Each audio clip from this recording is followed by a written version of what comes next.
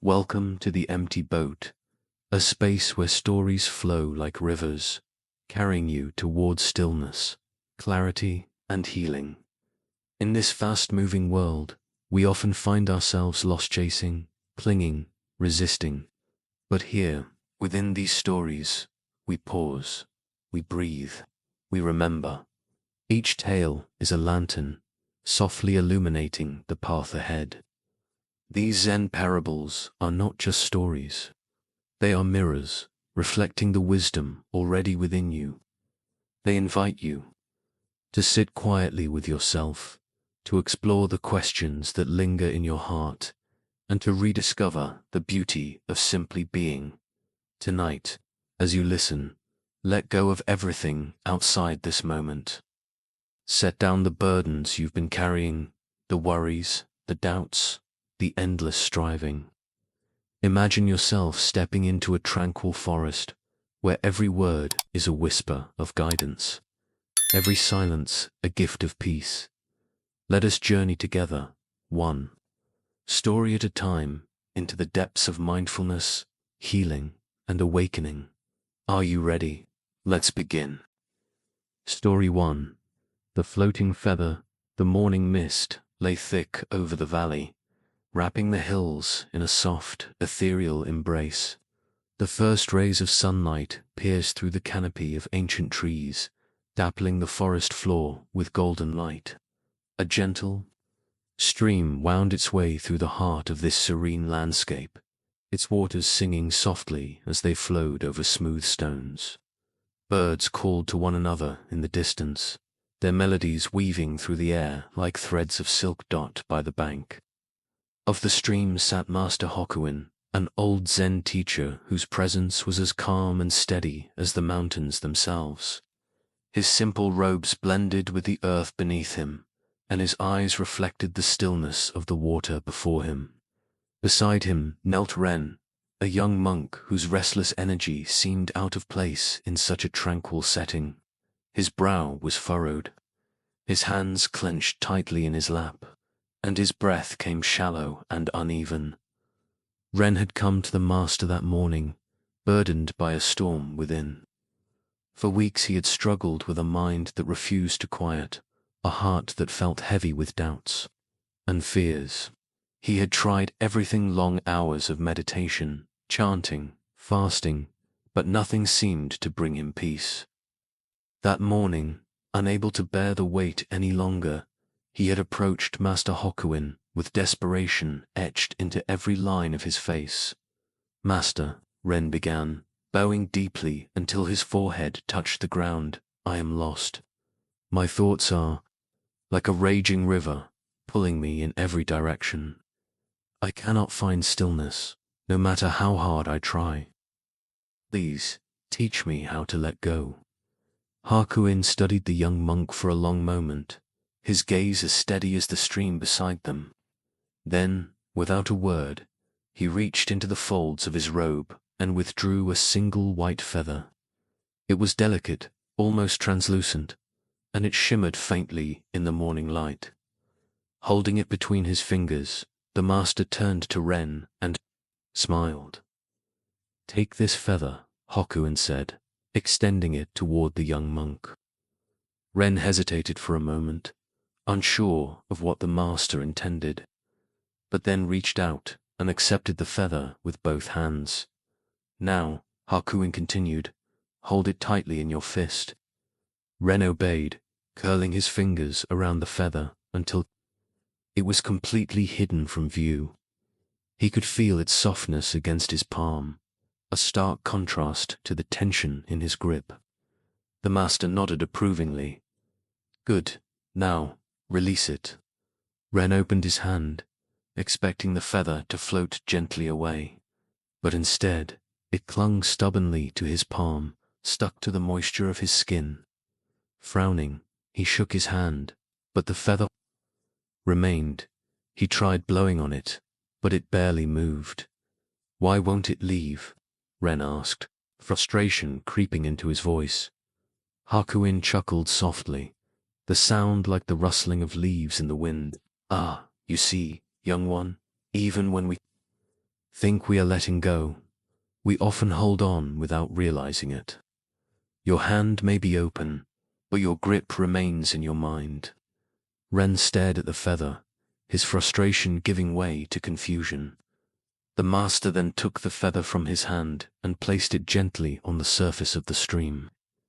Together, they watched as the current carried it away, the feather gliding effortlessly over the water. "Do you see?" Hakuin said after a moment. "The feather does not resist the stream.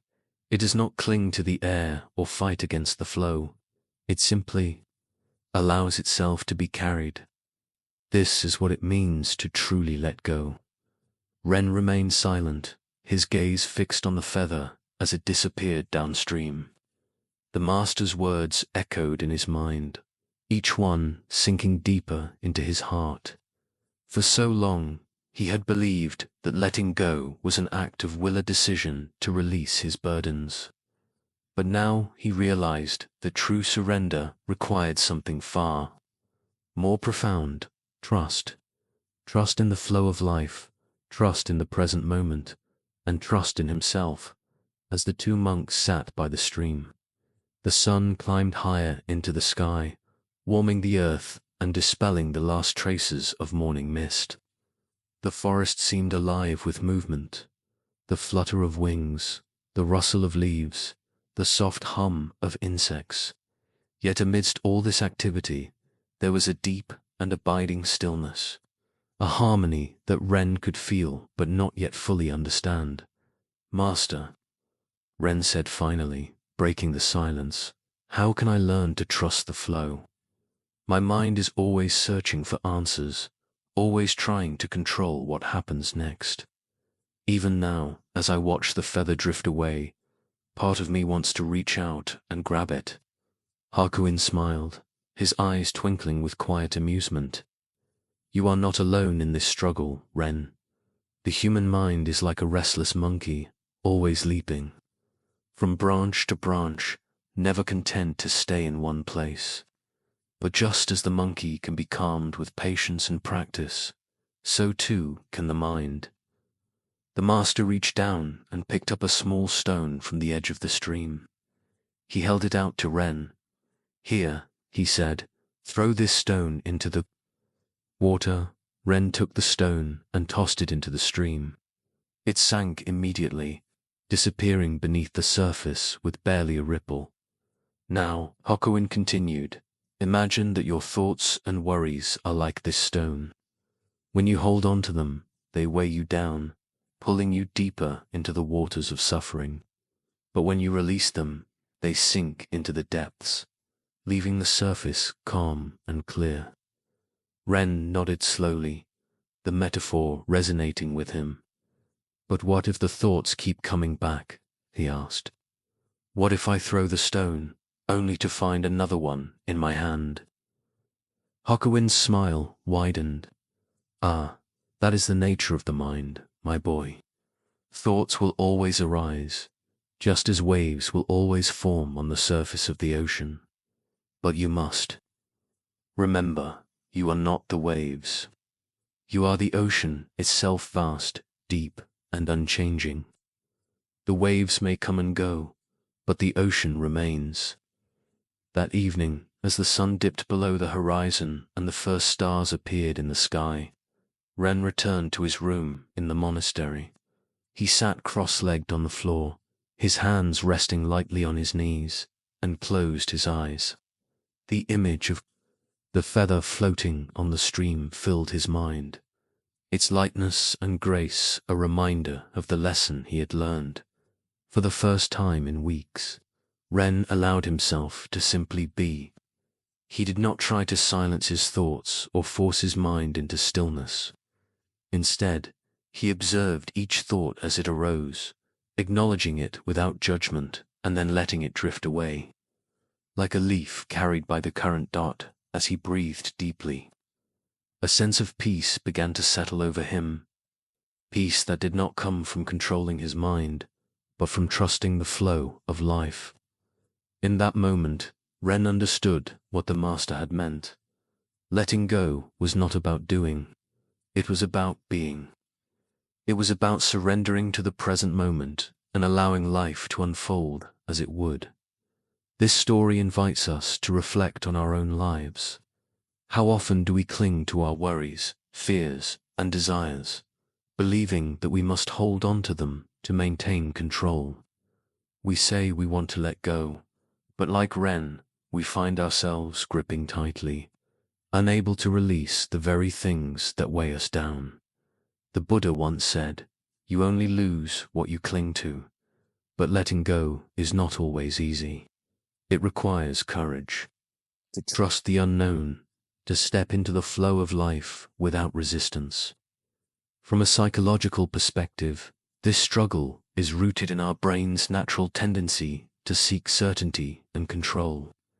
When faced with uncertainty, we grasp for answers, replay scenarios, and imagine outcomes, all in an attempt to feel safe. But this constant mental effort only tightens our grip, leaving us exhausted and anxious. To truly let go must shift from control to trust. Imagine yourself as the feather on the stream. What would it feel like to surrender to the flow of life, trusting that the current will carry you where you need to go? This doesn't mean giving up or being passive. It means releasing the illusion that you must manage every detail of your journey. Tonight, as you prepare for rest, take a moment to reflect on what you're holding on to. Is it a regret from the past? A fear of the future? A need to control the present? Close your eyes and visualize placing this burden on the surface of a stream. Watch as the water carries it away, flowing gently toward the horizon before you. Drift into sleep, whisper to yourself, "I am the feather. I trust the stream."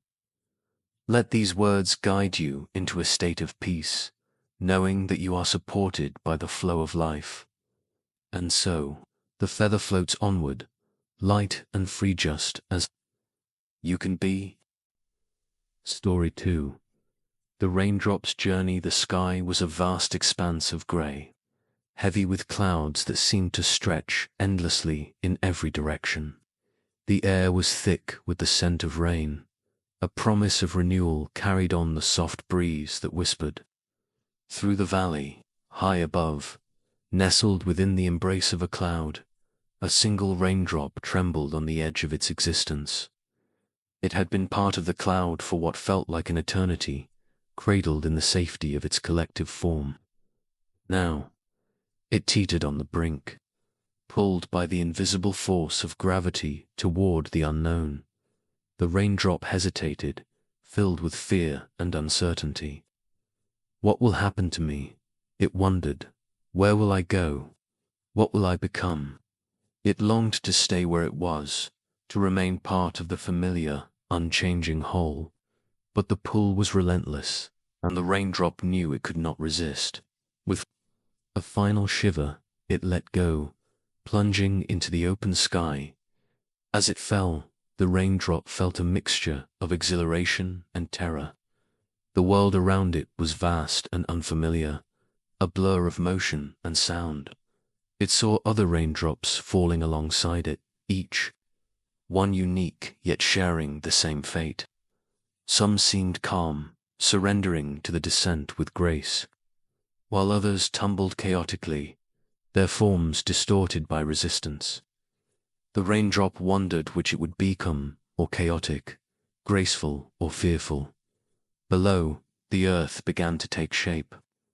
The raindrop could see rolling hills covered in lush greenery, rivers winding like silver threads through the landscape, and fields dotted with wildflowers swaying gently in the breeze.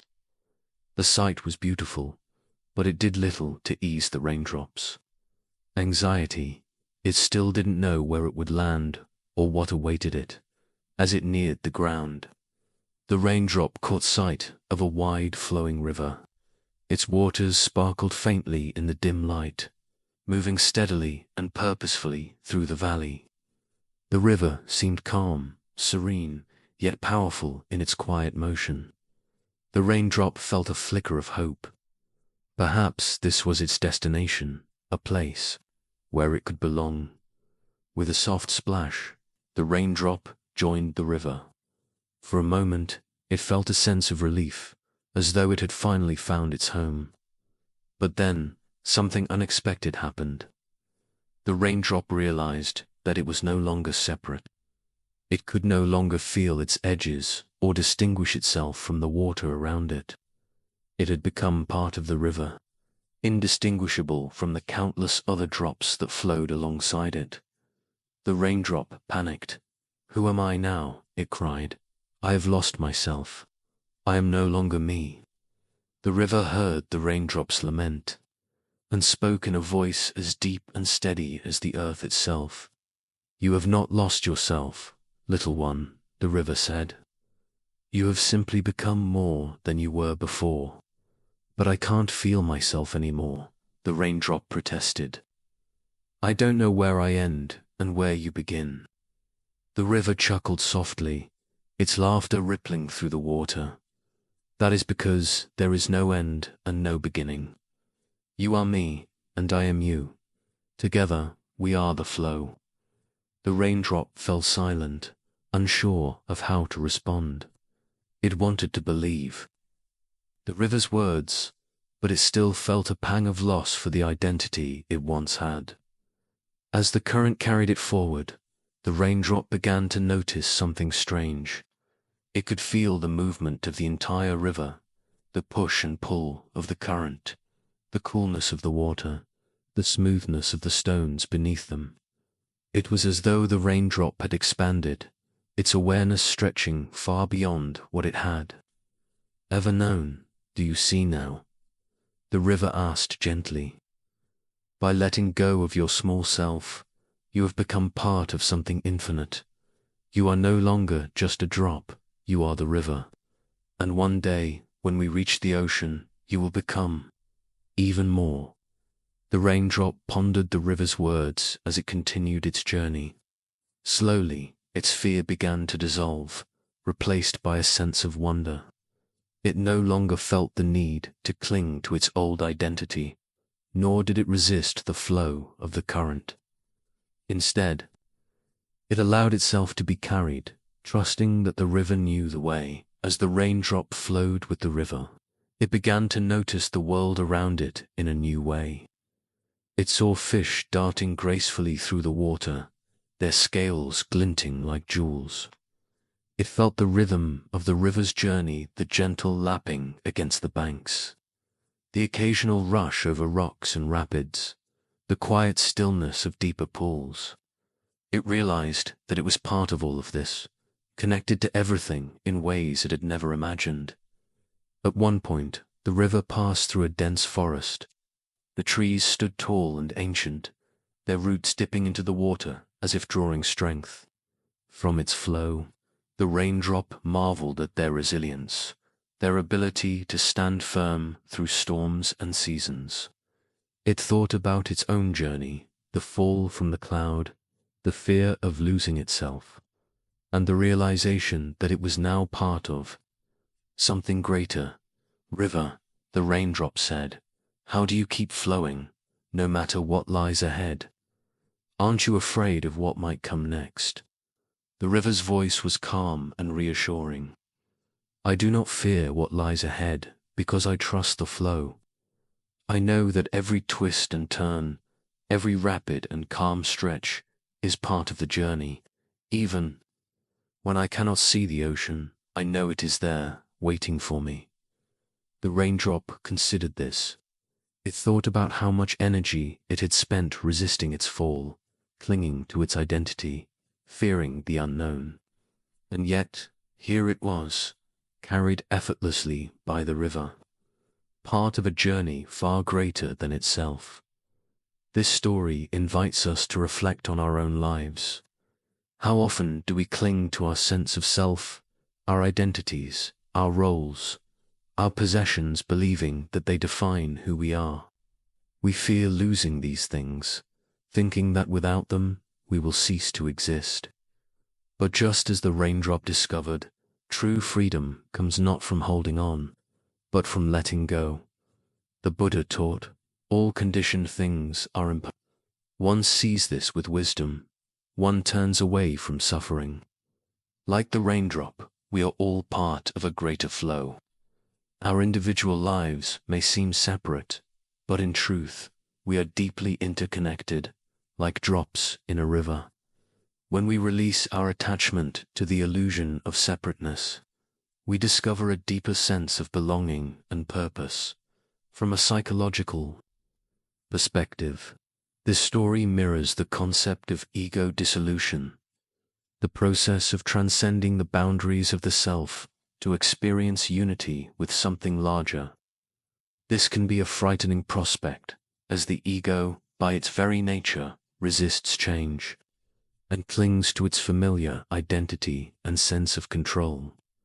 However, many therapeutic approaches, particularly those rooted in mindfulness and transpersonal psychology, emphasize the benefits of loosening the grip of the ego. Our modern world often reinforces the idea of a strong, independent, and separate self. We are encouraged to build our identities, achieve individual success, and protect our boundaries. While these aspects are important for functioning in society, an overemphasis can lead to isolation, competitive anxiety, and a constant feeling of inadequacy. When our constructed self is threatened by life's inevitable changes, loss of a job, end of a relationship, illness, aging, we experience significant distress, much like the raindrop's panic. Practices like mindfulness, meditation, and certain forms of therapy aim to help individuals observe their thoughts and emotions without identifying with them, thereby creating a healthy distance from the ego's narratives. This process of letting go of the rigid self-concept can lead to profound feelings of peace, connection, and clarity. It fosters resilience as individuals learn to adapt to change rather than resisting it. It cultivates empathy as the perceived boundaries between self and others begin to soften. The story encourages us to embrace vulnerability, to trust the process of life, and to find strength not in rigid control, but in flexible adaptation and interconnectedness. It's a powerful antidote to the pervasive anxiety and isolation of modern life, reminding us that we are always part of something larger, always supported by the flow of existence. Take a moment now to consider, what are you holding on to? Is it a title, a relationship, a belief about who you are? What would it feel like to release these attachments, even for a moment? Imagine yourself as the raindrop merging with the river. Feel the relief of no longer needing to define yourself, the joy of being part of something vast and boundless tonight. As you prepare for rest, try this simple meditation. Close your eyes and visualize yourself as a raindrop. Picture yourself falling gently through the sky, landing in a river, and becoming one with its flow. Whisper to yourself, I am the river. I trust the flow. Let this mantra guide you into a state of surrender and peace.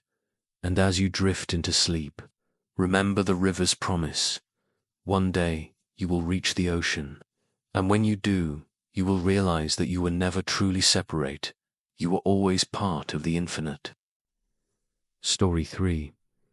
The silent drum. The monastery was nestled deep in the mountains, surrounded by towering pines and a sea of mist that rolled through the valleys like a slow-moving tide.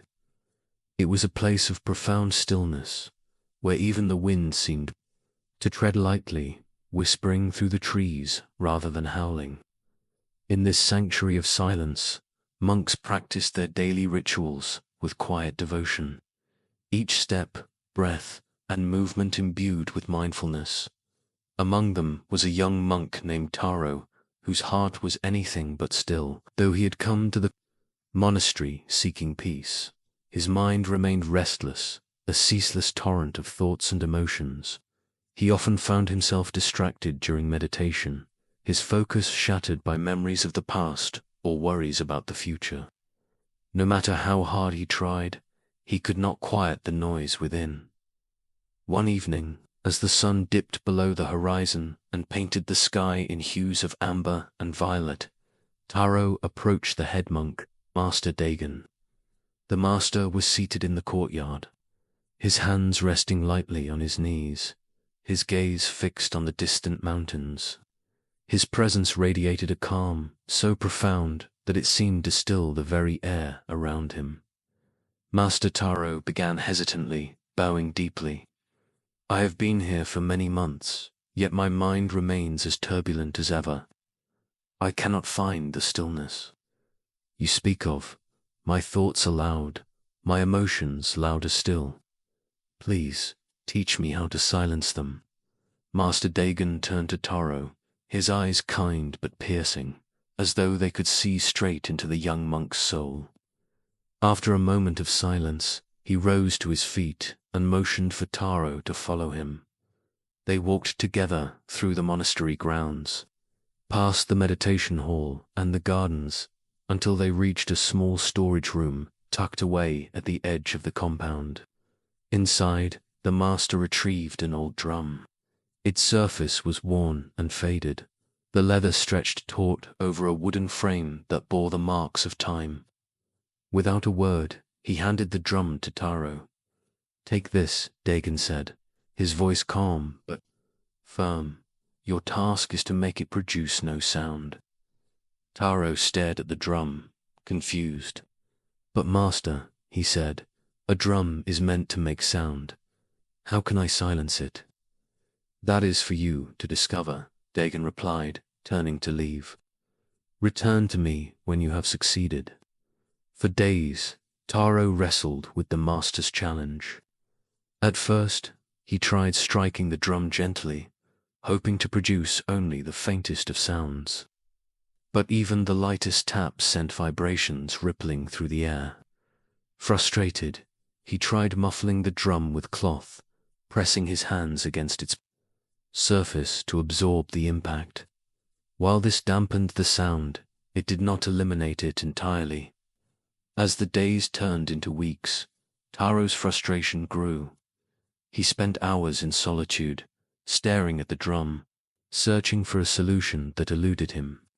His mind churned with questions and doubts. Was the task impossible? Was the master testing him? Or was there some deeper lesson he had yet to grasp? One evening, exhausted and disheartened, Taro carried the drum to the edge of the forest.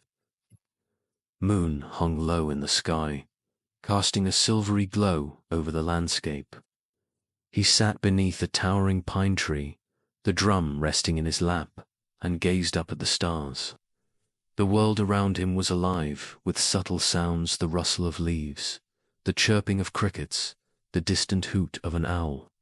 Yet amidst this symphony of nature, there was a profound stillness, a silence that seemed to underlie all things in that moment. Something shifted within Taro. He realized that his struggle to silence the drum mirrored his struggle to silence his mind. He had been fighting against the nature of both, trying to force them into stillness rather than understanding their essence. The drum was not inherently noisy. It produced sound only when struck. Similarly, his mind was not inherently restless. It became turbulent only when he engaged with his thoughts and emotions. With this realization, Taro placed the drum beside him and closed his eyes. He did not try to silence his mind or push away his thoughts. Instead, he simply observed them, letting them rise and fall like waves on the ocean. He noticed the spaces between his thoughts, the moments of quiet that existed naturally when he did not interfere. For the first time, he experienced the stillness he had been seeking, not as something to be achieved, but as something that was already present, waiting to be noticed. The next morning, Taro returned to Master Dagon, drum in his hands. The master was seated in the courtyard once more, his expression serene as he watched the sunrise. Taro bowed deeply and placed the drum before him. "Master," he said, "I have learned what you wished to teach me. The drum does not need to be silenced, for it makes no sound unless it is struck, and my mind does not need to be forced into a stillness, for it is naturally quiet when I do not strike it with my thoughts." Dagon smiled, his eyes gleaming with approval. "You have understood well, Taro. Stillness is not something we create. It is something we uncover. Like the silence of the drum, it is always there, hidden beneath the noise we impose upon it." Taro felt a wave of gratitude wash over him. The lesson was simple, yet profound, a truth that resonated deeply within him. From that day forward, he approached his practice with a new sense of ease, no longer striving to silence his mind, but instead allowing its natural stillness to emerge. This story invites us to reflect on our own relationship with stillness. How often do we fight against the noise in our minds, trying to force ourselves into a state of calm? We become frustrated when our thoughts persist, believing that stillness is something we must achieve through effort. But as Taro discovered, true stillness arises not from suppression, but from acceptance. The Buddha taught, when the mind is silent, the heart speaks. This silence is not the absence of thought, but the space between thoughts, the quiet ground upon which all mental activity takes place. It is always present, waiting for us to notice it. From a psychological perspective, this story aligns with the principles of mindfulness. When we observe our thoughts without judgment, we create a sense of distance from them, allowing us to experience the underlying stillness of our awareness. This practice has been shown to reduce stress, improve focus, and cultivate a deeper sense of inner peace. Take a moment now to consider, what are the strikes that disturb your inner drum? Is it a particular worry, a recurring thought, or an unresolved emotion? Imagine setting these aside, even for a moment, and listening to the silence that lies beneath them. Tonight, as you prepare for rest, try this simple meditation. Sit quietly and close your eyes. Picture a drum resting before you.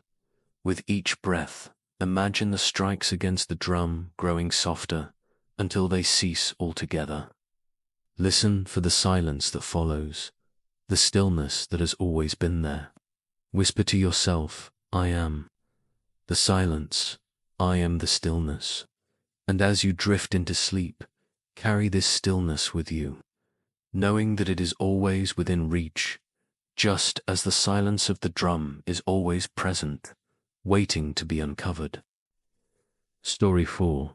The cracked lantern. The temple courtyard lay quiet under the first touch of twilight, where the sun's golden rays began to fade into the deep purples and blues of evening. The air was cool, carrying with it the faint scent of jasmine from the nearby garden. A gentle breeze stirred the leaves of the old cherry trees, their blossoms now long gone, leaving behind branches that swayed like silent witnesses to the passage of time. In the center of the courtyard stood an ancient stone lantern. Its surface was weathered by countless seasons of rain, wind, and sun. Cracks ran through its structure like veins, each one a testament to the years it had endured. Yet despite its worn appearance, the lantern continued to serve its purpose. As dusk fell, the soft glow of its light spilled out into the courtyard, casting delicate patterns of shadow and illumination across the stone path. Aki, a young monk, sat cross-legged near the lantern, his face clouded with frustration. He had spent the entire day attempting to repair the cracks in the lantern, carefully filling them with clay and smoothing over the imperfections. But no matter how hard he tried, the flaws remained visible, marring what he believed should be a symbol of perfection. To him, the lantern's cracks were not just physical defects, they were failures, reminders of its inability to remain whole. As Oki worked, his hands coated in clay, Master Yori approached quietly. The head monk moved with the grace of someone who had long practiced the art of presence, his footsteps barely audible on the stone path. He paused a few feet away, observing the young monk's labor with a calm, unreadable expression. "Aki," the master said at last, his voice as gentle as the evening breeze, "why do you labor so tirelessly over this lantern?" Startled, Aki looked up, his hands freezing mid-motion. He hesitated before replying, unsure whether his answer would satisfy the wise old monk. "Master," he began, bowing his head slightly, "this lantern is meant to guide us through the darkness. But how can it fulfill its purpose when it is broken and flawed? I am trying to restore it to its original state, so it can shine as it once did." Yori nodded thoughtfully, his gaze shifting to the lantern.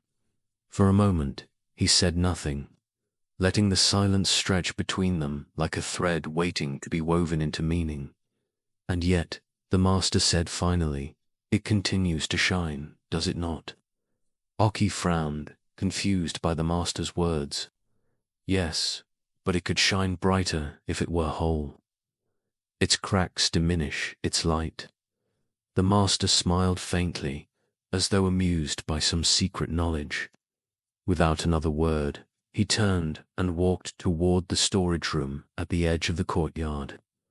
Moments later, he returned, carrying a small oil lamp. The lamp was simple, its glass chimney clear and unblemished, its flame steady and bright. "Here," Yori said, placing the lamp beside the cracked lantern. "Let us compare them." He stepped back, allowing Oki to observe the two sources of light. The lamp burned brightly, its flame contained and focused. The lantern, by contrast, cast its light unevenly, the cracks in its surface creating patterns of shadow and illumination that danced across the courtyard walls. "Tell me, Aki," the master said, "which of these lights do you find more beautiful?" Aki hesitated, studying the interplay of light and shadow created by the lantern. There was something mesmerizing about the way its imperfections shaped the light, creating a tapestry of brightness and darkness that seemed alive. The lamp, though flawless, appeared static by comparison. "The lantern," Aki admitted reluctantly, "its light is different, more interesting." Yori nodded, his expression serene. "You see, Aki, it is the cracks that make the lantern unique. They allow the light to escape in ways that would not be possible if it were whole. Its imperfections do not diminish its purpose. They enhance it." Aki stared at the lantern, his frustration giving way to a sense of wonder. He had spent so much time trying to erase its flaws, believing that perfection was necessary for it to fulfill its role. But now he saw that the very things he had viewed as weaknesses were what made the lantern special. As the night deepened, the courtyard transformed under the lantern's glow. The patterns of light and shadow shifted with the flickering flame, creating a living artwork that seemed to breathe with the rhythm of the night. Oki and Master Yori sat together in silence, their faces illuminated by the lantern's imperfect light.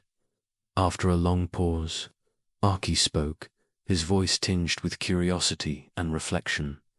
"Master, why do we struggle so much with imperfection? Why do we try so hard to hide our flaws, even when they are part of who we are?" Yori smiled, his eyes reflecting the lantern's light. "Because, my dear Aki, we have been taught to believe that perfection is the measure of worth.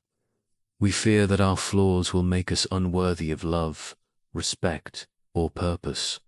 But this belief is an illusion. Just as the lantern shines through its cracks, so too can we shine through ours. Our imperfections are not obstacles, they are openings, through which our true light can emerge. Archie listened intently, the master's words resonating deeply within him. He thought about his own life, the mistakes he had made, the insecurities he carried, the parts of himself he wished he could change.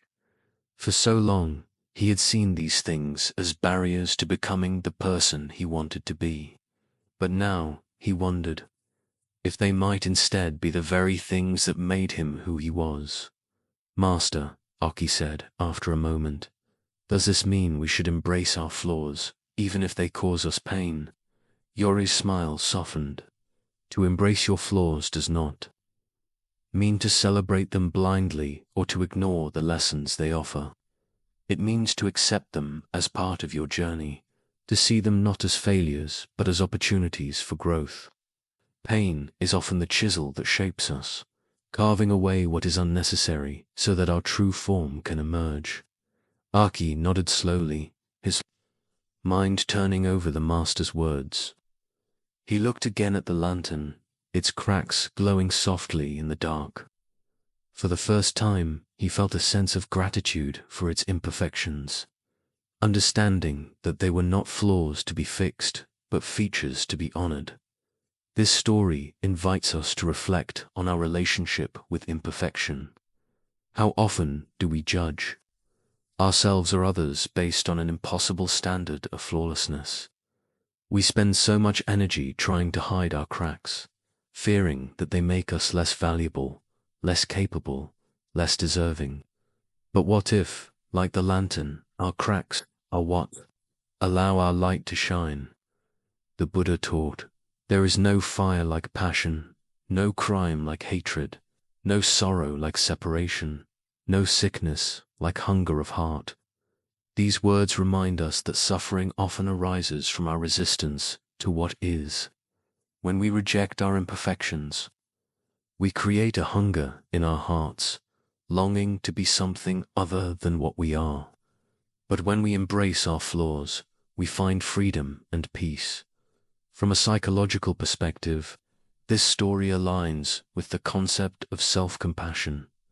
Research has shown that accepting our imperfections, rather than criticizing ourselves for them, leads to greater emotional resilience and well-being.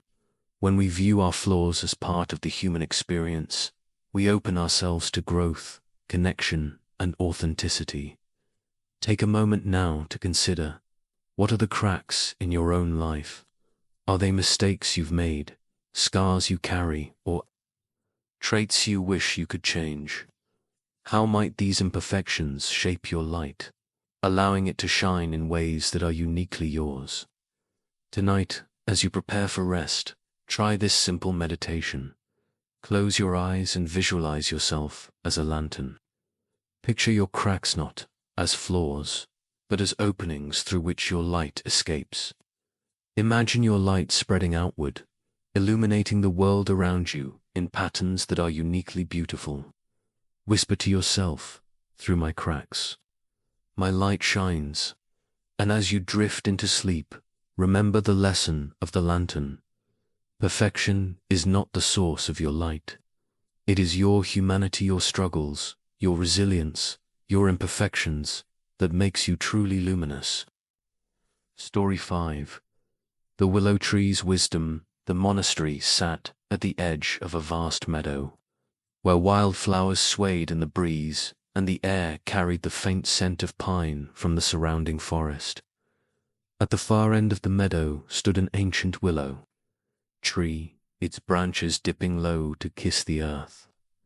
The tree had been there for as long as anyone could remember, its presence a quiet testament to the passage of time. Its trunk was thick and gnarled, its bark marked with scars from storms long past, yet it stood tall and graceful, its leaves whispering secrets to the wind. Ren, a young monk, often found himself drawn to the willow tree. There was something about its quiet strength that comforted him, though he could not say why. On this particular day, however, Ren approached the tree not for solace but for answers. His heart was heavy with frustration, his mind clouded by doubt. The previous night, a fierce storm had swept through the valley. The winds had howled like restless spirits, tearing at the trees and scattering debris across the monastery grounds. When morning came, Ren had walked through the forest and seen the aftermath: broken branches, uprooted saplings, and even a mighty oak that had been split in two by the force of the storm.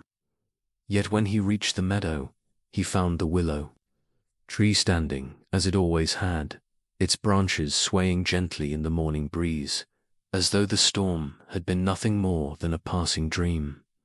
How is this possible? Ren muttered to himself as he approached the tree. How can you stand so strong when others have fallen? He placed a hand on the tree's trunk, feeling the rough texture of its bark beneath his fingers. The willow seemed to hum with life, its roots firmly anchored in the earth, its branches moving with the rhythm of the wind. Ren closed his eyes and took a deep breath, hoping to still the turmoil within him. "Why do I feel so weak?" he whispered, his voice barely audible. "Why do I break under pressure while you remain unshaken?" Unbeknownst to Ren, Master Ria had been watching him from a distance. The old monk approached quietly, his footsteps soft against the grass. When he reached the tree, he stood beside Ren and placed a hand on the young monk's shoulder. "You admire the willow," Ryokon said, his voice calm and steady. "Tell me, what do you see when you look at it?" Ren opened his eyes and turned to face the master. "I see strength," he replied. "I see resilience. Even after the storm, it stands tall, while so many other trees have fallen." Nodded, his gaze shifting to the willow. "And do you know why it has survived when others have not?" Ren shook his head. "No, master. That is what I wish to understand."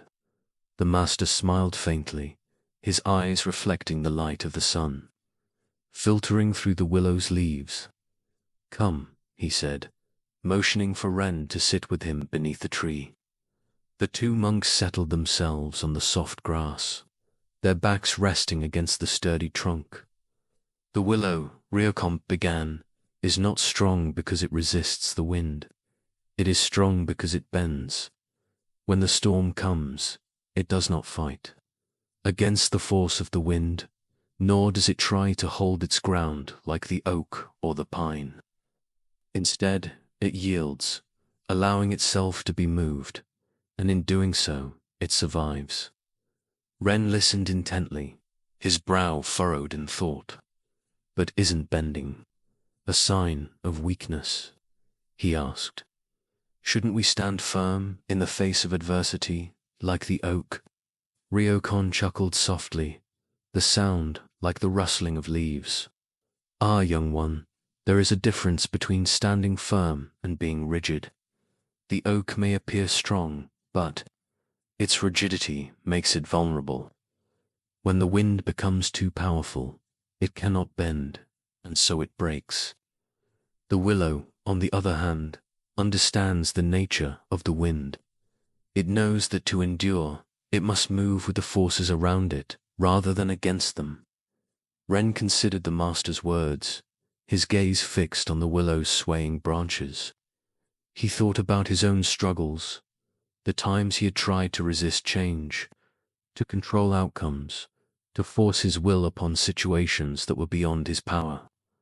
Each time, he had felt like the oak, standing firm until he could no longer bear the strain, only to find himself broken and defeated. "So you're saying," Ren said slowly, "that strength comes from flexibility, not resistance?" Ria nodded. "Precisely.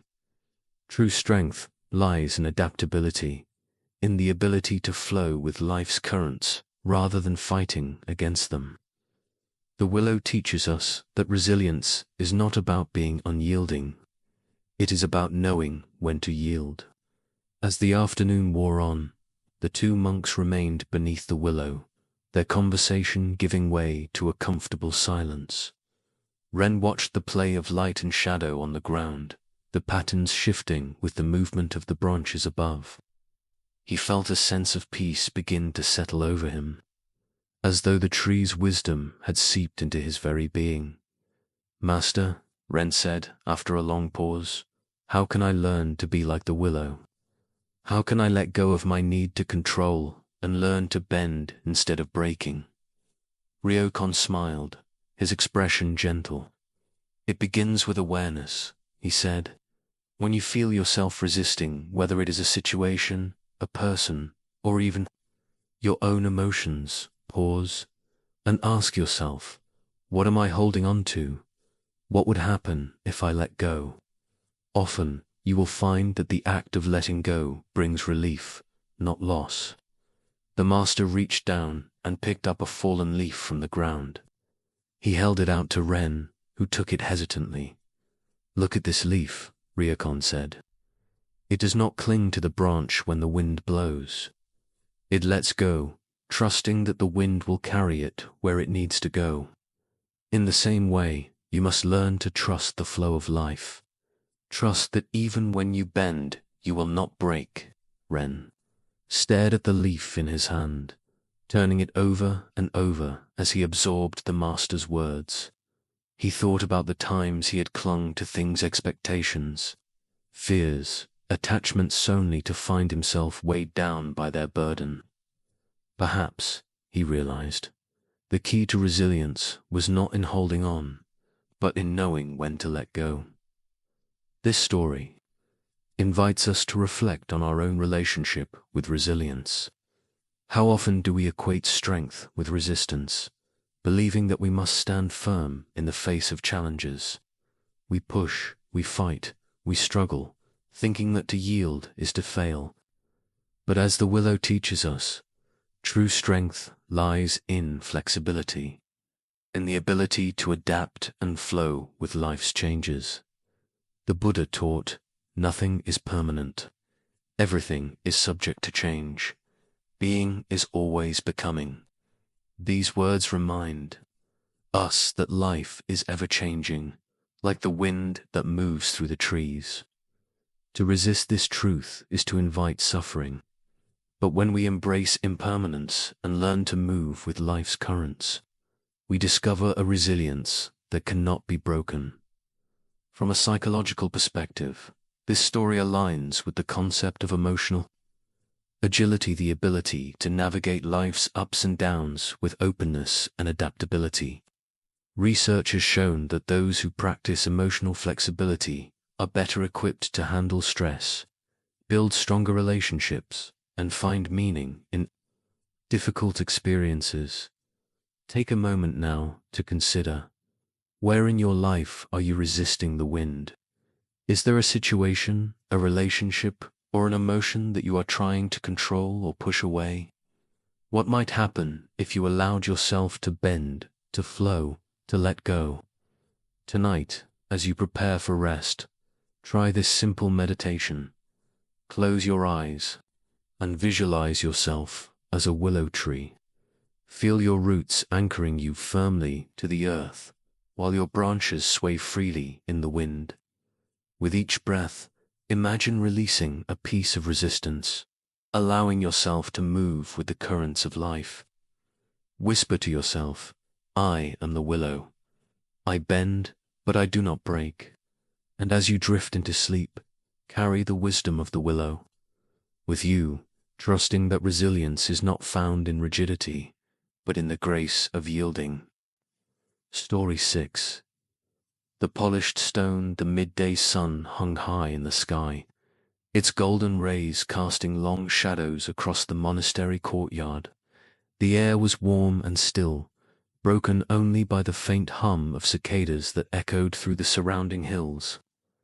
In the center of the courtyard sat Haru, a young monk, hunched over a small stone in his hands. His robes were dusted with dirt, and his fingers were raw from hours of work. Before him lay an assortment of tools, a cloth, a small brush, and a bowl of water, all of which he had been using to polish the stone. The task had been given to him by Master Kensei, the head monk of the monastery. Polish this stone until it shines like a mirror, the master had said, handing Haru the rough, unremarkable rock several days ago.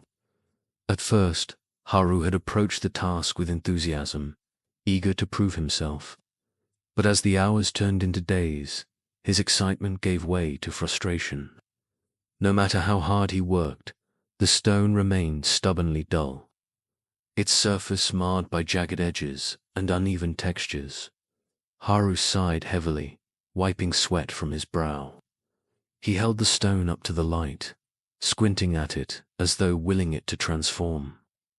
But it looked no different than it had that morning or the day before. It was still just a stone, ordinary and unimpressive. What is the point of this? Haru muttered under his breath, tossing the stone onto the ground beside him. Why must I waste my time on something so meaningless? Unbeknownst to Haru, Master Kensei had been watching him from the shade of a nearby tree. The old monk approached quietly, his footsteps soft against the stone path. When he reached Haru, he bent down and picked up the discarded stone, turning it over in his hands. You seem troubled, Haru, Kensei said, his voice calm and steady. Tell me, what weighs on your mind? Haru hesitated, unsure whether he should voice his frustrations. But the master's gaze was kind, inviting honesty. Master Haru began, bowing his head slightly. I don't understand why you've given me this task. I've been polishing this stone for days, but it still looks the same. It's rough, flawed, and no amount of effort seems to change that. What is the purpose of this exercise? Kensei smiled faintly, his eyes glinting with quiet amusement. Ah, Haru, he said, you see only the surface of the stone, but there is more to it than meets the eye. Tell me, when you look at this stone, what do you see? Haru frowned, picking up the stone again and turning it over in his hands. I see something ordinary, he replied. It's rough, uneven, and dull. There's nothing special about it. The master nodded thoughtfully. And yet, he said, within this stone lies the potential for great beauty. But to reveal it, one must have patience, persistence, and faith in the process. Intrigued but skeptical, Haru resumed his work under the master's watchful eye. With each stroke of the polishing cloth, he felt his frustration begin to ebb, replaced by a quiet determination. He noticed the subtle changes in the stones, surfaced the way its edges grew smoother, its texture more refined. Though the transformation was slow, it was undeniable as the days turned into weeks. Haru's relationship with the stone began to shift. What had once been a source of irritation became a mirror for his own inner journey.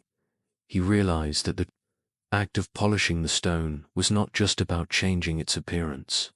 It was about cultivating qualities within himself: patience, focus, and acceptance.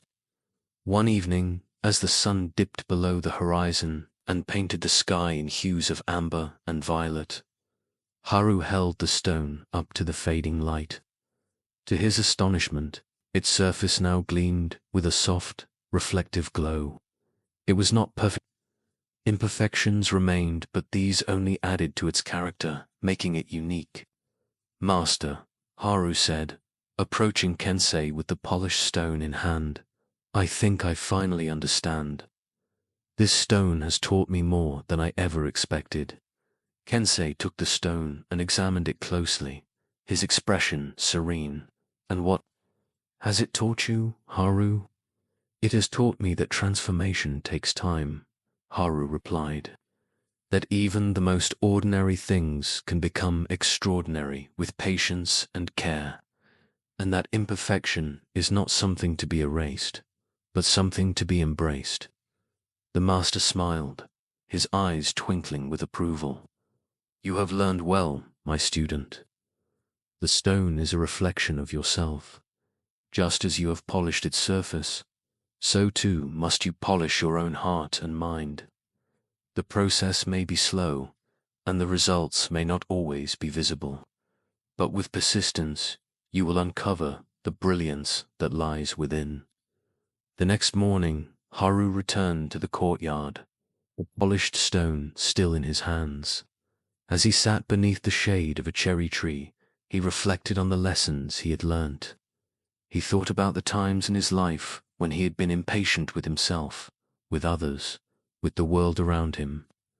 He realized that his frustration often stemmed from a desire for immediate results, a refusal to accept the slow, gradual nature of growth.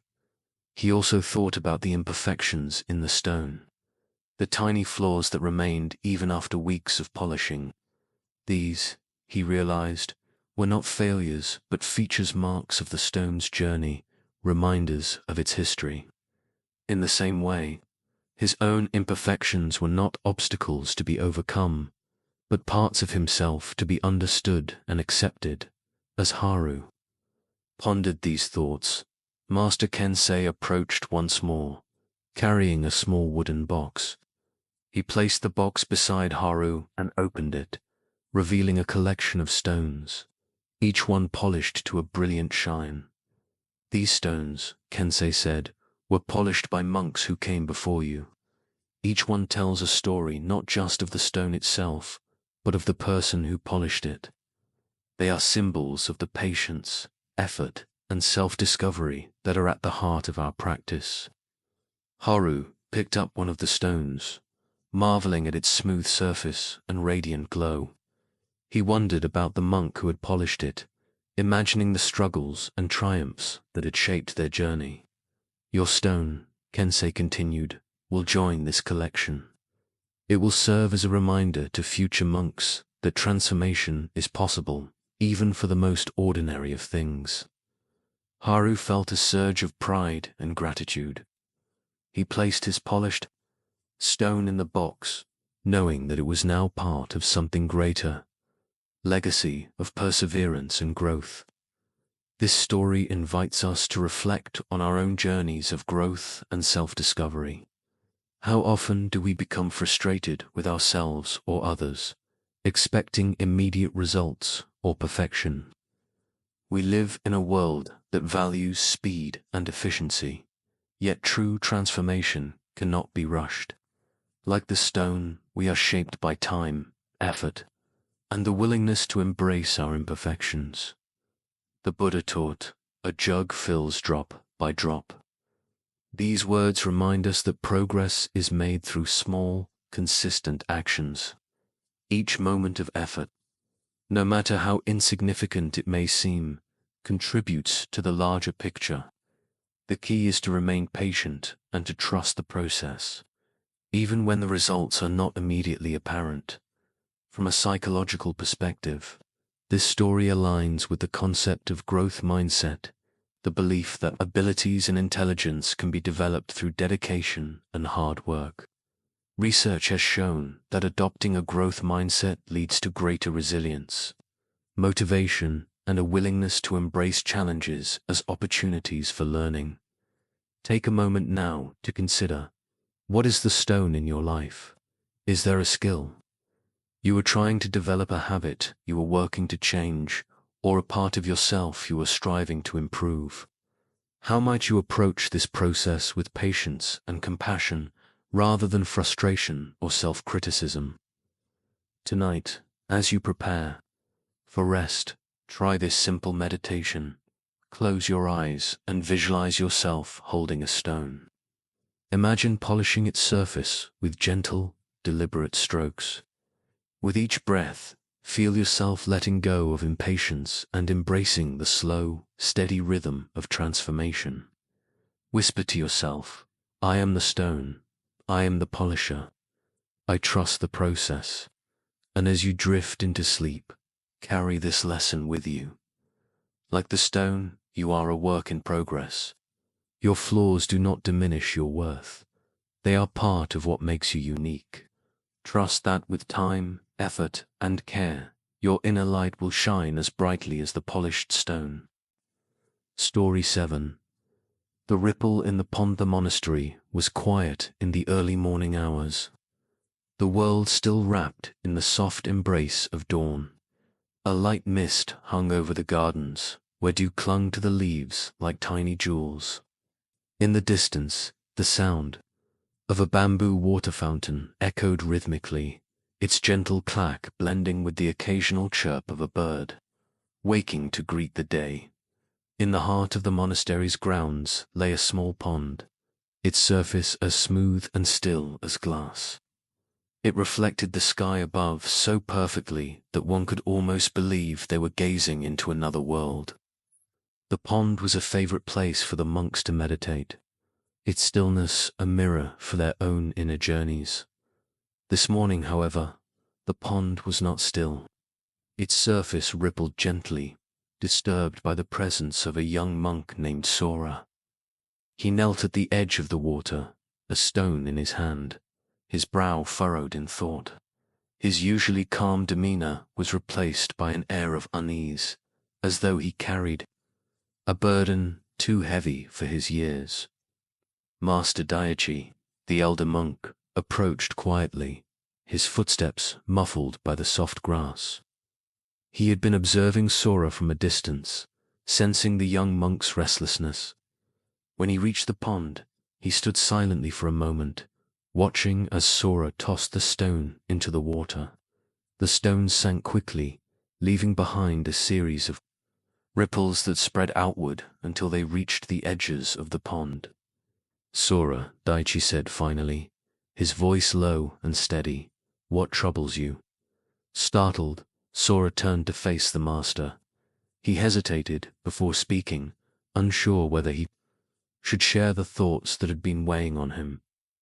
Daichi's gaze was kind, inviting honesty. "Master," Sora began, his voice tinged with frustration, "I feel powerless. I see suffering all around me within the monastery, in the village, in the world beyond, and I don't know how to help. No matter what I do, it feels like my actions are too small, too insignificant to make any difference." Daichi nodded thoughtfully, his eyes fixed on the ripples still moving across the pond. After a moment, he knelt beside Sora and picked up a small pebble from the ground. "Watch closely," the master said, holding the pebble between his fingers. Then, with a flick of his wrist, he dropped it into the water. The pebble created a small splash, followed by ripples that radiated outward in perfect circles. They moved across the surface of the pond, intersecting with the ripples left by earlier stone. Together, the patterns danced across the water, creating a beautiful, ever-changing tapestry. "Do you see?" Daichi asked, his voice calm but filled with meaning. Sora frowned, unsure of what the master meant. "See what, master?" The ripples, Daichi replied. Each one begins with a single action, a stone dropped into the water. Though the stone is small, its impact spreads far beyond where it lands. And when two sets of ripples meet, they create something new, something neither could have formed alone. Sora stared at the pond, watching as the ripples slowly faded, leaving the water still once more. Understanding began to dawn in his mind, but doubt lingered in his heart. "But master," he said, "what if the ripples are too small? What if they disappear before they can reach anyone?" Daichi smiled, his expression serene. "Even the smallest ripple has the power to move the entire pond. You may not always see the full extent of your actions, but that does not mean they lack significance. Every kind word, every compassionate act, every moment of mindfulness, it all matters. Like the ripples, your actions touch others in ways you may never know." The two monks sat in silence for a while, the only sounds the gentle rustle of leaves and the distant call of a bird. Sora felt a sense of peace begin to settle over him, though questions still lingered in his mind. Master, he said, after a long pause, how can I be sure that my actions will create ripples? What if I fail to make any impact at all? Daichi reached down and picked up another pebble, holding it out to Sora. Try for yourself, he said. Drop this pebble into the water and see what happens. Sora took the pebble hesitantly, turning it over in his hands. Then, with a deep breath, he dropped it into the pond. As before, the pebble created a small splash, followed by ripples that spread outward in perfect circles. Sora watched them intently, marveling at how far they traveled before fading into the stillness. You see, Daichi said, the act of dropping the pebble is enough. You do not need to control the ripples or force them to go farther. Trust that the water will carry them where they are meant to go. Sora nodded slowly, the master's words sinking into his heart like rain soaking into dry soil. He realized that his desire to see immediate results had blinded him to the value of small, consistent actions. Even if he could not see the full impact of his efforts, he could trust that they mattered. As the sun climbed higher into the sky, casting its warm light over the pond, Sora and Daichi rose to their feet. The young monk felt lighter, as though a weight he hadn't realized he was carrying had been lifted. Double quotes, "Thank you, Master," Sora said, bowing deeply. "I think I understand now. My actions may be small, but they are not meaningless. I will trust in the ripples." Daichi placed a hand on Sora's shoulder, his touch firm yet gentle. "Remember, Sora," he said, "you are not alone in creating ripples.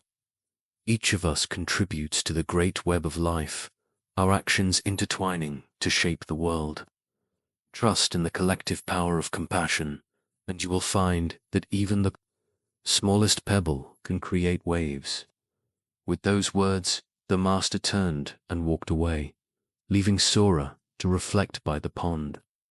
The young monk knelt once more at the water's edge, his heart filled with a newfound sense of purpose. He picked up another pebble and dropped it into the water, watching as the ripples spread outward, merging with the reflections of the sky and trees. This story invites us to reflect on the power of small actions. How often do we dismiss our efforts as insignificant, believing that only grand gestures can create meaningful change? We forget that even the smallest acts of kindness, patience, or understanding can ripple outward, touching lives in ways we may never see.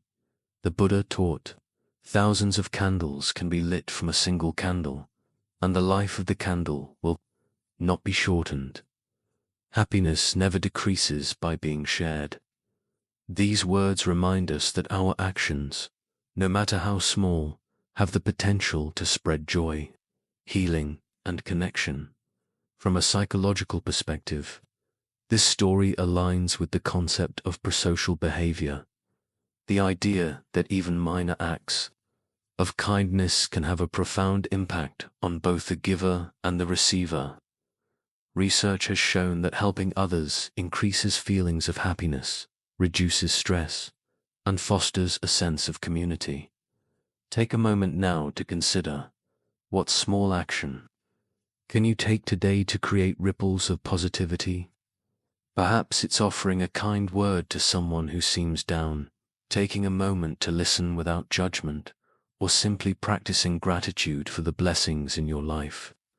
Remember, the size of the action does not determine its significance. Tonight, as you prepare for rest, try this simple meditation. Close your eyes and visualize a still pond. Imagine dropping a pebble into the water, watching as the ripples spread outward in ever-widening circles. With each breath, picture your actions as pebbles, creating ripples of kindness and compassion that extend far beyond what you can see. Whisper to yourself, "My actions matter. My ripples reach far." And as you drift into sleep, Carry this truth with you. Even the smallest pebble can move the largest pond. Trust in the ripples you create, and know that they are part of a greater, interconnected whole. Story 8. The overflowing cup. The monastery's dining hall was quiet in the early evening, lit by the soft glow of lanterns that hung from wooden beams. The air was warm and carried the faint aroma of jasmine tea, which the monks often brewed to accompany their evening meals. In one corner of the hall sat John, a young monk whose restless energy stood out against the calm demeanor of his peers. His hands fidgeted with the hem of his robe, and his eyes darted around the room as though searching for something unseen. John had been at the monastery for only a few months, but already he was known for his insatiable curiosity. He was eager to learn, to grow, to absorb every teaching the masters could offer. Yet despite his enthusiasm, there was a tension about him, a sense of urgency that seemed to weigh on his shoulders like an invisible burden. That evening, after the meal had ended and the other monks had dispersed, John approached Master Tetsuo, who was seated near the hearth, sipping tea from a simple clay cup. The master was an older man, his face lined with years of contemplation, yet his eyes sparkled with a youthful light. "Master," John said, bowing deeply, "I seek your guidance." Tetsuo set down his cup and regarded the young monk with a gentle smile. "What troubles you, John? I feel stuck," John admitted, his voice tinged with frustration. "I came here to learn, to find enlightenment. But no matter how much I study or meditate, I feel as though I'm making no progress. My mind is full of questions, yet the answers seem always out of reach. What am I doing wrong?" The master nodded thoughtfully, his gaze steady. After a moment, he gestured to the empty seat across from him. "Sit with me, John," he said. "Let us share some tea." John obeyed, settling himself on the cushion opposite the master. Tetsuo picked up the teapot and began to pour tea into Chun's cup. The young monk watched intently, expecting the master to speak words of wisdom as he poured. But instead, Tetsuo remained silent, his focus entirely on the task at hand. As the tea reached the brim of the cup, Jun assumed the master would stop pouring. But to his surprise, Tetsuo continued. The tea spilled over the edge, pooling onto the table and dripping onto the floor. Chun's eyes widened in alarm. "Master," he exclaimed, "the cup is overflowing. It can't hold any more." Tetsuo set down the teapot and looked at Jun, his expression calm. "And so it is with your mind," he said. "How can you receive wisdom when you are already full?" Jun stared at the master, the meaning of his words sinking in slowly. He realized that his eagerness to learn had become a kind of grasping, a desperate attempt to fill himself with knowledge without first creating space for understanding.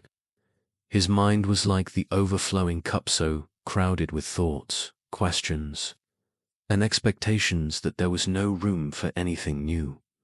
"But Master," John said after a moment, "how do I empty my cup? How do I make space for wisdom?" Tetsuo smiled, his eyes twinkling with quiet amusement. "Begin by letting go," he said. "Release your need to know, to achieve, to control. Wisdom cannot be forced, it must be invited. And to invite it, you must first create space." Jun frowned, unsure of how to apply the master's advice. "But what if I don't know how to let go?" he asked. "What if my thoughts keep coming back, filling the cup again and again?" The master reached for his own cup and held it up, turning it slowly so that Jun could see its simple, unadorned design. "This cup," Tetsuo said, "is not afraid of being empty. It knows that emptiness is what allows it to fulfill its purpose. Without emptiness, It cannot hold tea. In the same way, your mind must embrace emptiness to fulfill its purpose. Do not fear the quiet spaces between your thoughts. They are where wisdom resides. Over the following days, John reflected deeply on the Master's words. He began to notice how often his mind raced ahead, jumping from one thought to the next, always seeking, always striving. He realized that his restlessness stemmed from a fear of stillness, a fear that if he stopped trying to fill his mind, he would be left with nothing one evening. As the sun dipped below the horizon and painted the sky in hues of gold and crimson, John decided to visit the meditation garden. The garden was a place of profound stillness, its paths lined with smooth stones and its center marked by a small koi pond. John found a quiet spot beneath a cherry tree and sat cross-legged, his hands resting lightly on his knees.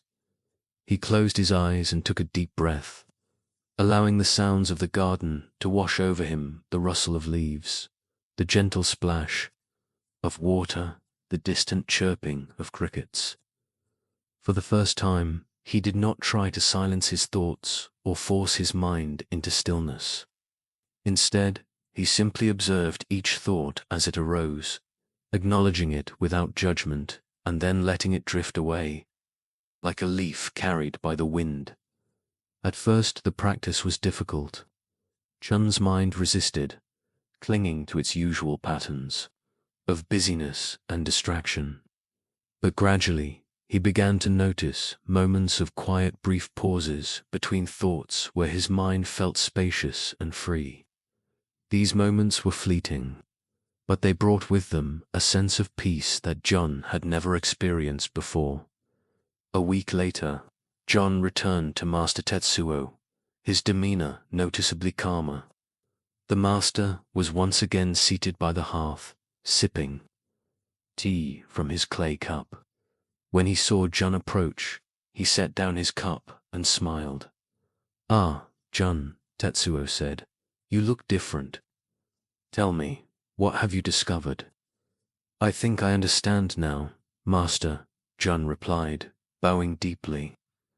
"I've been trying so hard to fill my mind with knowledge, but I see now that wisdom comes not from accumulation, but from openness. Creating space within myself, I can allow wisdom to flow naturally, like tea filling an empty cup." The master nodded, his expression serene. "You have learned an important lesson, John. Remember, the mind is like a vessel. It can only hold so much before it overflows. To truly grow, you must cultivate the art of emptying, of letting go. Only then can you receive what life has to offer." John felt a wave of gratitude wash over him. He bowed once more, silently thanking the master for his guidance. As he rose to leave, he glanced at the teapot and cups on the table, their simplicity, a reminder of the lesson he had learned. This story invites us to reflect on our own relationship with learning and growth. How often do we approach life with an overflowing cup, our minds crowded with thoughts, expectations, and desires? We seek to fill ourselves with knowledge, achievements, and experiences, yet we rarely pause to consider whether we have the space to truly receive them. The Buddha taught, "In the beginner's mind there are many possibilities, but in the expert's mind there are few." These words remind us that openness and humility are essential for true understanding. When we let go of our need to know, we create space for insight, creativity, and connection. From a psychological perspective, this story aligns with the concept of cognitive overload, the idea that when our minds are too full, we lose the ability to process information effectively. By practicing mindfulness and embracing moments of stillness, we can reduce mental clutter and enhance our capacity for clarity and wisdom. Take a moment now to consider what is filling your cup. Are the thoughts, worries, or expectations that you can release to create more space within yourself. How might you approach life with the openness of an empty cup, ready to receive whatever comes your way? Tonight, as you prepare for rest, try this simple meditation. Close your eyes and visualize a cup in your hands. With each breath, imagine pouring out one thought, one worry, one expectation. Feel the lightness as your cup becomes empty, spacious, and ready to be filled. Whisper to yourself, I am the empty cup. I am open to receive. And as you drift into sleep, carry this lesson with you. In emptiness, there is potential. In stillness, there is wisdom. Trust that by letting go, you create space for all that is meant to flow into your life. Story 9. The dancing shadows. The temple hall was dimly lit, its wooden beams creaking softly as the evening breeze whispered through the open windows. A single lantern hung from the ceiling, casting a warm glow that illuminated the room's sparse furnishings. Its flickering flame painted shifting shadows on the walls, twisting shapes that seemed to dance with the rhythm of the light. The air was still, heavy with the scent of sandalwood incense that lingered from the monks' evening prayers. Cato sat alone in the center of the hall, his legs crossed and his back straight, yet his posture betrayed a tension he could not hide. His gaze was fixed on the far wall, where the shadows moved ceaselessly, their forms stretching and shrinking with every flicker of the lantern's flame.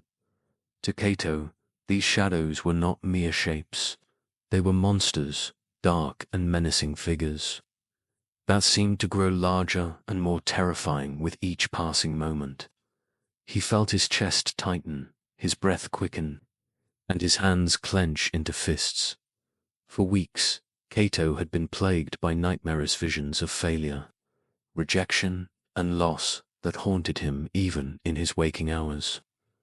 Tonight, he had come to the temple hall seeking solace, hoping that the quiet space would calm his restless mind. But instead, he found himself consumed by the shadows, their movements mirroring the chaos within him. Why won't they leave me alone? Cato whispered, his voice trembling. Why can't I escape them? Unbeknownst to Cato, Master Hiroshi had been observing him from the doorway. The elder monk stepped into the hall, his footsteps soft against the wooden floor. When he reached Cato, he knelt beside him and placed a hand on his shoulder. Cato, Hiroshi said gently, his voice low and steady, what troubles you? Startled, Cato turned to face the master. For a moment, he hesitated, unsure whether he should share his fears. But Hiroshi's gaze was steady and kind, inviting honesty. Master, Cato began, his voice barely above a whisper, I am afraid. These shadows, they remind me of my nightmares, of the things I cannot control. No matter how hard I try to push them away, they keep coming back. I don't know what to do. Hiroshi nodded thoughtfully, his eyes flicking to the shadows on the wall. After a moment, he rose to his feet and walked over to the lantern. He adjusted its position slightly, causing the shadows to shift and change shape. Tell me, Cato, the master said, what are these shadows made of? Cato frowned, confused by the question. They're made of darkness, he replied. They're the absence of light. Hiroshi smiled faintly. And yet, they exist only because of the light. Without the lantern's flame, there would be no shadows at all. Cato stared at the master, the meaning of his words slowly sinking in. He realized that the shadows, which had seemed so menacing, were not entities in themselves. They were simply projections created by the interplay of light and objects. They had no substance, no power of their own.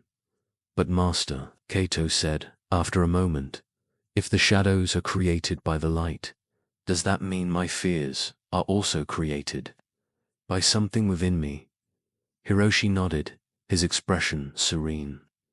Indeed, Kato, your fears, like the shadows, are projections of your mind. They arise from your thoughts, your memories, your interpretations of the world. They may seem real, but they have no true substance. And just as you cannot fight the shadows on the wall, you cannot conquer your fears by resisting them. Instead, you must understand them. Kato felt a wave of relief wash over him, though doubt still lingered in his heart. But how do I understand my fears, Master? How do I stop them from controlling me? The master returned to his seat beside Kato and gestured toward the shadows. Begin by observing them, he said. Do not judge them or try to push them away. Simply watch them as you would watch the clouds drifting across the sky. Notice their shapes, their movements, their origins. When you see them for what they truly are, you will find that they lose their power over you. Over the following days, Kato practiced the master's advice. Each evening, he returned to the temple hall and sat before the lantern, watching the shadows dance on the walls. At first, his fear persisted, his mind clinging to the belief that the shadows were dangerous. But gradually, he began to see them differently. He noticed how they shifted with the movement of the flame, how they changed shape depending on the objects around them. He realized that they were not fixed or permanent. They were fluid, ever-changing, and ultimately harmless. As Kato observed the shadows, he also began to observe his own thoughts and emotions. He noticed how his fears arose from certain memories or expectations, how they grew stronger when he resisted them, and how they faded when he allowed them to simply be. He discovered that his mind, like the lantern, had the power to create both light and shadow, and that he could choose where to focus his attention. One evening, as Kato sat in the temple hall, he felt a sense of peace unlike anything he had experienced before. The shadows no longer frightened him. They were simply part of the dance of light and darkness, a natural interplay that needed no resistance. In that moment, he understood the truth of the master's teaching. Fear is not an enemy to be defeated, but a teacher to be embraced. The next morning, Kato approached Master Hiroshi in the garden, where the elder monk was tending to a bed of wildflowers. The young monk bowed deeply, his demeanor noticeably calmer than it had been days before. Master Kato said, "I think I understand now. My fears, like the shadows, are not real. They are projections of my mind, created by my thoughts and interpretations. By observing them without judgment, I can see them for what they truly are." Hiroshi straightened, his expression filled with quiet pride. "You have learned an important lesson, Kato. Remember, the shadows will always be there, just as the light will always cast them.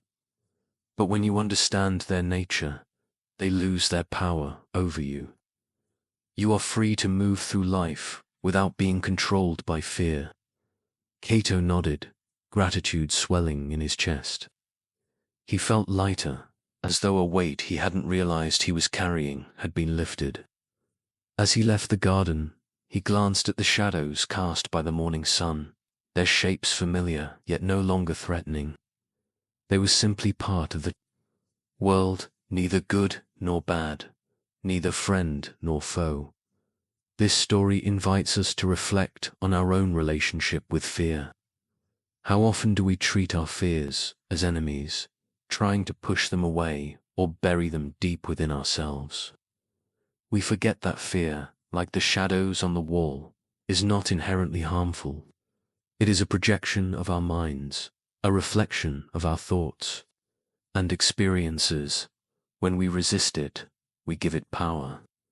But when we observe it with curiosity and compassion, we begin to see it for what it truly is, a fleeting shadow. Without substance or permanence, the Buddha taught, fear does not prevent death, it prevents life. These words remind us that fear, while natural, need not control us. By facing our fears with openness and understanding, we free ourselves to live fully and authentically. From a psychological perspective, this story aligns with the principles of mindfulness-based stress reduction, MBSR, which encourages individuals to observe their thoughts and emotions without judgment. Research has shown that this practice reduces anxiety, increases emotional resilience, and fosters a greater sense of inner peace. Take a moment now to consider, what are the shadows in your life? Are there fears or doubts that you have been resisting, believing them to be more powerful than they truly are? How might you approach these shadows with curiosity, allowing yourself to see them for what they really are? Tonight, as you prepare for rest, try this simple meditation. Close your eyes and visualize a lantern casting light on a wall. Imagine the shadows dancing, shifting with the movement of the flame. With each breath, picture yourself observing these shadows without fear or judgment, simply noticing their shapes and movements. Whisper to yourself, I see the shadows. I embrace the light. And as you drift into sleep, carry this lesson with you. Like the shadows on the wall, your fears are not permanent. They are part of the dance of light and darkness, a reminder of your humanity. Trust that by observing them with compassion, you can transform them into teachers, guiding you toward greater clarity and peace. Story 10. The blooming cactus. The desert stretched endlessly in every direction, its golden sands shimmering under the relentless sun. The air was dry and heavy, carrying with it the faint scent of sagebrush and the occasional whisper of wind.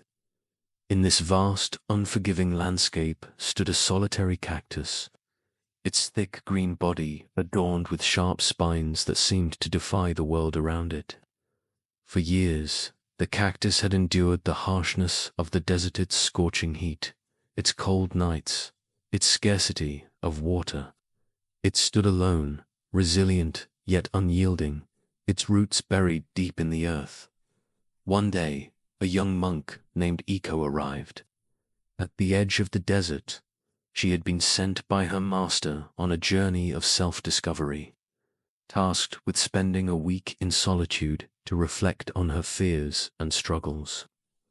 The journey had been long and arduous, and by the time she reached the desert, her feet were blistered, her robes dust-streaked, and her spirit weary. Aiko gazed out at the barren expanse before her, feeling a pang of doubt. How can I find wisdom in a place so empty? She wondered aloud, but her master's words echoed in her mind. Sometimes, the harshest landscapes hold the deepest truths. With a deep breath, she stepped into the desert, her sandals sinking into the hot sand. The first day in the desert tested ICOs. Resolve. The sun blazed mercilessly overhead, its rays burning her skin and draining her energy. Her water supply felt inadequate against the heat, and each step through the shifting sands seemed heavier than the last. By nightfall, when the temperature dropped sharply, she found herself shivering beneath the stars, her thin blanket offering little protection from the cold. As she lay awake, staring at the vast expanse of sky above her, she felt small and vulnerable, as though the desert itself were challenging her to endure. On the second day, Aiko began to notice the silence of the desert, a silence so profound that it seemed to echo within her. There were no birds singing, no rustling leaves, no distant hum of human activity. The only sounds were the occasional whisper of wind and the crunch of sand beneath her feet. At first, the silence felt oppressive, amplifying the noise of her own thoughts. But as the hours passed, she began to sense a strange stillness within herself, as though the desert's quiet was seeping into her soul. It was on the third day that Aiko came upon the solitary cactus. Its presence startled her. She had not expected to find anything alive in such an inhospitable place. She approached cautiously, her eyes tracing the cactus's spiny surface. Its thick green body stood tall and unwavering, its roots anchoring it firmly in the shifting sands. "How do you survive here?" Aiko murmured, as though the cactus might answer. "How do you endure such harshness?" Of course, the cactus said nothing. But as Aiko sat beside it, seeking shade from its shadow, she began to notice its quiet strength. Its spines glinted in the sunlight, sharp and unyielding, yet its body was plump with stored water, testament to its ability to thrive where others could not. Despite the harshness of its environment, the cactus stood tall, rooted firmly in the earth. That evening, as the sun dipped below the horizon and painted the sky in hues of orange and pink, Aiko remained by the cactus, lost in thought. She realized that the cactus reminded her of herself, its spines, like the walls she had built to protect herself from pain, its resilience mirroring her own efforts to endure life's challenges. Yet there was something about the cactus that puzzled her, something she could not quite understand. The next morning, as the first light of dawn spread across the desert, Aiko awoke to a sight that took her breath away. The cactus, which had seemed so stoic and unchanging, had bloomed overnight. From its spiny surface emerged delicate flowers, their petals vibrant shades of red and yellow, their fragrance sweet and unexpected. The contrast was striking, the softness of the blooms against the harshness of the cactus, the beauty of the flowers against the barrenness of the desert. Aiko stared in awe, her heart swelling with wonder. "How is this possible?" she whispered. "How can something so beautiful come from something so harsh?" As she sat in silence, the answer began to take shape in her mind. The cactus had not bloomed despite the desert's harshness. It had bloomed because of it. Its resilience, its ability to store water, its spines, all of these traits had been shaped by the challenges of its environment. And now, those same traits allowed it to create something extraordinary. For the next few days, Aiko remained near the cactus, observing it closely. She noticed how its flowers opened in the morning, basking in the sun's warmth, and closed at night, protecting themselves from the cold. She marveled at how the cactus's spines, which seemed so forbidding, served as both a defense against predators and a means of capturing moisture from the air. Every part of the cactus, she realized, was perfectly adapted to its environment, a testament to its ability to thrive in adversity. As Aiko reflected on the cactus's resilience, she began to see parallels in her own life. She thought about the struggles she had faced, the times she had felt isolated, the moments when she had doubted her own strength. Like the cactus, she had developed defenses to protect herself, walls to shield her from pain. But she also realized that these defenses, while necessary, had sometimes prevented her from blooming, from allowing her true self to emerge. What does it mean to bloom? Aiko wondered aloud one evening, as she watched the sunset paint the desert in hues of gold and crimson. Is it simply to survive, or is it something more? When Aiko returned to the monastery a week later, her master greeted her with a knowing smile. "Tell me, Aiko," he said, "what did you learn from the desert?" "I learned that beauty can emerge from the harshest places," Aiko replied. "The cactus taught me that our struggles do not diminish us, they shape us. They give us the strength to bloom." The master nodded, his expression serene. "And what does it mean to bloom, Aiko?" "Bloom," she said slowly, "is to embrace who we are, thorns and all. It is to allow our true selves to emerge, even in the face of adversity." Her master's smile deepened. "You have learned well, my student. Remember, desert may be harsh, but it is also a place of transformation. Just as the cactus blooms, in its own time, so too will you." This story invites us to reflect on our own relationship with struggle and growth. How often do we view our challenges as obstacles, believing that they diminish us or hold us back? We forget that, like the cactus, we are shaped by the environments we inhabit, by the trials we endure. Our struggles are not barriers to our growth. They are the very conditions that make growth possible. The Buddha taught, just as a lotus flower rises from the mud, so too can we rise above our suffering. These words remind us that beauty and resilience are born from difficulty. When we embrace our struggles rather than resist them, we create the conditions for transformation. From a psychological perspective, this story aligns with the concept of post-traumatic growth, the idea that individuals can experience profound personal development in the aftermath of adversity. Research has shown that facing challenges can lead to increased resilience, deeper relationships, and a greater sense of purpose. Take a moment now to consider, what are the deserts in your life? Are there challenges or hardships that you have been resisting, viewing them as obstacles rather than opportunities? How might you approach these struggles with the mindset of the cactus, allowing them to shape you into someone stronger, more compassionate, and more authentic? Tonight, as you prepare for rest, try this simple meditation. Close your eyes and visualize yourself as a cactus standing in the desert. Feel your roots anchoring you firmly in the earth, your spines protecting you, your body storing the resources you need to thrive. Imagine a flower blooming from within you, its petals soft and vibrant, a symbol of your resilience and growth. Whisper to yourself, "I am the cactus. I bloom because of my struggles." And as you drift into sleep, carry this lesson with you.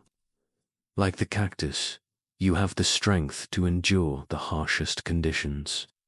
Trust that your struggles are shaping you, preparing you to bloom in ways you cannot yet imagine. Story 11. The river and the ocean, the sun was just beginning to rise, casting its golden light over the rolling hills that surrounded the monastery. In the distance, a river wound its way through the valley, its waters sparkling like liquid gold. In the morning light, the river was a constant presence in the lives of the monks, its gentle murmurs providing a soothing backdrop to their daily meditations. Yet, for one young monk named Taro, the river had become a source of deep contemplation and unease. Taro often sat by the riverbank, watching the water flow past him. He marveled at its beauty, its grace, its unending journey toward some distant destination, but he also felt a sense of sadness as he watched the river carry away leaves, twigs, and petals from the flowers that grew along its banks. To Taro, the river seemed restless, always moving. Never content to stay in one place, one morning, as the first rays of sunlight touched the earth, Taro approached Master Daichi, who was tending to the temple garden. The elder monk looked up. From his work, his face serene, his hands coated with soil. "Master," Taro began, bowing deeply, "may I ask you a question?" Daichi smiled gently. "Of course, Taro. What is on your mind?" "I have been watching the river," Taro said, his voice tinged with uncertainty.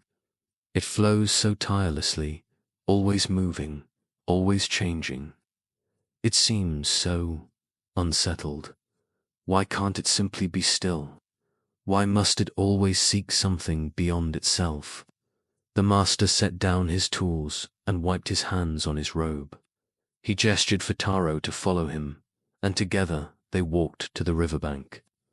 The water glistened in the morning light, its surface rippling softly as it flowed over stones and around bends. "Tell me, Taro," Daichi said, "what do you see when you look at the river?" Taro hesitated, unsure how to answer. "I see movement," he said finally. "I see change. The river is never the same from one moment to the next." Daichi nodded. "And where do you think the river is going?" "To the ocean," Taro replied. "All rivers eventually flow into the ocean." The master smiled, his eyes reflecting the light of the water. "And what happens when the river reaches the ocean?" Taro frowned, puzzled by the question.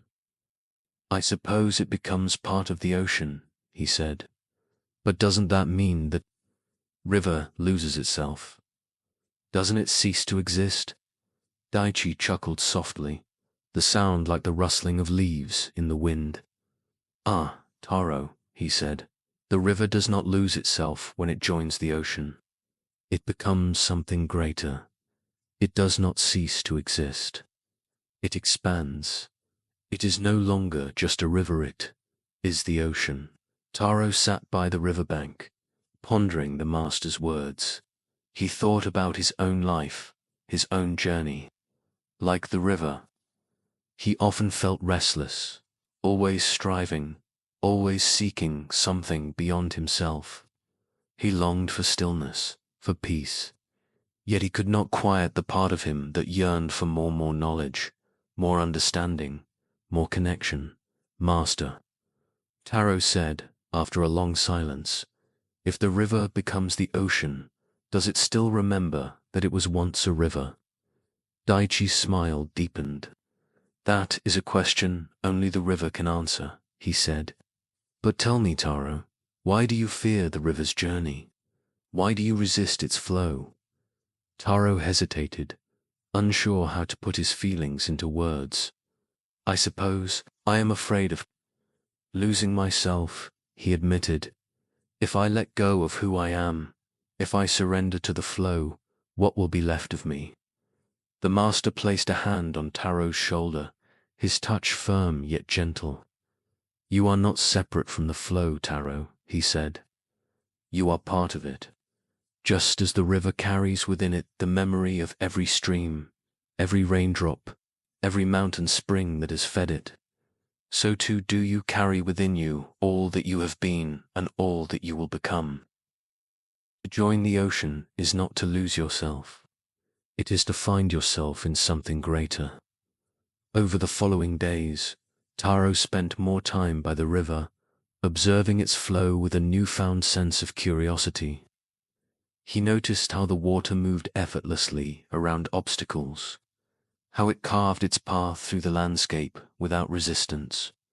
He saw how it nourished the plants and animals that depended on it, how it reflected the sky above, how it carried with it the stories of the land it traversed. One evening, as the sun dipped below the horizon and painted the sky in hues of orange and purple, Taro closed his eyes and listened to the river's song. Its murmurs seemed to speak to him, telling him of its journey, its purpose, its joy in becoming. For the first time, Taro felt a sense of peace, a peace that came not from stillness, but from embracing the flow. When Taro returned to Master Daichi, his demeanor had changed. He no longer carried the weight of doubt and fear. Instead, he radiated a quiet confidence, a sense of harmony with the world around him. "Master," Taro said, bowing deeply, "thank you for guiding me. I think I understand now. The river's journey is not something to fear. It is something to celebrate. To flow is to live, and to join the ocean is to become whole." Daichi nodded, his expression serene. You have learned an important lesson. Taro, remember, the river does not resist its journey, nor does it cling to the rocks and branches along its path. It flows freely, trusting that it will reach the ocean in its own time. And when it does, it finds that it was never truly separate. From the ocean, it was always part of it. Taro felt a wave of gratitude wash over him. As he left the master's side and returned to the riverbank, he felt a deep sense of connection, not just to the river, but to the flow of life itself. This story invites us to reflect on our own relationship with change and impermanence. How often do we resist the flow of life, clinging to the familiar out of fear of losing ourselves? We forget that, like the river, we are part of a greater whole, and that our journey is not about holding on, but about letting go. The Buddha taught, "You cannot step into the same river twice, for other waters are continually flowing on." These words remind us that life is ever changing, and that true peace comes not from resisting this truth, but from embracing it. From a psychological perspective, this story aligns with the concept of acceptance and commitment therapy act, which encourages individuals to accept the inevitability of change and to align their actions with their values. By letting go of resistance and embracing the flow, we open ourselves to growth, connection, and fulfillment. Take a moment now to consider, where in your life are you resisting the flow? Are there changes or transitions that you fear, believing they will diminish you? How might you approach these moments with the mindset of the river, trusting that they are part of a greater journey? Tonight, as you prepare for rest, try this simple meditation. Close your eyes and visualize yourself as a river flowing gently toward the ocean. Feel the current carrying you forward, past rocks and bends, through valleys and plains. With each breath, imagine releasing your resistance, allowing yourself to flow freely. Whisper to yourself, "I am the river, I trust the flow." And as you drift into sleep, carry this lesson with you. Like the river, you are part of something vast and infinite. Trust that your journey, with all its twists and turns, is leading you toward wholeness. Trust that you are already part of the ocean.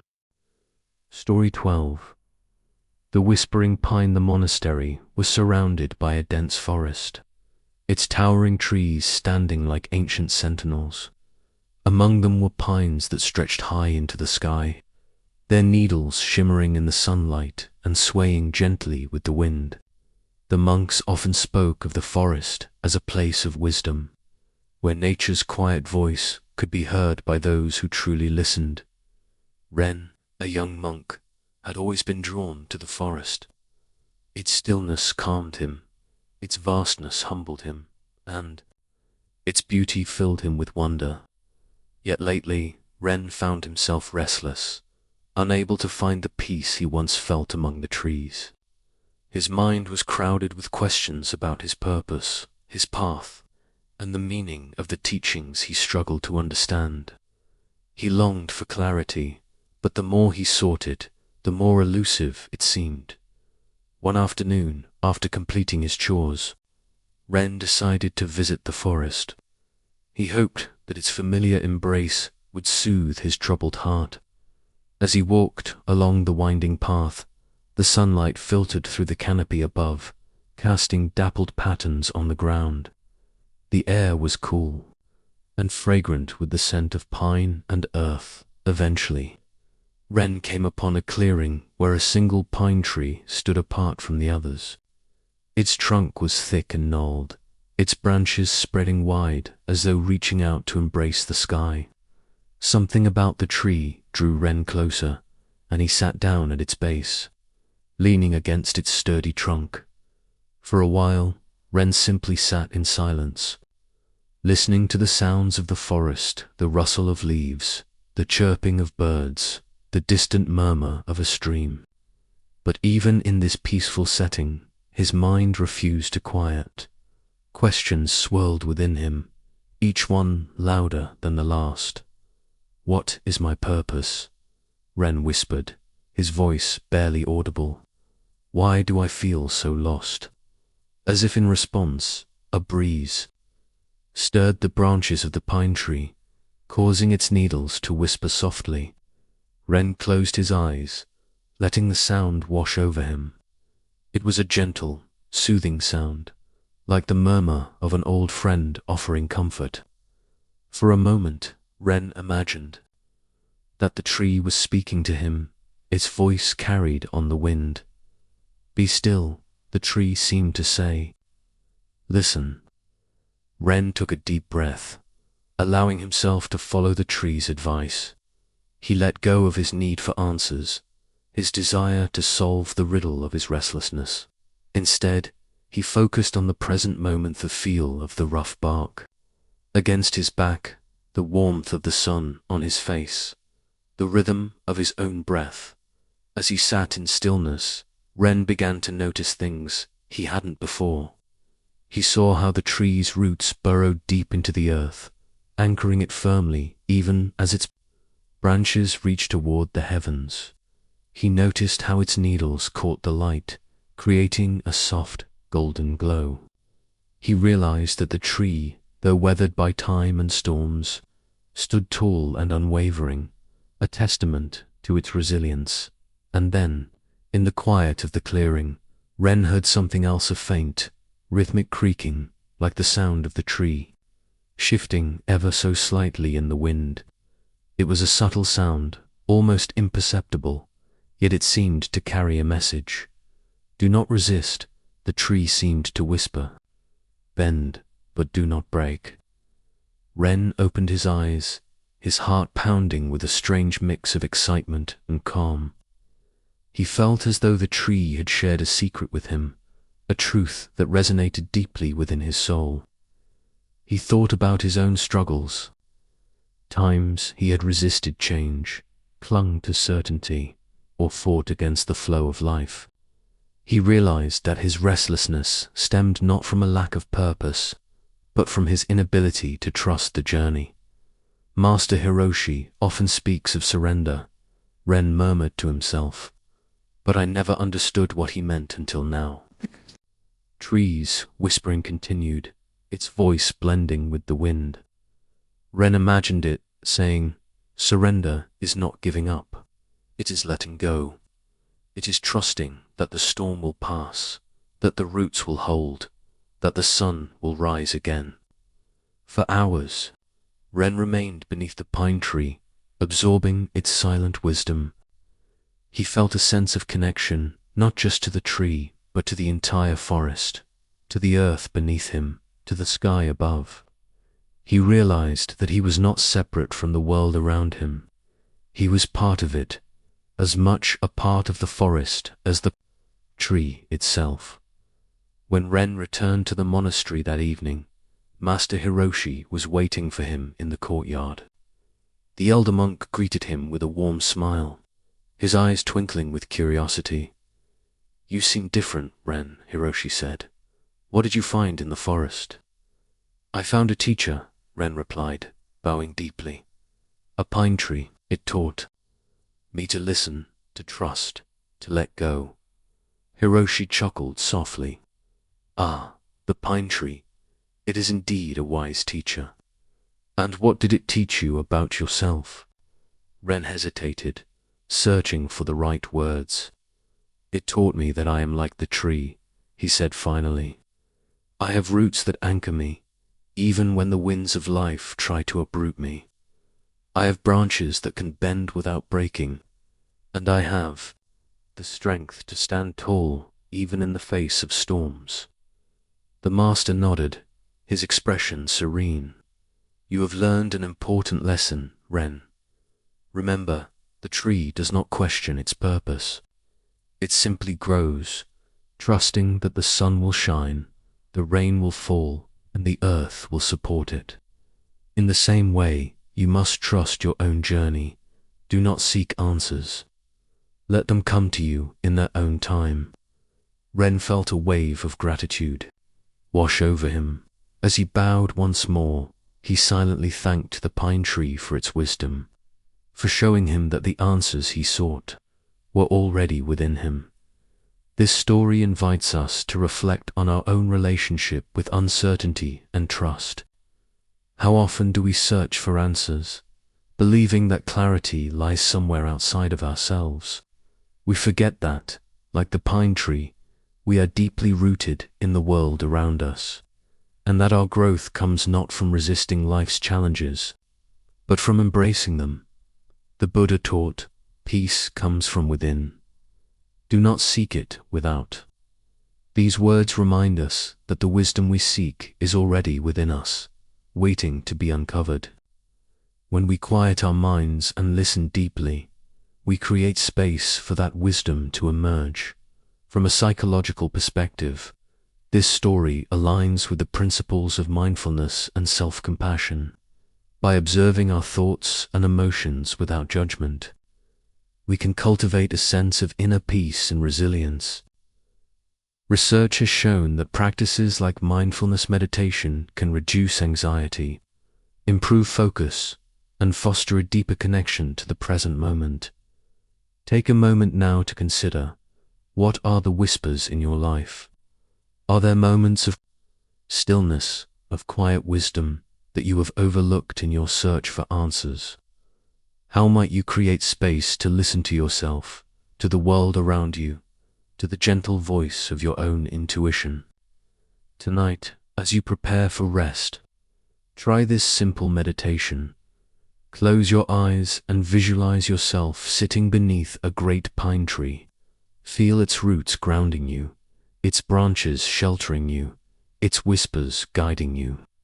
With each breath, imagine releasing your need for control, allowing yourself to simply be. Whisper to yourself, I am rooted, I am resilient, I trust the journey. And as you drift into sleep, carry this lesson with you. Like the pine tree, you have the strength to endure, the flexibility to adapt, and the wisdom to grow. Trust that the answers you seek will come not through striving, but through listening. Story 13.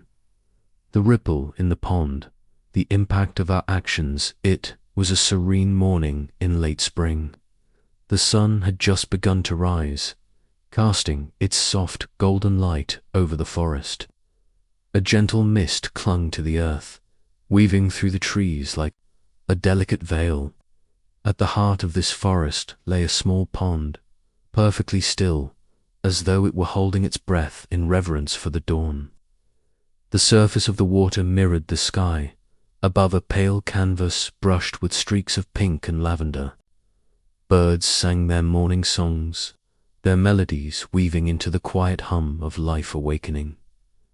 At the edge of the pond sat an elderly monk named Guinan.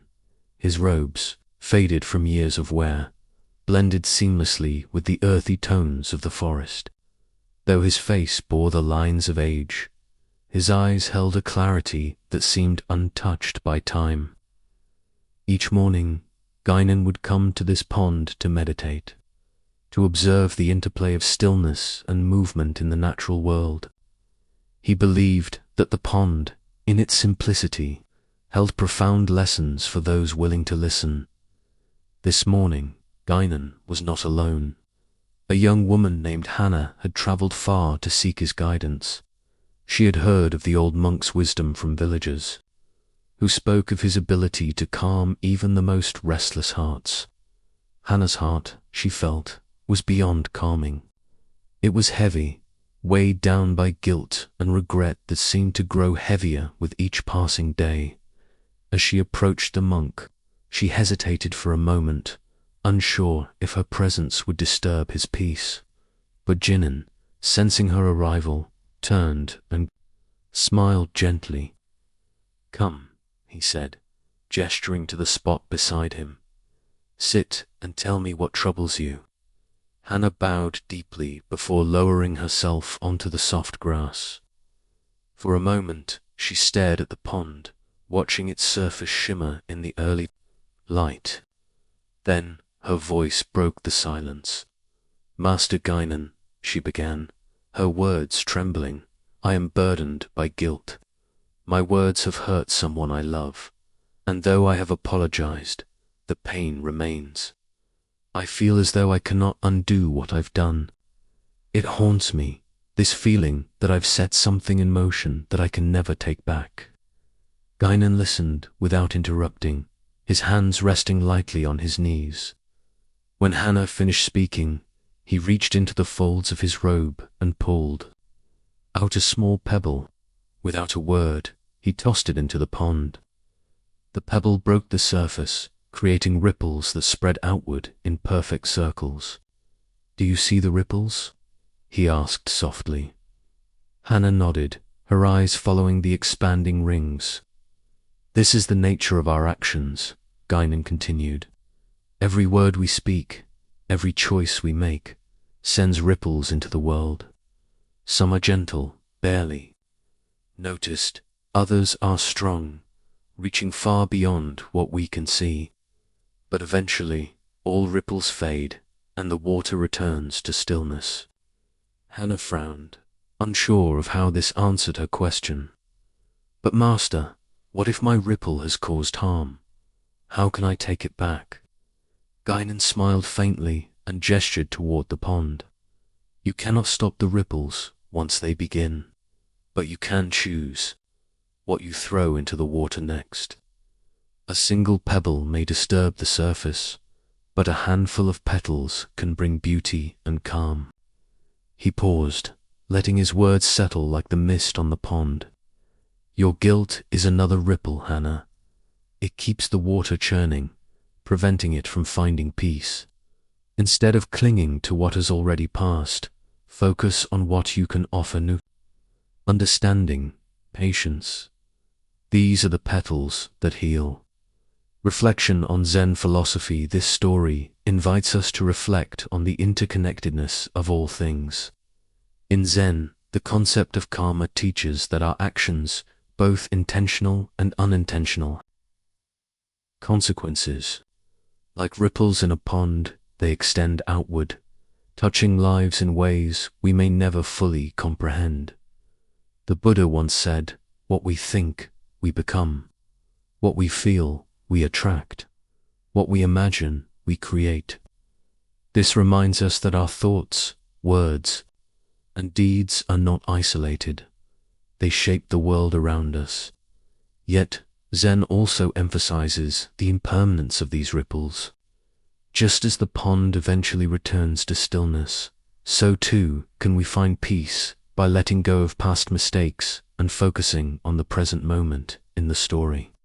Guinan uses the metaphor of the pond to teach Hannah about the nature of cause and effect. The ripples symbolize the impact of our actions, both positive and negative. While we cannot undo the past, we can influence the future by choosing our next actions wisely. This is the essence of mindfulness, being fully present and intentional in how we move through the world. Psychological insight.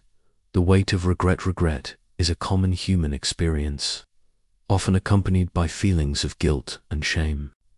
These emotions arise when we perceive a gap between our actions and our values. While regret can serve as a catalyst for growth, it can also trap us in cycles of self-recrimination if left unchecked. Modern psychology offers tools for navigating regret in a healthy way. One such tool is self-compassion, a concept championed by Dr. Kristen Neff. Self-compassion involves treating ourselves with the same kindness and understanding that we would offer a close friend. It allows us to acknowledge our mistakes without being consumed by them. Another approach is cognitive reframing, which involves shifting our perspective on a situation. Instead of viewing our mistakes as irreparable, we can see them as opportunities for learning and growth. This aligns with the Zen teaching that every moment is a chance to start anew. When we understand that our actions are part of a larger web of cause and effect, we can approach life with greater mindfulness. Each moment becomes an opportunity to create positive ripples, to contribute to the collective well-being rather than adding to the turbulence. Asterisk. Closing meditation, sending ripples of kindness as you prepare to rest tonight. Take a moment to connect deeply with the metaphor of the pond. Find a comfortable position, either sitting or lying down. Close your eyes gently and take a few deep, cleansing breaths, allowing your body to relax and your mind to settle. Imagine yourself standing at the edge of a perfectly still pond, its surface like a mirror. In one hand, you hold a small, smooth pebble, representing a past action or word that caused unintended harm, a moment of regret. In your other hand, you hold a handful of soft, fragrant flower petals, symbolizing kindness, compassion, forgiveness, and healing. Visualize tossing the pebble into the water. Watch the ripples spread outward from that single point of impact, expanding slowly, gently. Reflect on a moment in your life when your actions created unintended harm, a time when you felt that pang of guilt or regret. Acknowledge the ripple, its existence, but do not judge yourself. Simply observe its expansion, its eventual fading. Allow yourself to feel the emotions that arise, but do not cling to them. Let them pass, like the ripples themselves. Now, with intention and compassion, release the petals into the pond. Watch as they float gently on the surface, bringing vibrant color, delicate softness, and a sweet fragrance to the water. Let this symbolize your intention to create new ripples, ripples of kindness, compassion, understanding, and healing. The world, starting with yourself. See these new ripples spreading, touching others, bringing beauty and solace.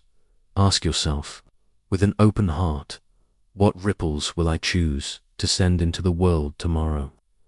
How can I transform this feeling of regret into a source of wisdom, a catalyst for love, and a pathway to deeper connection? Repeat silently to yourself, allowing the words to resonate within your being.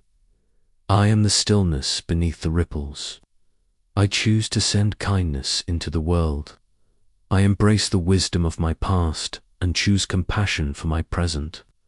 Let this meditation guide you into a peaceful sleep, knowing that each new day offers a fresh opportunity, a clean surface, a chance to create beauty and harmony, not just for yourself, but for all beings touched by your presence. Story 14. The overflowing cup, the futility of greed. Was a warm summer afternoon, and the air carried the sweet fragrance of blooming jasmine. The sun hung high in the sky, its golden rays filtering through the dense canopy of an ancient forest. Shadows danced on the forest floor as the leaves swayed gently in the breeze. At the heart of this tranquil forest stood a small monastery, its stone walls weathered by time yet exuding a quiet dignity. The sound of birdsong echoed softly, blending with the distant murmur of a stream. Inside the monastery, Master Daishi sat cross-legged on a simple wooden mat. His presence was calm and steady, like the roots of an old tree. He had spent decades teaching the way of Zen to those who sought him out, guiding them toward peace and clarity. His wisdom was renowned far and wide, and seekers often traveled great distances to sit at his feet. On this particular day, a wealthy merchant named Kenta arrived at the monastery. Kenta was a man of immense success. His silk robes shimmered with gold embroidery, and his fingers were adorned with rings encrusted with precious stones. Yet, despite his wealth, his face betrayed a restlessness that no amount of riches could conceal. His eyes darted nervously as though searching for something he could not name. Kent bowed deeply before taking a seat across from the master. "Master Daishi," he began, his voice tinged with urgency, I have achieved much in my life. I own vast lands, fleets of ships, and treasures beyond measure. Yet, I feel empty. No matter how much I acquire, it is never enough. I want to know the secret to true fulfillment. Daishi regarded the merchant with a serene gaze, his eyes as deep and still as a mountain lake. After a moment of silence, he spoke.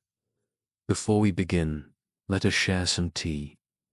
He gestured toward a small table where a teapot and 2 cups rested.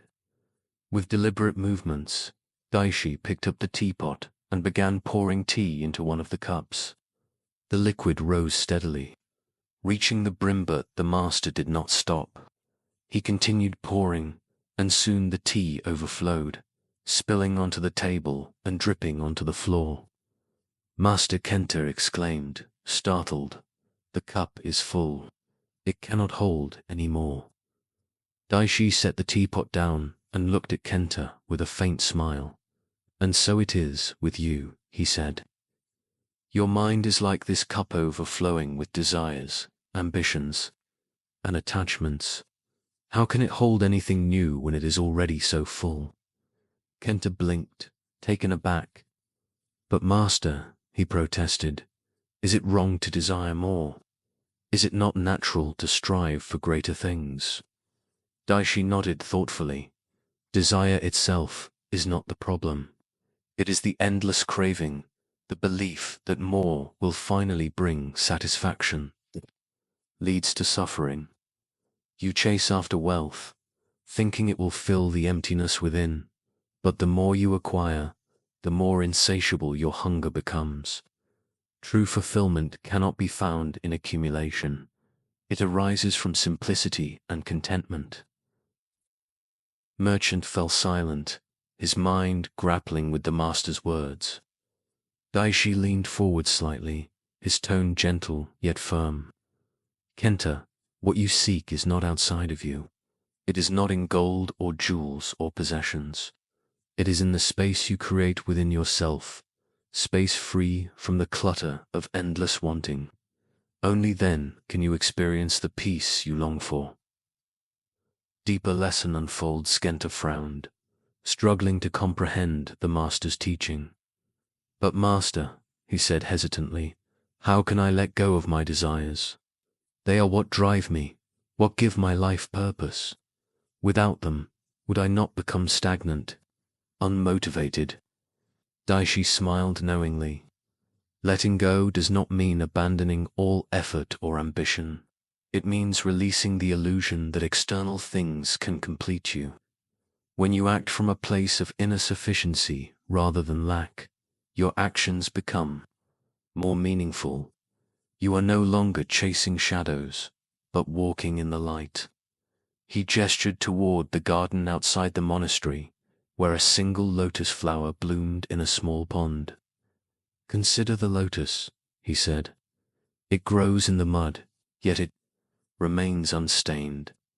It does not cling to the water or the soil, yet it thrives. Its beauty lies not in what it takes, but in what it gives its fragrance, its grace. Be like the lotus, Kenta, rooted yet free." The merchant followed the master's gaze, his expression softening. For the first time, he felt a glimmer of understanding. Perhaps his relentless pursuit of wealth had been like trying to fill a bottomless pit. No matter how much he poured in, it was never enough because the emptiness came from within. Reflection on Zen philosophy illustrates a core teaching of Zen, the futility of greed, and the importance of letting go. In Buddhist philosophy, greed lobha is one of the 3 poisons that cloud the mind and perpetuate suffering. The Buddha taught that clinging to material possessions or external achievements only deepens our sense of lack, because such things are impermanent and incapable of providing lasting happiness. The overflowing cup serves as a powerful metaphor for the human condition. When our minds are consumed by desires and attachments, there is no room for clarity, wisdom, or peace. By emptying the cup, letting go of our incessant cravings, we create space for something deeper and more meaningful to arise. As the Buddha once said, contentment is the greatest wealth. This does not mean we must renounce all worldly possessions, but rather that we cultivate a mindset of sufficiency. When we learn to appreciate what we have, rather than constantly striving for more, we discover a profound sense of freedom. Psychological insight, the trap of endless wanting. Modern psychology sheds light on why the pursuit of more often fails to bring happiness. Studies in behavioral economics reveal a phenomenon known as the hedonic treadmill. This concept suggests that while achieving a goal or acquiring a new possession may bring temporary pleasure, we quickly adapt to it and return to our baseline level of happiness. As a result, we find ourselves chasing the next thing and the next, in an endless cycle. Social psychologist Dr. Tim Kasser, in his research on materialism, found that people who prioritize wealth, status, and possessions tend to report lower levels of well-being and higher levels of anxiety and depression. This is because external rewards are fleeting and do not address the deeper needs of the human spirit, such as connection, purpose, and inner peace. Mindfulness practices, rooted in Buddhist traditions, offer a way out of this trap. By cultivating awareness of our thoughts and emotions, we can begin to recognize the patterns of craving and dissatisfaction that drive us. Instead of being swept away by these impulses, we can pause, reflect, and choose a different path, one grounded in gratitude and presence. Closing meditation, emptying the cup as you prepare to rest tonight. Take a moment to reflect on the lesson of the overflowing cup. Find a comfortable position, close your eyes, and take a deep breath. Imagine yourself holding a cup in your hands. This cup represents your mind, filled with all the desires, worries, and attachments you carry. Visualize pouring the contents of the cup out onto the ground. Watch as the liquid flows away, leaving the cup empty and clean. Feel the weight lifting from your shoulders as you let go of what no longer serves you. Now, imagine filling the cup with something simple and nourishing, perhaps clear water, symbolizing clarity and peace. Hold this image in your mind as you repeat silently to yourself, I release what I do not need. I make space for peace and contentment. Let this meditation guide you into a restful sleep, knowing that fulfillment is not found in having more, but in needing less. Each day offers a new opportunity to live with simplicity and gratitude.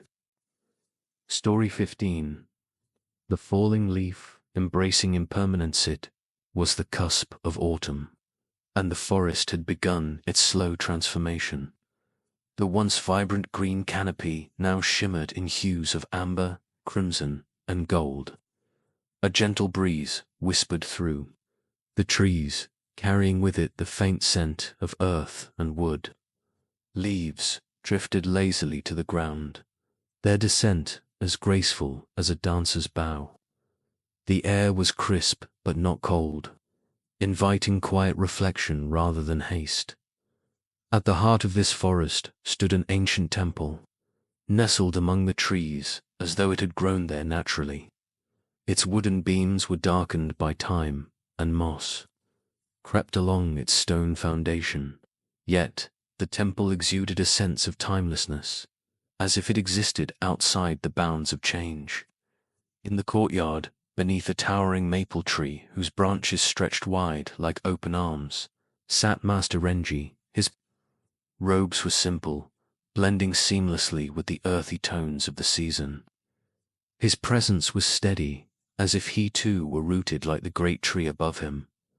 On this particular day, Renji was joined by a young man named Aki. Aki had walked for days to reach the temple, his heart heavy with sorrow. His steps had been slow, weighed down by grief that seemed to cling to him like a shadow. Now, as he approached the master, he bowed deeply before lowering himself onto the ground, sitting cross-legged on the cool earth. Master Renji Oki began, his voice trembling. Slightly, I have lost someone dear to me.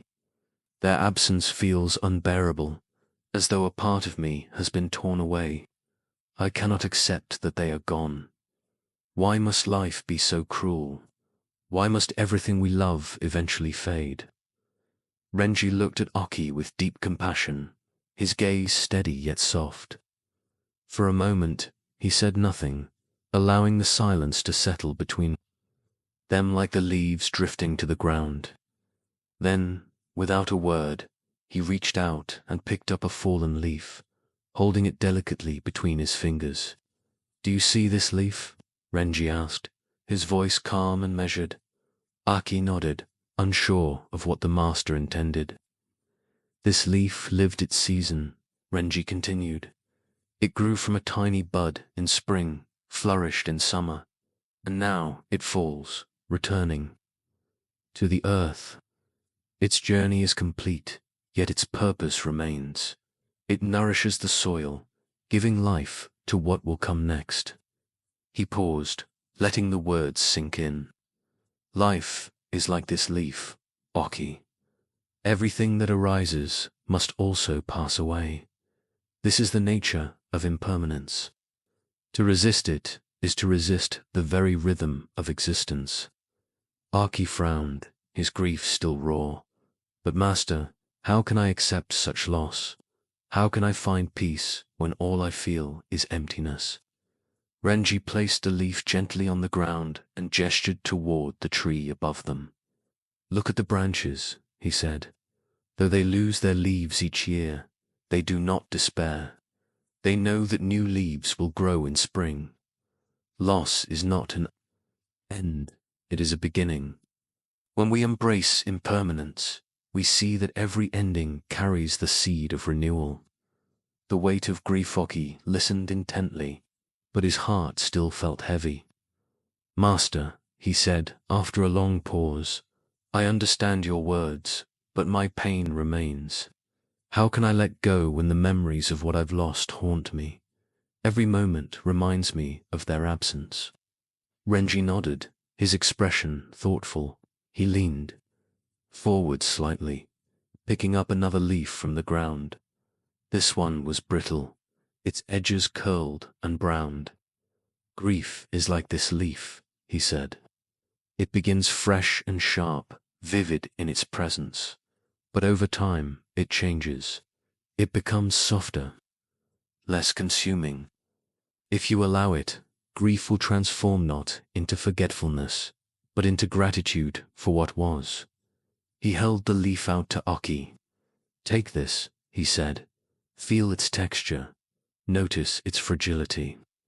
Just as this leaf is part of the cycle of the tree, so too is your grief part of the cycle of your life.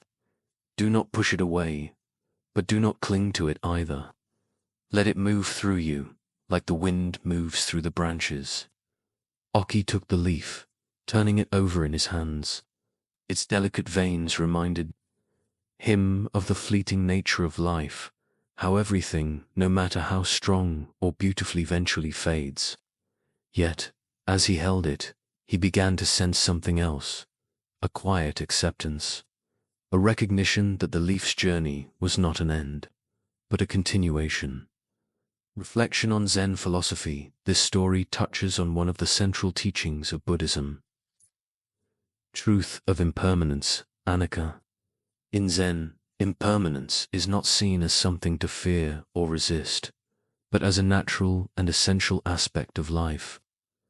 Everything that exists, whether it is a leaf, a relationship, or even our own lives, is subject to change. To cling to permanence is to invite suffering because it denies the reality of the world as it is. The Buddha taught, all conditioned things are impermanent.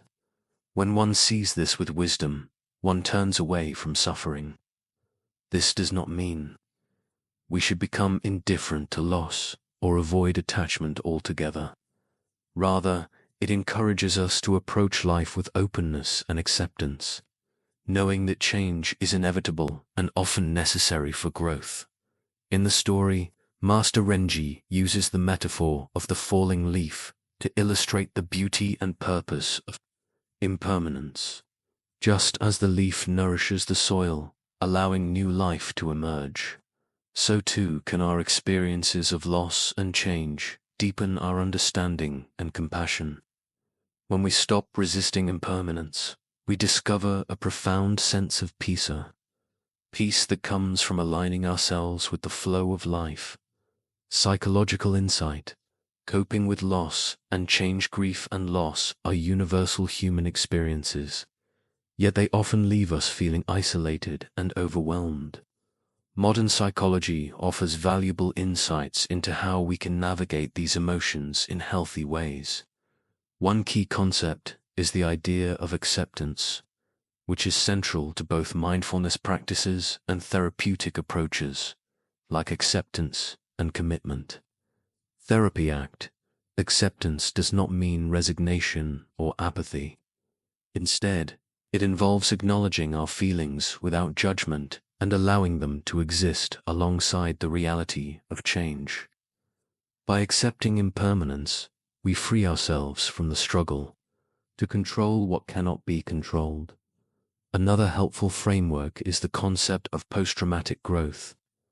Research shows that many people emerge from experiences of loss with greater resilience, deeper empathy, and a renewed sense of purpose. While the pain of grief cannot be avoided, it can serve as a catalyst for transformation, much like the fallen leaf nourishing the soil. Mindfulness, meditation, inspired by Buddhist traditions, can also help us cultivate a sense of presence and equanimity during times of change.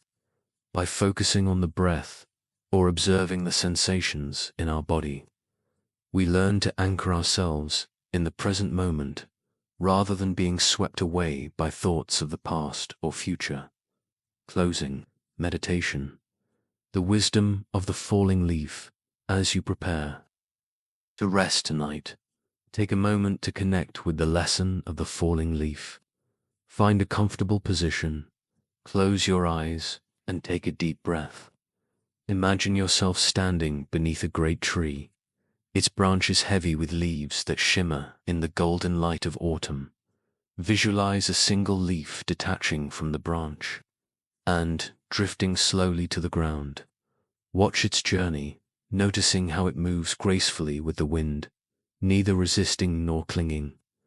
Reflect on a moment in your life when you experienced loss or change. Allow yourself to feel the emotions that arise, but do not judge them. Simply observe.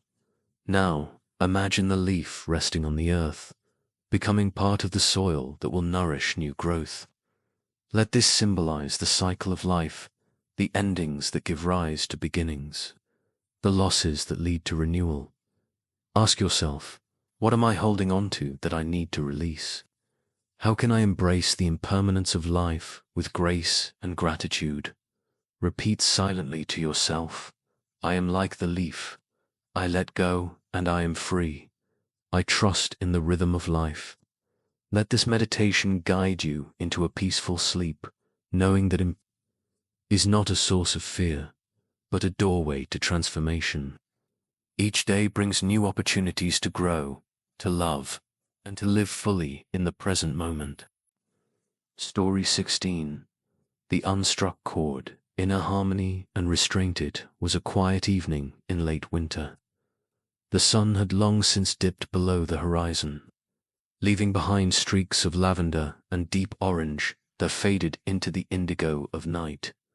A faint chill hung in the air, and the world seemed to hold its breath as darkness descended. In the distance, the soft sound of a bell echoed from the village temple, its resonance carrying through the stillness like a whisper. It was the kind of evening where silence felt alive, where every sound, no matter how small, seemed magnified. The edge of a small mountain village stood a modest Zen monastery, nestled among ancient pines. The monastery was simple yet elegant, its wooden beams darkened by time and weather.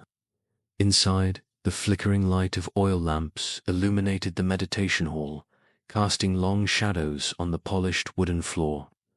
Master Sogon sat at the center of the room, his posture upright yet relaxed, his presence calm and steady.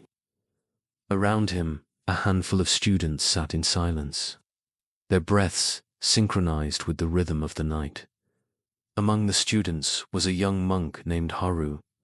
Haru was diligent in his practice, often praised for his discipline and focus. Yet, despite his outward composure, he struggled with an inner restlessness. His mind was like a stormy sea, tossed by waves of anger, frustration, and doubt. Tonight, as the group meditated, Haru found himself unable to settle. His thoughts churned, and his body tensed with unspoken agitation. He clenched his fists tightly, frustrated by his inability to find the peace he so desperately sought. When the session ended, Haru approached Master Sargon, bowing deeply before speaking.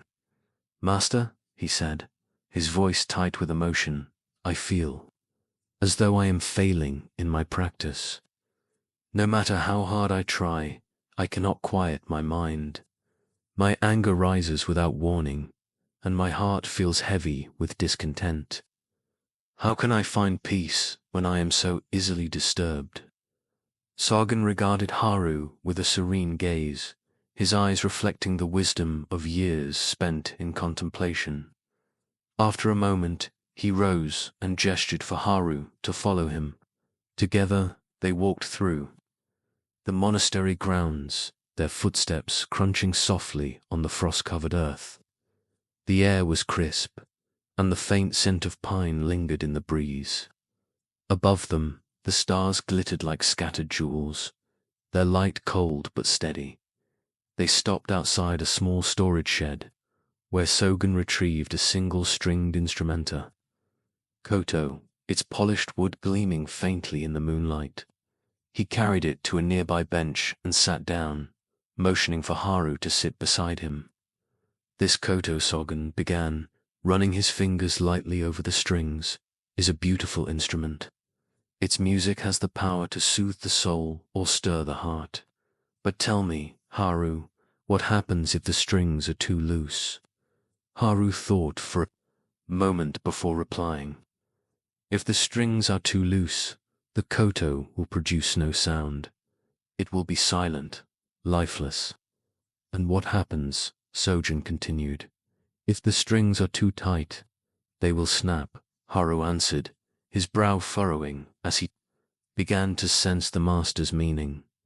Sogan nodded, plucking one of the strings gently.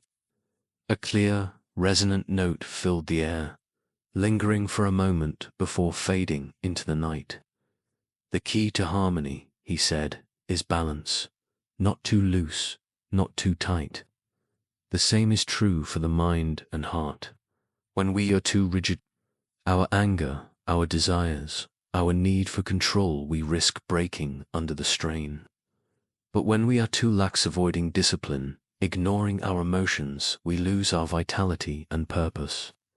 He turned to Haru, his expression kind but firm. "Your restlessness, your anger, they are like the strings of this koto. They are neither good nor bad, they simply are. Your task is not to suppress them, nor to indulge them, but to tune them, to find the balance where they can resonate without overwhelming you." The practice of tuning, Haru listened intently, his hands resting on his knees. "But Master," he asked after a moment, "how do I tune these strings? How do I find this balance?" "You speak of—" Sargon smiled faintly and set the koto down beside him. "First, you must listen," he said, "not just to the surface noise of your thoughts, but to the deeper vibrations beneath them. Anger, frustration, doubt, these are not enemies to be defeated. They are signals, like the notes of the koto, telling you where tension lies. When you listen carefully, you begin to understand what needs adjustment. He gestured toward the forest beyond the monastery walls. "Do you hear the wind?" he asked. Haru tilted his head, straining to listen. At first, all he could hear was the faint rustling of leaves. But as he focused, he noticed the subtle variations, the way the wind shifted. Sometimes gentle, sometimes strong, weaving through the trees like an invisible thread. "The wind does not fight the trees," Sogen continued. "It moves around them, through them, carrying their whispers to the sky. In the same way, you must learn to move with your emotions, not against them. Let them flow through you, without resistance or attachment. This is how you tune the strings of your mind." Reflection on Zen philosophy. This story explores the Zen teaching of balance and restraint, often referred to as the middle way. In Buddhist philosophy, the middle way is the path between extremes, neither indulgence nor asceticism, neither clinging nor aversion. It is a way of living that honors both discipline and flexibility, allowing us to navigate life's challenges with grace and equanimity. The metaphor of the koto illustrates this principle beautifully. Just as the strings must be tuned to create harmonious music, so too must our minds and hearts be balanced to experience inner peace. This requires mindfulness and self-awareness, as well as a willingness to confront our emotions without being controlled by them. The Buddha once said, "Like a skilled musician tuning a lute, so must you tune your mind." This teaching reminds us that harmony is not something we achieve once and for all. It is an ongoing process, a practice that requires patience and care, psychological insight, emotional regulation, and inner balance. In modern psychology, the concept of emotional regulation aligns closely with the Zen teaching of balance. Emotional regulation involves recognizing and managing our emotions in a way that allows us to respond thoughtfully rather than react impulsively. It is not about suppressing emotions, but about understanding them and finding healthy ways to express them. One effective tool for emotional regulation is mindfulness, which encourages us to observe our thoughts and feelings without judgment.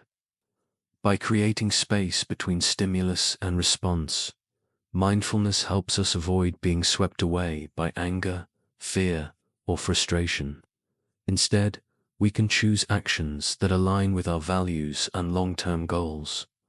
Another valuable approach is cognitive reframing, which involves shifting our perspective on a situation. For example, instead of viewing anger as a failure or weakness, we can see it as a signal that something important needs our attention. By reframing our emotions in this way, we can use them as opportunities for growth and self-discovery. Metaphor of the koto also resonates with the psychological concept of resilience. Just as the strings must be tuned to withstand tension without breaking, we too must cultivate resilience, the ability to adapt and thrive in the face of adversity. This requires a balance of strength and flexibility, discipline and compassion. Closing. Meditation, tuning the strings of the mind as you prepare to rest tonight.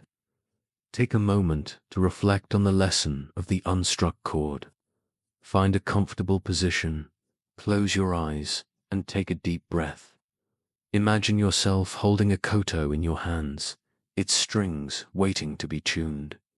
Visualize each string representing an aspect of your inner life, your thoughts, your emotions, your desires, your fears.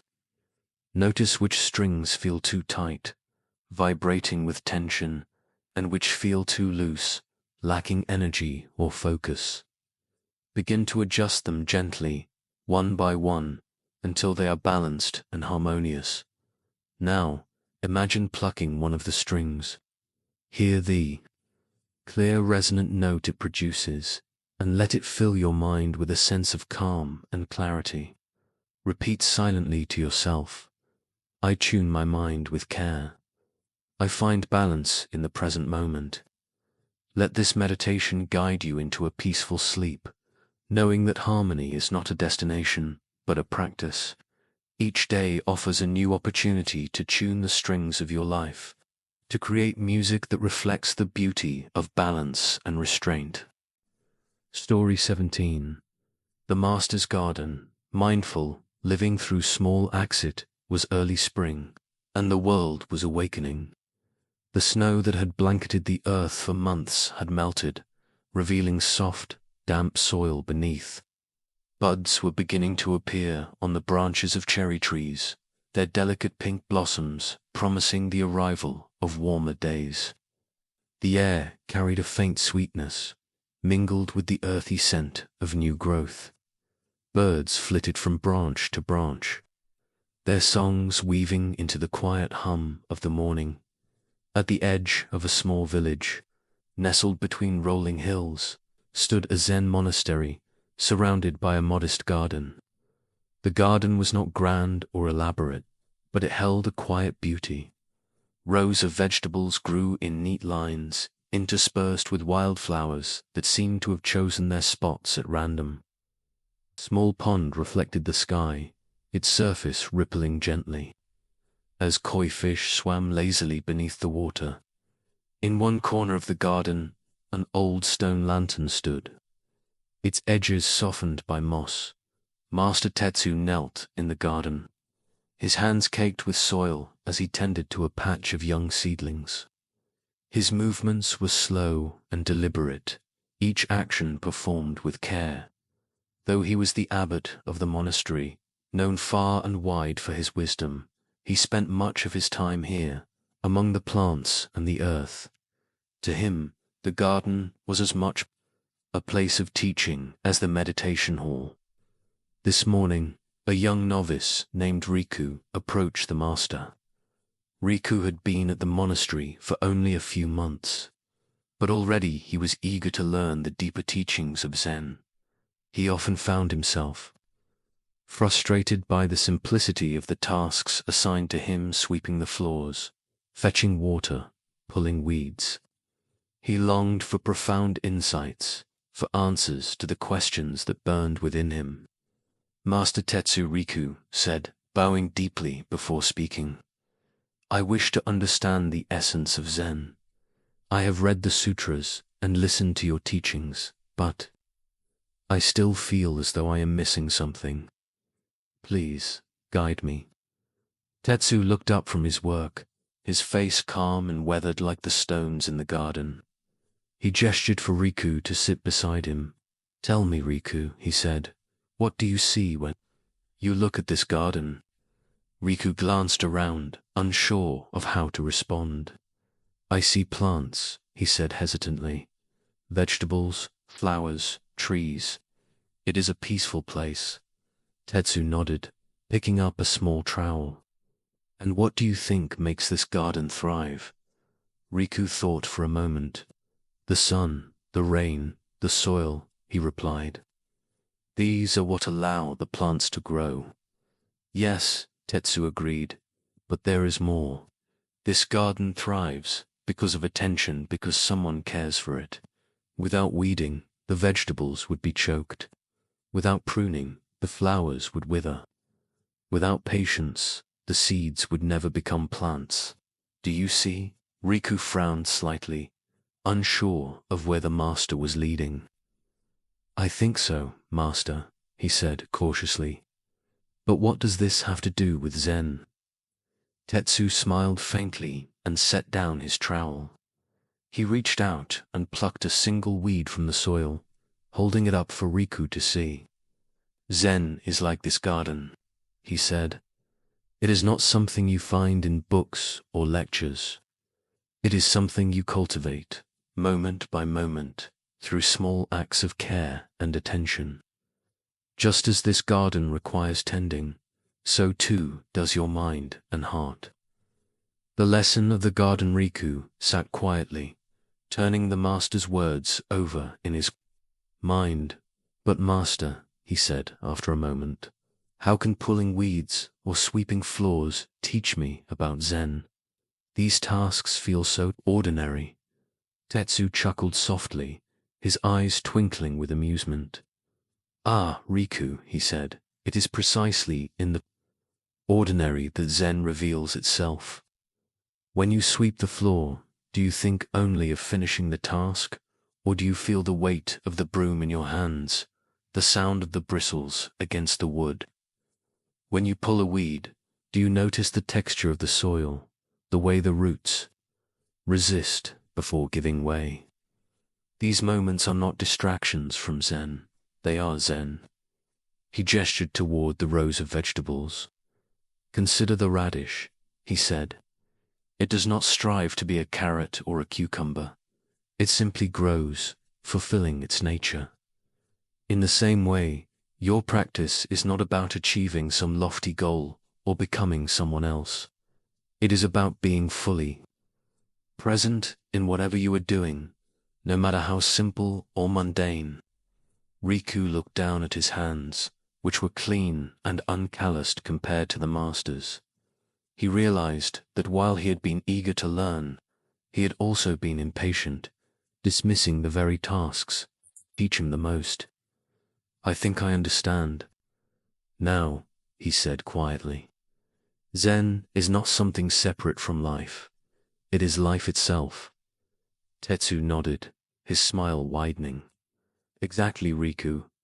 And just as a garden is never truly finished, neither is your practice. Each day you must tend to it anew, with patience and care. Some days will bring sunshine, others rain. But if you remain attentive, the garden will flourish. Reflection on Zen philosophy. This story highlights a fundamental aspect of Zen, the practice of mindfulness in everyday life. In Zen, enlightenment is not seen as a distant goal to be achieved, but as something that can be experienced in the present moment through simple acts of awareness.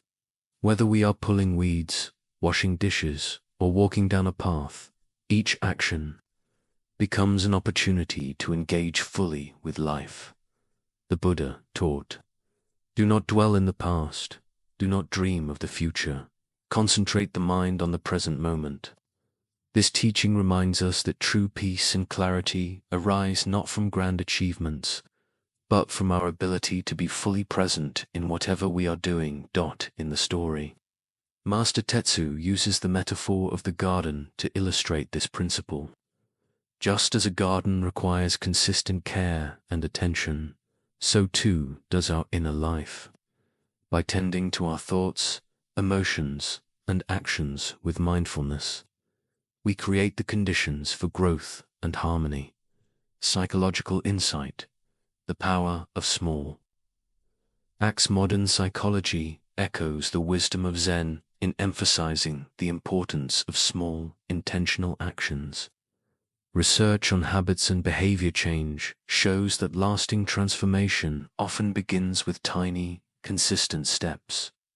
Rather than focusing on dramatic changes, we can achieve meaningful progress by cultivating small, mindful practices in our daily lives. One such practice is mindfulness, which involves bringing our full attention to the present moment. Studies have shown that mindfulness can reduce stress, improve focus, and enhance overall well-being. By paying attention to the details of our daily activities, whether it's brushing our teeth, preparing a meal, or walking to work, we can transform even the most mundane tasks into opportunities for connection and presence. Another key concept is the idea of flow, described by psychologist Mihaly Csikszentmihalyi as a state of deep engagement and enjoyment in an activity. When we immerse ourselves fully in what we are doing, we enter a state of flow where time seems to disappear and our actions feel effortless. This aligns closely with the Zen teaching of being fully present in each moment. Closing meditation. Cultivating your inner garden as you prepare to rest tonight. Take a moment to reflect on the lesson of the Master's garden. Find a comfortable position, close your eyes, and take a deep breath. Imagine yourself standing in a garden that represents your inner life. Visualize the plants growing there. Are they thriving, or are they crowded with weeds? Notice the soil. Is it rich and nourishing, or dry and neglected? Without judgment, observe the state of your garden now. Imagine yourself tending to it, pulling weeds, watering the soil, planting new seeds. Feel the texture of the earth beneath your hands, the warmth of the sun on your skin. With each breath, know that you are cultivating something beautiful and meaningful. Repeat silently too. Yourself, I tend to my life with care. Each small act brings growth and harmony. Let this meditation guide you into a peaceful sleep, knowing that every moment offers an opportunity to nurture your inner garden. Through patience and mindfulness, you can create a life that flourishes with purpose and joy. Story 18. The river crossing. Forgiveness and letting go was a cool morning in early autumn. The river that wound its way through the valley shimmered under the pale light of dawn, its surface rippling gently as it reflected the sky above. Mist clung to the water like a delicate veil, and the air carried the faint scent of wet earth and fallen leaves. Birds called softly from the trees that lined the riverbank, their songs blending with the quiet murmur of the current to monks. An elder named Master Genjo and his younger companion Taro were traveling together on foot. They had been walking since sunrise, their journey taking them through forests, over hills, and now along the edge of the river. Both wore simple robes and carried only the barest of necessities. Their pace was unhurried, their steps deliberate, as though each one were part of a meditation. As they rounded a bend in the path, they came upon a young woman standing at the edge of the river. She was dressed in fine silk, her hair adorned with delicate pins, but her face was clouded with worry. The wooden bridge that once spanned the river had collapsed, leaving her stranded. The water was not deep, but the current was swift, and she seemed hesitant to cross. Seeing the monks, she bowed deeply and spoke. "Masters," she said, her voice trembling slightly, "I must reach the other side, but I am afraid to cross alone. Would you be willing to help me?" Taro hesitated, glancing at Master Genjo. Their monastic vows forbade unnecessary contact with women, and he was unsure how to respond. He felt a conflict rise within him, a desire to help, tempered by his strict adherence to the rules of their order. But before he could speak, Genjo stepped forward with a calm smile. "Of course," he said simply. Without another word, Genjo lifted the woman onto his back and began wading into the river. The water rose to his knees, then his thighs, but he moved steadily, his footing sure. The woman clung to him tightly, her fear evident, but Genjo's presence seemed to reassure her. Within minutes, they reached the opposite bank. Gently, he set her down and bowed. "Thank you, Master," she said, her voice filled with gratitude. She bowed deeply before continuing on her way, her silk dress swaying as she disappeared into the distance. Genjo and Toro resumed their journey in silence. For a long time, neither spoke, the only sounds being the crunch of their footsteps on the gravel path and the rustling of leaves in the breeze. But as the hours passed, Taro's thoughts grew increasingly agitated. He couldn't stop thinking about what had happened at the river. His mind replayed the scene over and over, the woman's plea, Genjo's actions, the breaking of their vows. The more he thought about it, the more his frustration grew, finally unable to contain himself any longer. Taro turned to "Master," he said, his tone sharp with frustration, "how could you do that? You know our vows forbid us from touching women. Yet you carried her across the river as if it were nothing." Genjo stopped walking and turned to face Taro. His expression was serene, but there was a hint of amusement in his eyes. "Ah, Taro," he said softly. "I set her down on the riverbank hours ago. Why are you still carrying her?" Reflection on Zen philosophy. This story offers a profound lesson about forgiveness and letting go. In Zen, attachment is often described as the root of suffering, not just attachment to material possessions, but also to emotions, judgments, and past experiences. When we cling to anger, resentment, or regret, we carry unnecessary burdens that weigh us down and prevent us from living fully in the present moment. Master Genjo's actions demonstrate the essence of non-attachment. He helps the woman without hesitation, recognizing that compassion transcends rigid rules. Once the task is complete, he lets it go entirely. His mind is clear as the river he crossed. Taro, on the other hand, becomes trapped by his judgment and cannot move past the event, even though it is long over. The Buddha taught, holding on to anger is like grasping a hot coal with the intent of throwing it at someone else. You are the one who gets burned. This teaching reminds us that clinging to negative emotions harms us far more than anyone else. By learning to release these feelings, we free ourselves from unnecessary suffering and create space for peace and clarity. In this story, the river itself serves as a metaphor for life's flow.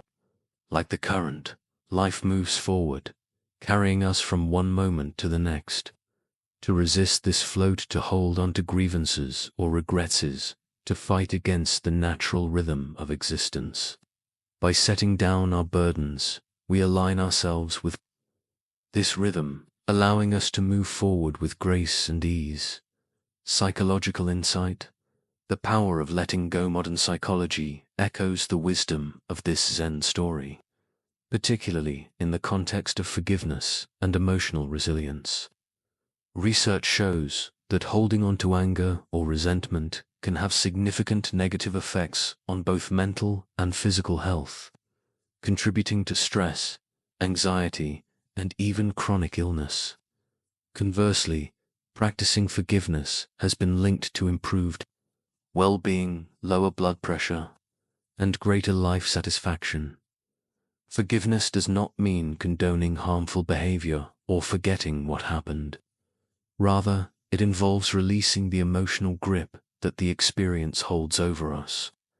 It is a gift we give ourselves, way to reclaim our energy and focus from the past, so that we can live more fully in the present. One effective tool for letting go is mindfulness.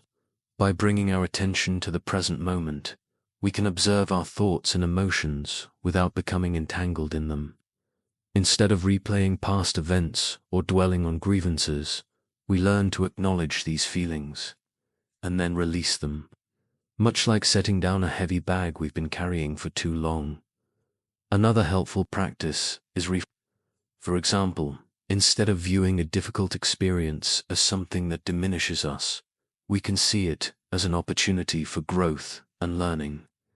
This shift in perspective allows us to move forward with greater strength and understanding. Closing. Meditation. Crossing your own river.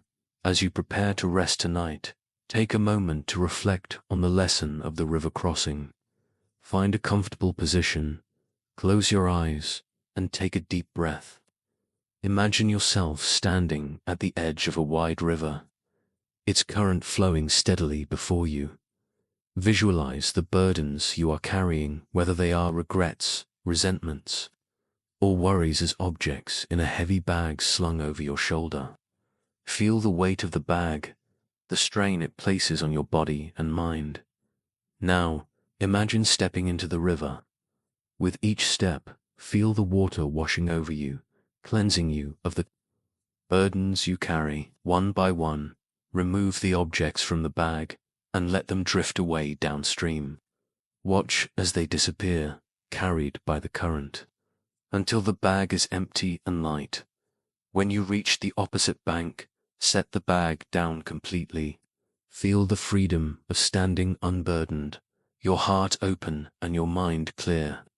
Repeat silently yourself, I release what no longer serves me.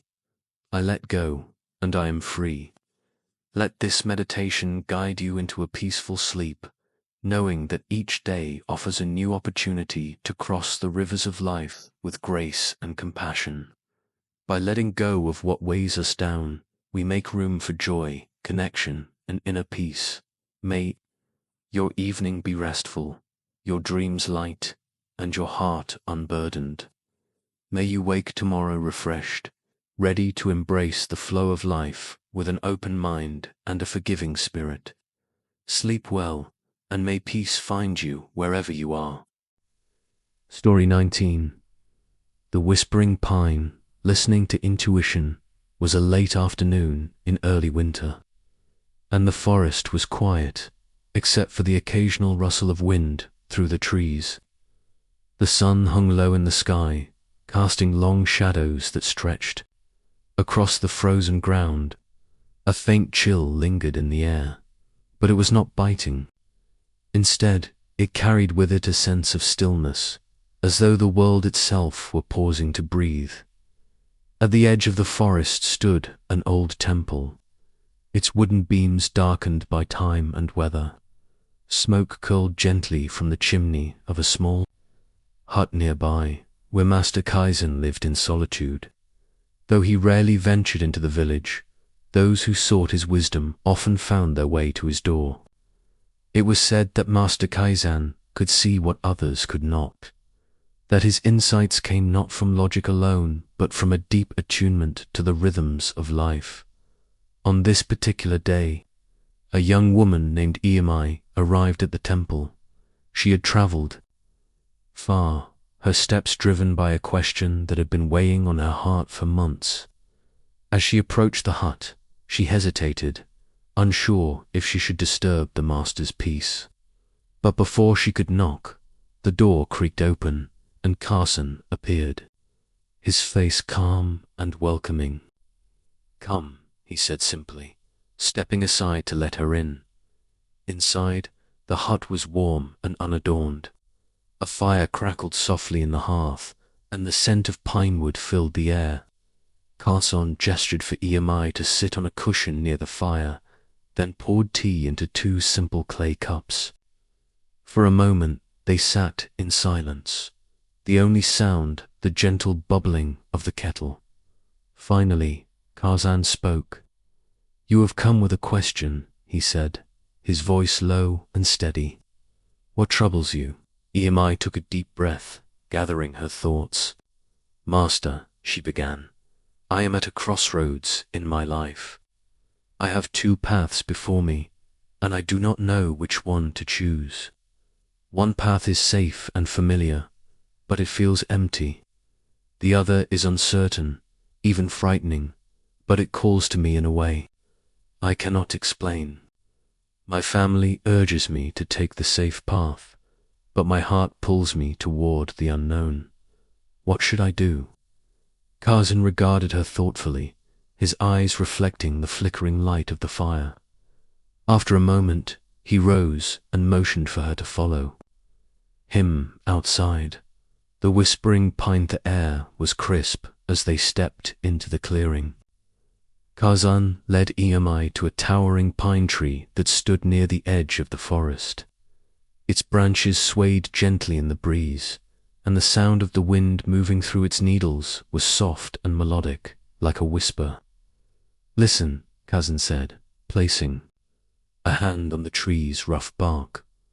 "What does the pine say?" Iamai frowned, unsure of what he meant. She closed her eyes and tried to focus on the sound of the wind. At first, all she heard was the rustling of branches, but as she listened more closely, the sounds seemed to deepen, to shift. It was as though the tree was speaking not in words, but in a language older than thought. It whispers, she said finally, her voice barely audible. Kosan nodded. The pine does not shout, nor does it argue. It simply speaks, softly and steadily. To hear it, you must be still. Your intuition is like this pine, EMI. It will not demand your attention, but it will always be there, whispering its truth. The question is not whether it speaks, but whether you are willing to listen. EMI stared at the tree, her mind turning over the master's words. But how can I trust it? She asked. What if my intuition leads me astray? What if I make the wrong choice? Karsan smiled faintly. Your intuition is not infallible, he said. It is not a map that guarantees the outcome of your journey. Rather, it is a compass, pointing you toward what feels true in the present moment. To follow it requires courage, not certainty. And even if the path it leads you down is difficult, it will be your path, a path that aligns with your heart. He gestured toward the forest beyond the clearing. Do you see how the trees grow? Each one reaches for the light in its own way, bending and twisting as needed. They do not ask whether their growth is right or wrong. They simply follow the pull of the sun. In the same way, your intuition is your inner light. Trusting it means allowing yourself to grow toward what nourishes you, even if the way is unclear. A deeper understanding, Guy felt a warmth rise in her chest, a quiet recognition of something she had always known but had forgotten how to name. So the answer is within me, she said softly. I just need to be still enough to hear it. Karzan nodded. Yes, and remember, the path you choose is not set in stone. Life is fluid, like the wind that moves through the pine. If you find that one path no longer serves you, you can always change direction. What matters is that you walk with awareness, listening to the whispers of your heart. They stood in silence for a while, the sound of the wind filling the space. Between them, EMI felt a sense of clarity begin to settle over her, like sunlight breaking through clouds. She realized that the fear she had been carrying was not a sign of weakness, but a natural part of stepping into the unknown. The whisper of her intuition had been there all along. She had simply been too distracted by doubt to hear it. Thank you, Master, she said finally, bowing deeply. I think I understand now. Karzan placed a hand on her shoulder, his touch light but grounding. The understanding you seek will continue to unfold, he said. Be patient with yourself. The pine does not grow overnight, but it grows nonetheless. Reflection on Zen philosophy. This story illustrates the Zen teaching of intuitive wisdom. The idea that beneath the noise of our thoughts and fears lies a deeper knowing, a quiet voice that guides us toward what is true. In Zen, intuition is not seen as something mystical or extraordinary. It is simply the natural clarity that arises when the mind is still and present. The Buddha taught, peace comes from within. Do not seek it without. This teaching reminds us that the answers we seek are not found in external validation or rigid rules, but in our own inner experience. By cultivating mindfulness and learning to trust ourselves, we can navigate life's uncertainties with greater ease and confidence. The metaphor of the whispering pine captures this beautifully. Just as the tree speaks softly, so too does our intuition. It does not shout or demand. It waits patiently for us to quiet our minds and listen. When we learn to tune into this inner voice, we discover a source of guidance that is both gentle and profound. Psychological insight. The role of intuition in decision-making. Modern Psychology supports the idea that intuition plays a vital role in decision-making. Research shows that our subconscious mind processes information far more quickly than our conscious mind, allowing us to make judgments and choices based on patterns and experiences we may not even be aware of. This is why intuition often feels like a gut feeling. It is the result of our brain synthesizing complex information in an instant. However, intuition is not without its challenges. It can be clouded by fear, bias, or wishful thinking. This is why mindfulness is so important. By practicing mindfulness, we create the mental space to distinguish between genuine intuition and reactive impulses.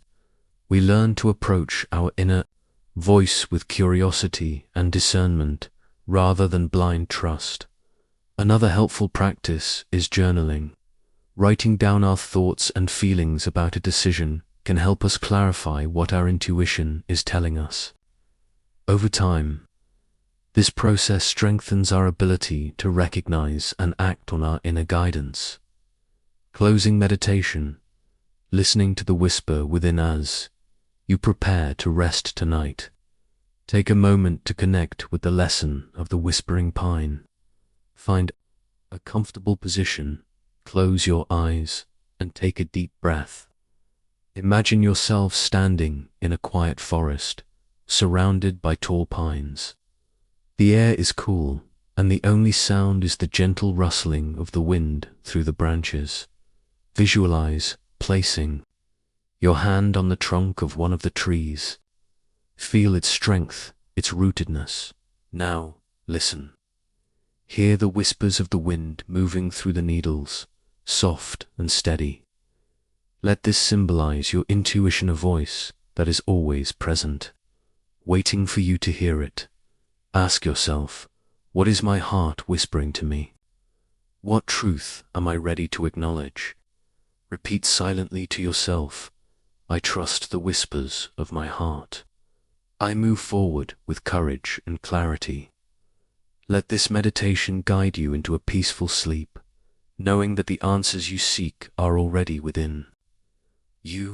May your dreams bring insight, and may you wake tomorrow with a renewed sense of trust in your own inner wisdom. Sleep well, and may peace find you wherever you are. Story 20. The Dancing Shadows, Overcoming Illusions and Fear. It was a moonless night in late autumn, and the mountain temple stood cloaked in darkness. The only light came from the stars scattered across the sky like tiny lanterns, their faint glow barely illuminating the winding path that led to the temple gates. The air was cold and sharp, carrying with it the scent of pine and the distant sound of an owl calling from deep within the forest. Inside the temple, Master Ryo sat cross-legged in the meditation hall, his figure still as a stone.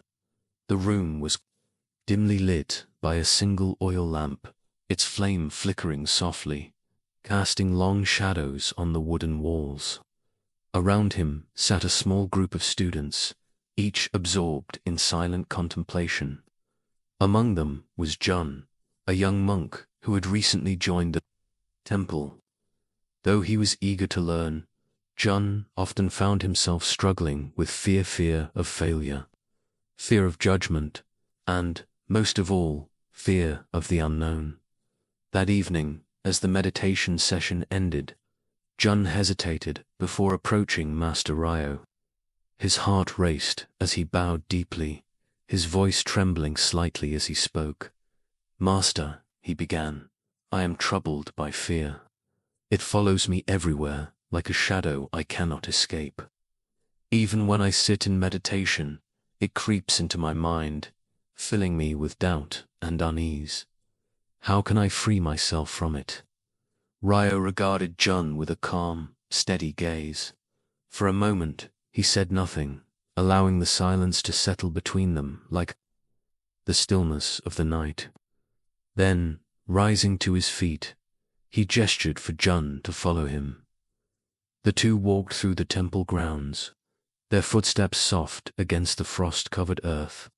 The trees loomed tall around them, their branches swaying gently in the wind. After a short while, they reached a clearing where a large bonfire had been prepared earlier that day. Its embers still glowed faintly, casting a dim, reddish light. Ryo picked up a long stick and stirred the embers, coaxing the fire back to life. As the flames grew brighter, they began to dance, their movements wild and unpredictable. Shadows leaped and twisted across the ground, shifting with every flicker of the fire. "Look at the shadows," Ryo said, pointing to the dark shapes that stretched and writhed around them. "What do you see?" Jun stared at the shadows, his brow furrowing. "They move strangely," he said. "Sometimes they look like animals, or people, or something else. But I know they are just shadows." Ryo nodded. "And yet, if you did not know the fire was here, if all you could see were the shadows, would you not believe them to be real? Would you not fear them?" Jun hesitated, then nodded slowly. "Yes, I suppose I would." Ryo placed the stick down and turned to face Jun. "Fear is like these shadows," he said. "It takes shape in your mind, twisting and distorting reality. It convinces you that danger is near, even when there is none. But fear, like the shadows, has no substance of its own. It is born from the fire of your thoughts and beliefs. To overcome it, you must turn your attention away from the shadows and toward the fire itself." The lesson of the dancing shadows, Jen listened intently, his eyes fixed on the flames. "But Master," he said after a moment, "how do I stop believing? In the shadows, they feel so real, even when I know they are not." Ryo smiled faintly. "You do not need to fight the shadows," he said. "Fighting them only gives them more power. Instead, you must observe them without judgment, seeing them for what they truly are, projections of your mind. When you stop running from them, you will find that they lose their hold on you." He paused, letting his words sink in. "And remember," he continued, "the fire that creates the shadows is not your enemy. It is simply energy, neither good nor bad. When you understand this, you can use it to illuminate your path rather than letting it frighten you." Jun felt a flicker of understanding, though the weight of his fear still lingered. "So I must face my fear," he said quietly. "Not by fighting it, but by looking at it directly." Ryo nodded. "Yes, and when you do, you may find that the very thing you feared was never as powerful as you believed. Like the shadows, it cannot harm you unless you give it the power to do so." Reflection on Zen philosophy. This story touches on one of the core teachings of Zen, the nature of illusion and the importance of seeing things as they truly are.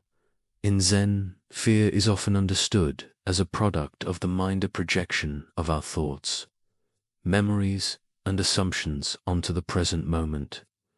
By learning to observe these projections without attachment, we can free ourselves from their grip. Buddha taught, all fear arises from the mind. When the mind is clear, fear disappears. This teaching reminds us that fear is not an external force, but an internal experience. It is not the situation itself that causes fear, but our interpretation of it. By cultivating mindfulness and clarity, we can begin to see through the illusions that fear creates. The metaphor of the dancing shadows illustrates this beautifully. Just as shadows have no substance of their own, so too does fear lack true power. It is only when we mistake the shadows for reality that they become frightening. When we turn our attention to the source, the fire, we see that the shadows are nothing more than fleeting images, incapable of causing harm. Psychological insight, understanding, and managing. Fear. Modern psychology offers valuable insights into the nature of fear and how to manage it effectively. Fear is a natural response to perceived danger, rooted in the brain's survival mechanisms. However, in many cases, our fears are not based on actual threats, but on imagined scenarios or past experiences. One effective way to address fear is through mindfulness. By observing our thoughts and emotions without judgment, we create space between ourselves and our fears. This allows us to respond thoughtfully rather than react impulsively. Mindfulness also helps us recognize the patterns of thought that fuel our fears, enabling us to challenge and reframe them. Another helpful approach is exposure therapy, which involves gradually confronting the source of our fear in a controlled and supportive environment. This practice aligns with the Zen teaching of facing fear directly rather than avoiding it. Over time, repeated exposure reduces the intensity of the fear response, helping us build resilience and confidence. Journaling can also be a powerful tool for exploring and understanding fear. Writing about our fears allows us to externalize them, making them feel less overwhelming.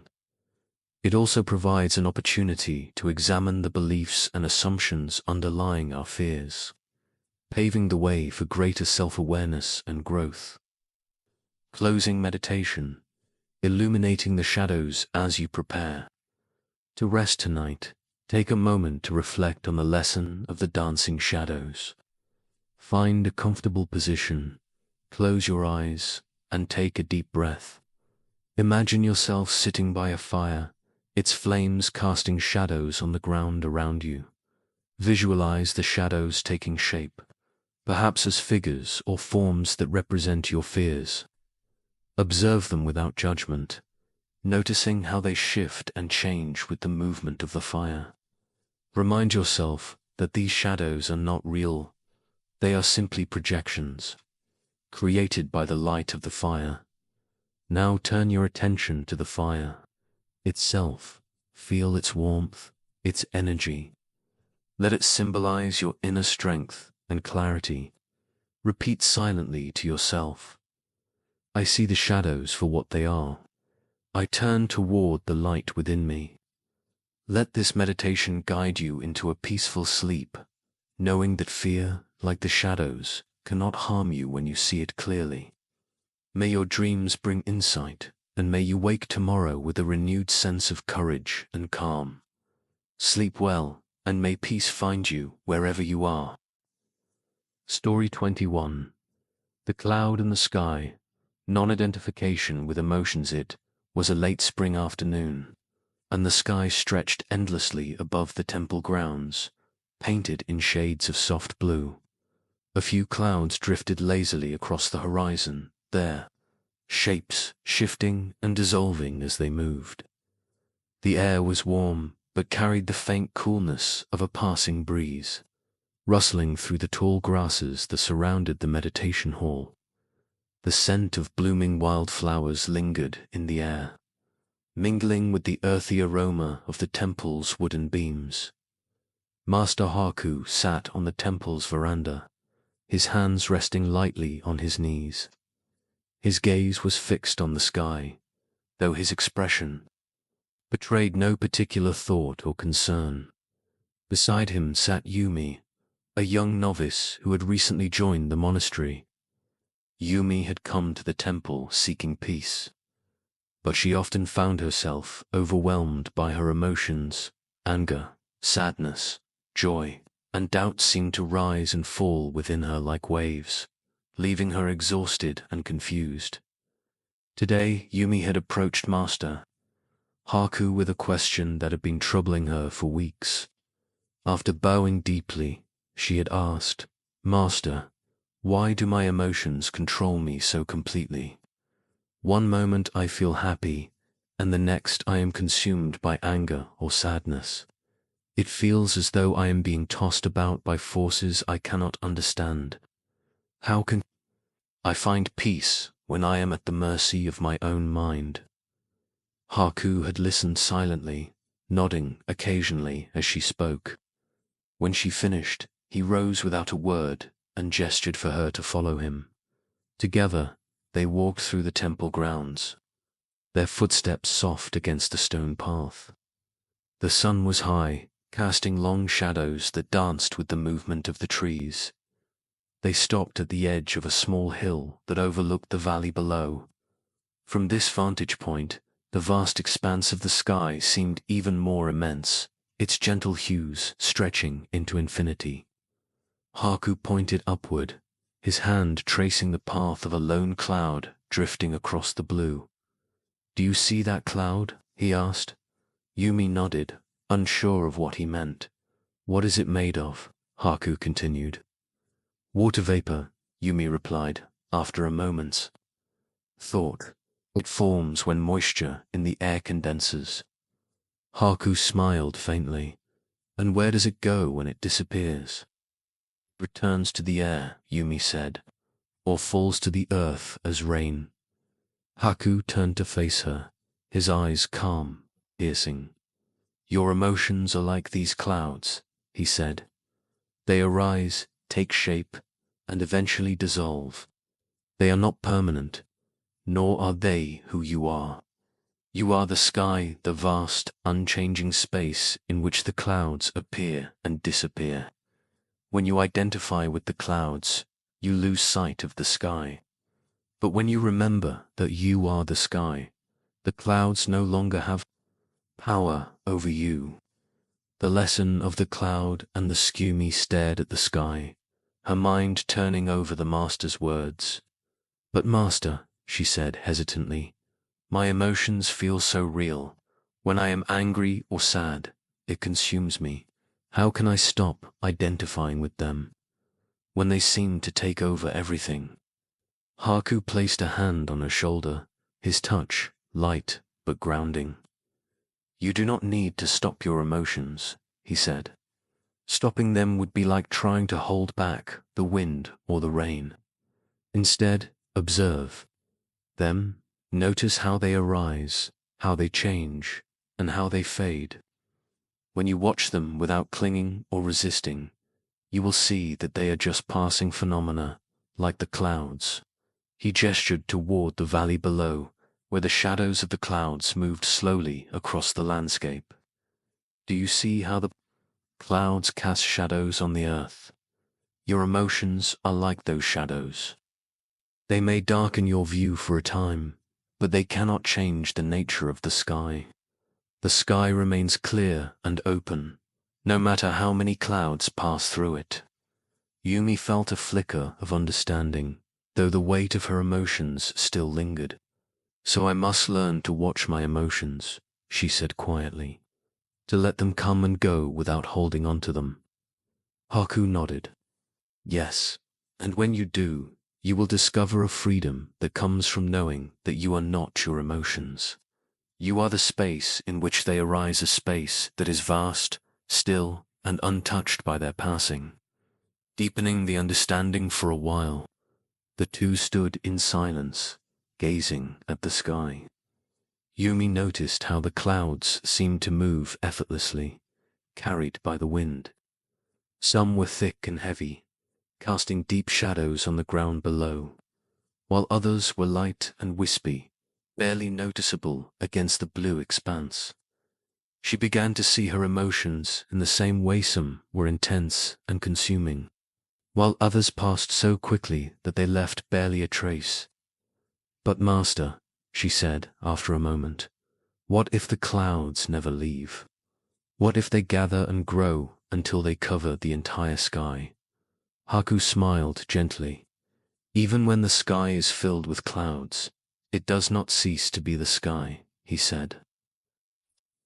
"Clouds may obscure your view, but they cannot change the essence of the sky itself. And no matter how heavy the storm, it will always pass.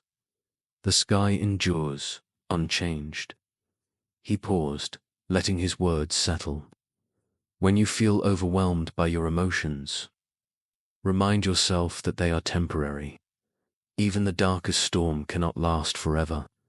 Trust in the openness of the sky within you, and know that it is always there, waiting to be seen. Yumi nodded, her heart feeling lighter. For the first time, she began to understand that her emotions did not define her beneath the ever-changing weather of her mind. There was a deeper stillness, a vastness that could not be touched by anger, sadness, or fear. Reflection on Zen philosophy. This story reflects one of the central teachings of Zen, the practice of non-identification with thoughts and emotions. In Zen, the mind is often compared to the sky, while thoughts and emotions are likened to clouds. This metaphor illustrates the impermanence of mental states and reminds us that our true nature is not defined by the transient experiences that pass through our awareness. The Buddha taught, whatever arises, ceases. Whatever is born, dies. This teaching emphasizes the impermanent nature of all things, including our emotions. By recognizing this impermanence, we can cultivate a sense of detachment, not in the sense of indifference, but in the sense of freedom from being controlled by our inner experiences. When we identify with our emotions, we become entangled in their stories. Anger becomes I am angry, sadness becomes I am sad, and so on. But when we step back and observe our emotions as temporary phenomena, we create space between ourselves and our reactions. This space allows us to respond to life with greater clarity and equanimity. Psychological insight, emotional awareness, and regulation. Modern psychology offers valuable tools for understanding and managing emotions, many of which align closely with Zen teachings. One such tool is mindfulness, which involves observing our thoughts and feelings without judgment. By practicing mindfulness, we can develop greater emotional awareness and learn to respond to our emotions rather than react impulsively. Another helpful concept is emotional regulation, which refers to the ability to manage and influence our emotional states. Techniques such as deep breathing, journaling, and cognitive reframing can help us navigate challenging emotions with greater ease. For example, instead of thinking, I am angry, we might reframe the experience as, I notice that anger is arising within me. This subtle shift in perspective creates a sense of distance, making the emotion feel less overwhelming. Research also highlights the importance of self-compassion in dealing with difficult emotions. By treating ourselves with kindness and understanding, we can create a supportive inner environment that allows us to process our feelings without becoming stuck in them. Closing meditation. Becoming the sky. As you prepare to rest tonight, take a moment to connect with the lesson of the cloud and the sky. Find a comfortable position, close your eyes, and take a deep breath. Imagine yourself lying on a grassy hill, looking up at the vast expanse of the sky above you. Visualize the clouds drifting across the sky. Some are light and fluffy, while others are dark and heavy. Watch as they move, changing shape and eventually dissolving. Remind yourself that the clouds are not the sky, they are simply passing through it. Now, bring your attention to your own mind. Notice any thoughts or emotions that arise, like clouds appearing in the sky. Observe them without judgment, letting them come and go. Repeat silently to yourself, I am the sky. My thoughts and emotions are clouds passing through me. Feel the spaciousness of the sky within you, a space that is vast, open, and untouched by the passing clouds. Let this sense of openness guide you into a peaceful sleep, knowing that you are not bound by your emotions. You are the sky, infinite and free. May your dreams be light, your heart steady, and your mind clear. Sleep well, and may peace find you wherever you are. Story 22. The Hidden Door, Discovering Peace Within It, was a quiet morning in late autumn. The air was crisp, and the leaves on the temple grounds had turned shades of amber, crimson, and gold. A gentle breeze swept through the courtyard, carrying with it the faint scent of pine and earth. The temple bell rang softly in the distance, its deep tone resonating like a heartbeat, marking the start of another day. Inside the meditation hall, Master Kisho sat cross-legged on a simple mat, his posture upright yet relaxed. His presence exuded a calmness that seemed to fill the room, as though the very air around him had stilled in reverence. Before him knelt Haruki, a young man who had recently come to the temple seeking answers. Haruki's face was lined with worry, his shoulders heavy with an invisible burden. "Master," Haruki began, his voice trembling slightly, "I have traveled far to find peace, but it eludes me. No matter where I go or what I do, my mind is restless. I feel as though I am searching for something, but I don't even know what it is. How can I find what I am looking for?" Kisho regarded Haruki with a steady gaze, his eyes reflecting both compassion and wisdom. After a moment, he spoke. "Come with me," he said simply, rising to his feet. Haruki followed the master out of the meditation hall and into the forest that bordered the temple grounds. The path they walked was narrow and winding, covered in fallen leaves that crunched softly underfoot. Sunlight filtered through the trees, casting dappled patterns on the ground. They walked in silence for some time, the only sounds being the rustling of leaves and the occasional call of a bird.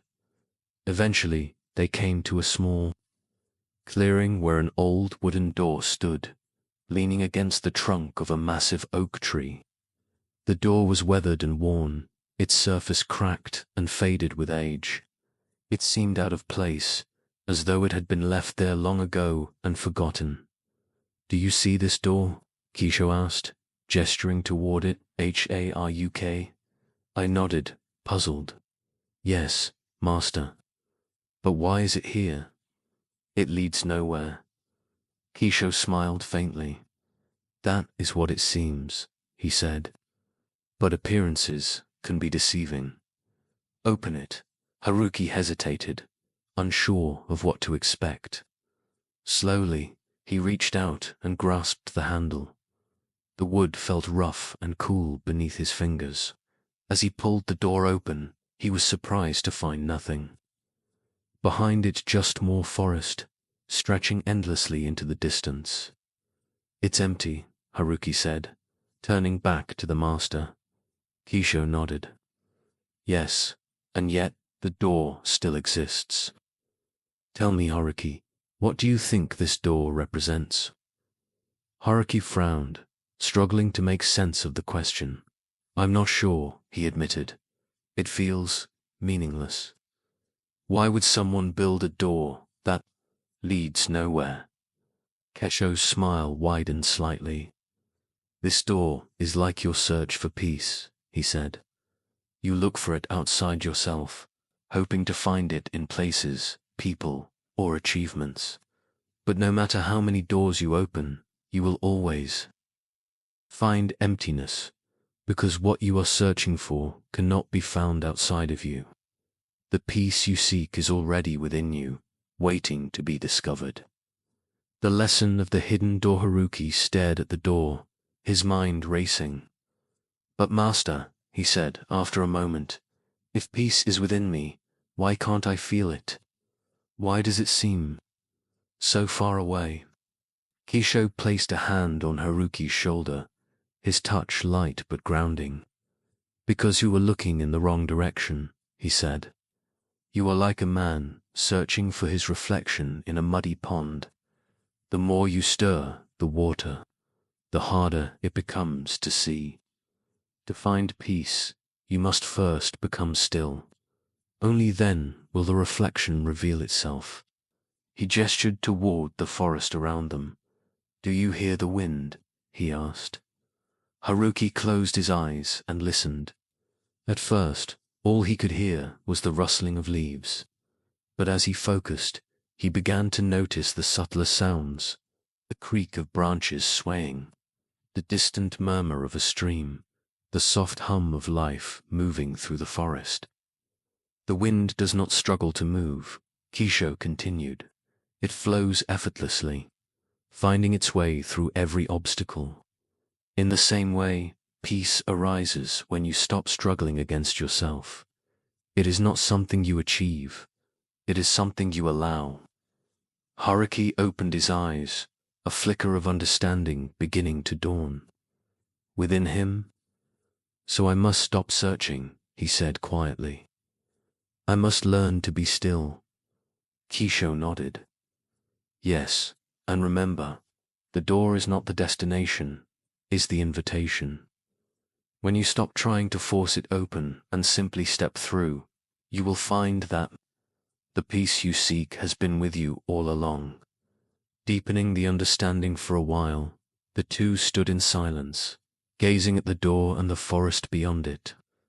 Haruki felt a strange mix of frustration and clarity. On one hand, he understood the master's words. On the other, he struggled to let go of his habit of searching. "But master," he said finally, "what if I cannot stop searching? What if my mind keeps pulling me outward, toward things I think will bring me peace?" Kesho smiled gently. "The mind is like a restless child," he said. "It will wander, and that is its nature. Your task is not to fight it, but to guide it gently back to the present moment. Each time your mind pulls you outward, remind yourself to return inward. Over time, this practice will become easier, and the stillness within you will grow." Hey. Gestured toward the door once more. "Think of this door as a mirror," he said. "When you look at it, you see only its surface. But when you step through it, you see yourself not as you wish to be, but as you truly are. That is where peace resides, in the acceptance of what is, without resistance or judgment." Haruki nodded slowly, his heart feeling lighter. For the first time, he began to understand that peace was not something to be found, but something to be uncovered, a quiet presence that had been with him all along, hidden beneath the noise of his thoughts and desires. Reflection on Zen philosophy. This story captures one of the core teachings of Zen, the idea that true peace and fulfillment cannot be found in external pursuits, but must be realized within. In Zen, the mind is often compared to a mirror or a still pond. When the surface is disturbed by thoughts, desires, and fears, it becomes difficult to see clearly. But when the mind is calm and present, it reflects reality as it truly is. The Buddha taught, peace comes from within. Do not seek it without.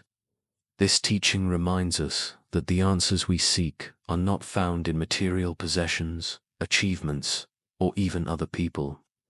Instead, they arise from our ability to be fully present and at ease with ourselves. The metaphor of the hidden door illustrates this beautifully. Just as the door appears to lead nowhere, so to do our external searches for peace often end in frustration. But when we turn inward and embrace stillness, we discover that the door opens not to an external destination, but to the vast, unchanging space within us. Psychological insight, finding inner peace. Modern psychology offers valuable insights into the nature of inner peace and how to cultivate it. One key concept is mindfulness, which involves bringing our attention to the present moment without judgment. By practicing mindfulness, we can develop greater awareness of our thoughts and emotions, allowing us to respond to life's challenges with clarity and calm. Another important practice is self-compassion, Many of us are harsh critics of ourselves, constantly striving for perfection or comparing ourselves to others. This relentless pursuit can leave us feeling disconnected and unfulfilled. Self-compassion encourages us to treat ourselves with kindness and understanding, creating a supportive inner environment where peace can flourish. Gratitude is another powerful tool for cultivating inner peace. By focusing on the things we appreciate in our lives, we shift our attention away from what we lack and toward what we already have. This simple practice can help us feel more grounded and content, even in the face of difficulties. Finally, letting go of attachment is essential for finding peace. Attachment to outcomes, possessions, or even identities can create a sense of tension and anxiety. By releasing these attachments and embracing impermanence, we free ourselves to experience life as it unfolds, moment by moment. Closing meditation. Stepping through the door as you prepare to rest tonight, take a moment to connect with the lesson of the hidden door. Find a comfortable position, close your eyes, and take a deep breath. Imagine yourself standing before an old wooden door, much like the one in the story. Its surface is weathered, its edges softened by time. Visualize reaching out and opening the door. On the other side, there is no destination, only a vast open space filled with light. Step through the door and feel a sense of release, as though you were leaving behind all the worries and expectations that have weighed you down now. Bring your attention inward. Notice the rhythm of your breath, the rise and fall of your chest. With each inhale, imagine drawing in peace and stillness. With each exhale, let go of any tension or restlessness. Repeat silently to yourself, "The peace I seek is already within me. I let go of searching and embrace stillness." Let this meditation guide you into a restful sleep, knowing that the hidden door to peace is always open, waiting for you to step through. May your dreams be serene, your heart light, and your mind clear. Sleep well, and may peace find you wherever you are. Story 23. The Sparrow's Song, Gratitude in Simplicity. Was early morning, and the first light of dawn stretched across the horizon, painting the sky in soft hues of pink and gold. The temple courtyard was quiet, save for the gentle rustling of leaves as a cool breeze passed through the ancient trees. Dew clung to the grass, sparkling like tiny jewels in the growing light. Somewhere nearby, the clear, sweet song of a sparrow broke the silence, its melody weaving through the stillness. Like a thread of gold, Master Anzu sat on the stone steps of the temple, his hands resting lightly on his knees. His eyes were closed, but his posture radiated alertness, as though he were listening to something far beyond the sparrow's song. Beside him stood Hero, a young man who had come to the temple seeking refuge from the struggles of his life. Hero had spent weeks at the monastery, helping with chores and participating in meditation sessions, but his heart remained heavy. "Master," Hero said, breaking the silence, "I feel lost. My life feels empty, no matter what I do. I have worked hard, achieved much, yet I am never satisfied. It is as though there is a hole inside me that nothing can fill. How can I find contentment?" Anzu opened his eyes slowly, turning his gaze toward Hero. For a moment, he said nothing, allowing the question to linger in the air like the fading notes of the sparrow's song. Then, rising to his feet, he gestured for Hero to follow him. They walked together through the temple grounds, their footsteps soft against the gravel path. The morning air was cool and fresh, carrying with it the faint scent of pine and wildflowers. As they passed the vegetable garden, Anzu paused to pluck a ripe tomato from the vine. He held it up to the light, examining its smooth, red surface. "Do you see this tomato?" he asked. Hiro nodded, puzzled. "Yes." Master Anzu handed the tomato to Hiro. "Hold it in your hands," he said. "Feel its weight, its texture. Notice its color, its shape. This tomato is a gifter, miracle born of soil, water, sunlight, and time. And yet, how often do we eat without noticing? How often do we take such gifts for granted?" Hiro stared at the tomato, his brow furrowing. "But master," he said, "it's just a tomato. How can something so simple bring contentment?" Anzu smiled faintly. "Come," he said, motioning for Hiro to follow him once more. The lesson of the sparrow's song they continued, walking until they reached a small clearing at the edge of the forest. Here, the sparrow's song was louder, its melody filling the air with a sense of joy and lightness. Anzu sat down on a fallen log and gestured for Hiro to sit beside him. "Listen," Anzu said, tilting his head toward the sound of the sparrow. "What do you hear?" Hiro closed his eyes and focused on the song. Its notes were clear and bright, rising and falling like waves. "I hear the sparrow," he said. "Its song is beautiful." Anzu nodded. "The sparrow sings not because it seeks recognition or reward, but simply because it is alive. It does not ask for more than what it has: the warmth of the sun, the shelter of the trees, the abundance of the earth. In its simplicity, it finds joy, and in its joy, it reminds us of what we so often forget, that life itself is enough." Hiro opened his eyes, his expression thoughtful. "But master," he said, "how can I be like the sparrow? My mind is always restless, always wanting more. Even when I achieve my goals, I quickly grow dissatisfied and begin chasing the next thing. How can I stop this cycle?" Anzu picked up a small pebble from the ground and held it out to Hiro. "Take this pebble," he said.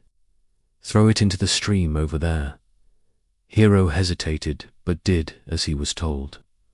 The pebble landed in the water with a soft splash, sending ripples outward.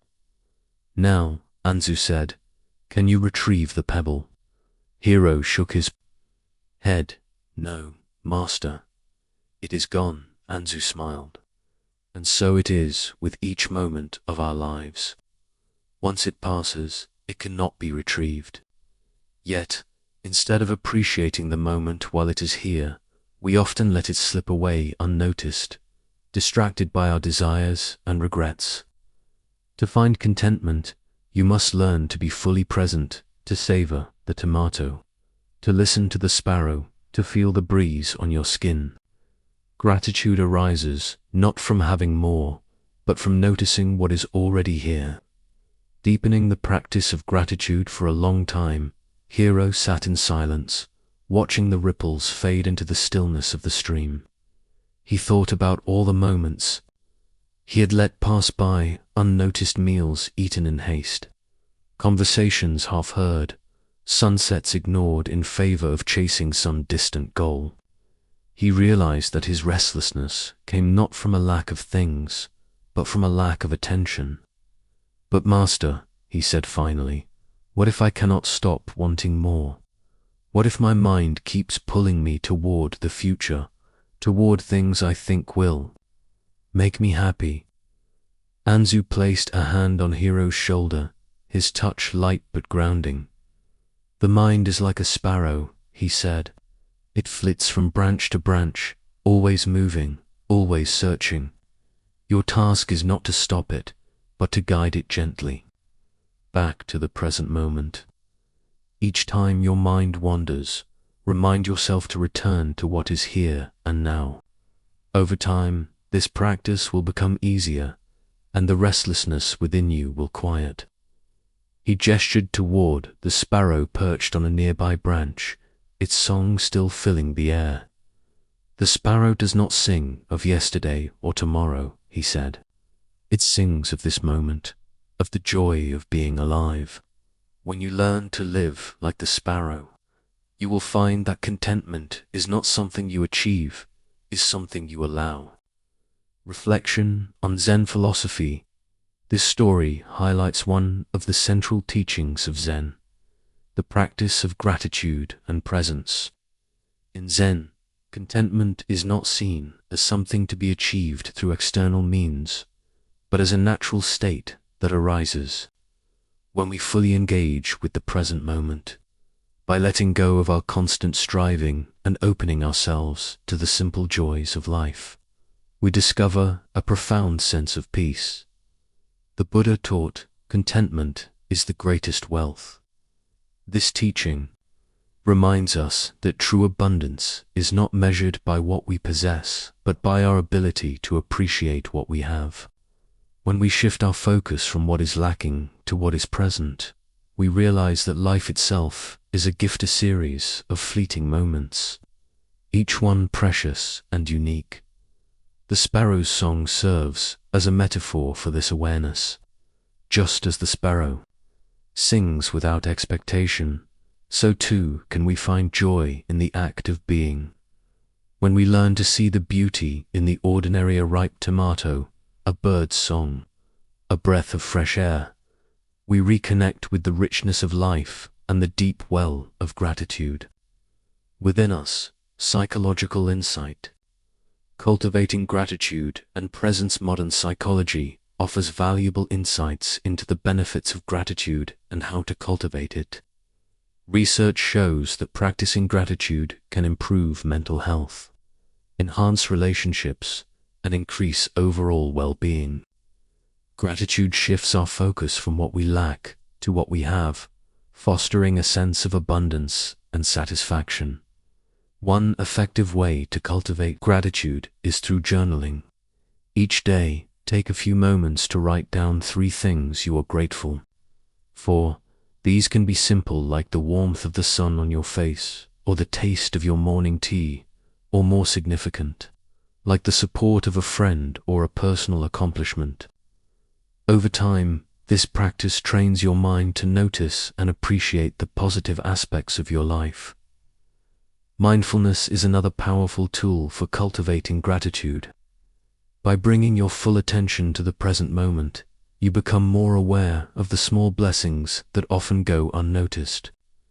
Whether it's the sound of rain, the smell of freshly baked bread, or the feeling of grass beneath your feet, mindfulness helps you savor life's simple pleasures. Finally, acts of kindness can deepen your sense of gratitude. When you give to others, whether through a kind word, a thoughtful gesture, or a helping hand, you create a ripple effect of positivity that enriches both your life and theirs. Kindness reminds us of our interconnectedness and the abundance that comes from sharing. Closing. Meditation. Listening to life's song as you prepare to rest tonight. Take a moment to connect with the lesson of the sparrow's song. Find a comfortable position, close your eyes, and take a deep breath. Imagine yourself sitting in a quiet forest, surrounded by the sounds of nature. Hear the sparrow's song, its melody clear and joyful, rising and falling like a gentle wave. Visualize the simple gifts of your day: a smile from a stranger, the warmth of the sun, the taste of your favorite food. Let each memory fill your heart with gratitude, like drops of water filling a cup. Repeat silently to yourself, I am grateful for this moment. I find joy in the simple gifts of life. Let this meditation guide you into a peaceful sleep, knowing that contentment is not found in what you seek, but in what you notice. May your dreams be light, your heart open, and your spirit at ease. Sleep well, and may peace find you wherever you are. Story 24. The Drop and the Wave. Unity and Interconnectedness. It was a warm summer evening, and the sun was beginning to set over the horizon. The sky was painted in hues of orange and lavender, its colors reflected on the surface of a vast, tranquil lake that stretched out before the temple grounds. The water was so still that it mirrored the heavens above, creating the illusion of an endless expanse. A gentle breeze rippled across the lake, sending small waves lapping against the shore. Master Eshin stood at the edge of the lake, his hands clasped behind his back. Beside him stood Akira, a young monk who had recently joined the monastery. Akira was known for his sharp mind and his relentless questioning, always seeking to understand the deeper truths of life. Yet, despite his intellectual curiosity, he often found himself feeling isolated, as though he were separate from the world around him. "Master," Akira said, breaking the silence, "I have been meditating and studying diligently, but I still feel disconnected. It is as though I am a drop of water, alone and insignificant, surrounded by a vast ocean that I cannot touch. How can I overcome this sense of separation?" Ishin turned to face Akira, his expression calm yet thoughtful. For a moment, he said nothing, allowing the question to linger in the air like the faint sound of the waves. Then he gestured toward the lake. "Come," he said simply, motioning for Akira to follow him. They walked along the shoreline until they reached a spot where the water met the sand. Eshin knelt down and cupped his hands, scooping up a small amount of water. He held it out to Akira, letting the sunlight catch the droplets as they trickled through his fingers. "Do you see this water?" Eshin asked. Akira nodded. "Yes, Master." Ishin let the last few drops fall back into the lake. "Was the water in my hands ever separate from the lake?" he asked. Akira frowned, unsure of how to respond. "It seemed separate," he said slowly, "but now that it has returned to the lake, I suppose it was never truly apart." Ishin smiled faintly. "Exactly," he said. "You are like this drop of water. You perceive yourself as separate, but in truth, you are part of something much greater. Just as the drop is not separate from the lake, so too are you not separate from the world around you. The sense of disconnection you feel is an illusion, product of the mind. When you see through this illusion, you will realize that you are already connected to everything." The lesson of the drop and the wave. Akira stared at the lake, his mind turning over the master's words. "But Master," he said after a moment, "if I am already connected to everything, why do I feel so alone? Why does this illusion of separation persist?" Eshin picked up a small pebble from the ground and tossed it into the lake. The pebble landed with a soft splash, sending ripples outward in perfect circles. "Do you see the ripples?" he asked. Akira nodded. "Yes, Master." "The ripples are like your thoughts and emotions," Eshin said. "They disturb the surface of the water, making it difficult to see clearly. When the mind is restless, it creates the illusion of separation. But when the water becomes still, the truth is revealed. You are not just the drop. You are the entire lake. You are not just a wave. You are the ocean itself." He paused, letting the words settle. "To overcome the illusion of separation, you must quiet the ripples of your mind. When you do, you will see that there is no you and the world. There is only one vast, interconnected, and whole." Deepening the understanding for a long time, Akira stood in silence, watching the ripples fade into stillness. He thought about all the ways he had tried to define himself through his achievements, his relationships, even his struggles. Each definition felt like a boundary, a line drawn between himself and the rest of existence. But now, as he gazed at the lake, he began to sense something deeper, vastness that could not be contained by any boundary. "But Master," he said, "finally, If there is no separation, then what is the purpose of individuality? Why do we experience ourselves as distinct beings if we are all part of the same whole? Ishin smiled gently. The drop and the wave are not illusions, he said. They are expressions of the ocean. In the same way, your individuality is not an error, it is a unique manifestation of the whole. Just as each wave reflects the movement of the ocean, so too does your life reflect the flow of existence. The key is to honor your individuality without losing sight of your unity with all things. He gestured toward the horizon, where the lake met the sky. Do you see how the lake reflects the sky? He asked. The lake does not become the sky, nor does the sky become the lake. Yet, in their reflection, they are one. Your individuality and your unity are like this, distinct, yet inseparable. Reflection on Zen philosophy. This story illustrates one of the central teachings of Zen, the interconnectedness of all things. In Zen, the self is not seen as a fixed, separate entity, but as part of a larger, dynamic whole. This perspective dissolves the boundaries between self and other, revealing the underlying unity of existence. The Buddha taught all things arise in dependence upon other things. This teaching, known as dependent origination, reminds us that nothing exists in isolation. Just as the drop of water is part of the lake, so too are we part of the web of life, connected to every person, creature, and element in the universe. The metaphor of the drop and the wave captures this beautifully. While the drop may appear separate, it is always part of the lake. Similarly, while the wave may rise and fall, it is never apart from the ocean. By recognizing this interconnectedness, we can move beyond the illusion of separation and experience a profound sense of belonging.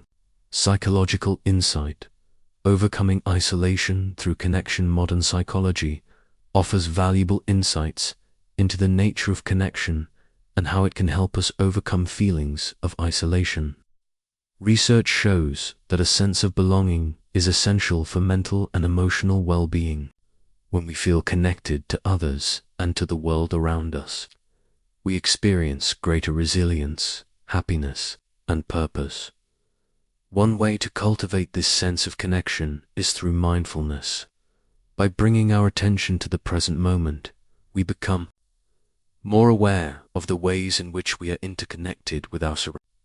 Whether it's noticing the breath that sustains us, the food that nourishes us, or the people who support us. Mindfulness helps us appreciate the web of relationships that make our lives possible. Another powerful practice is compassion.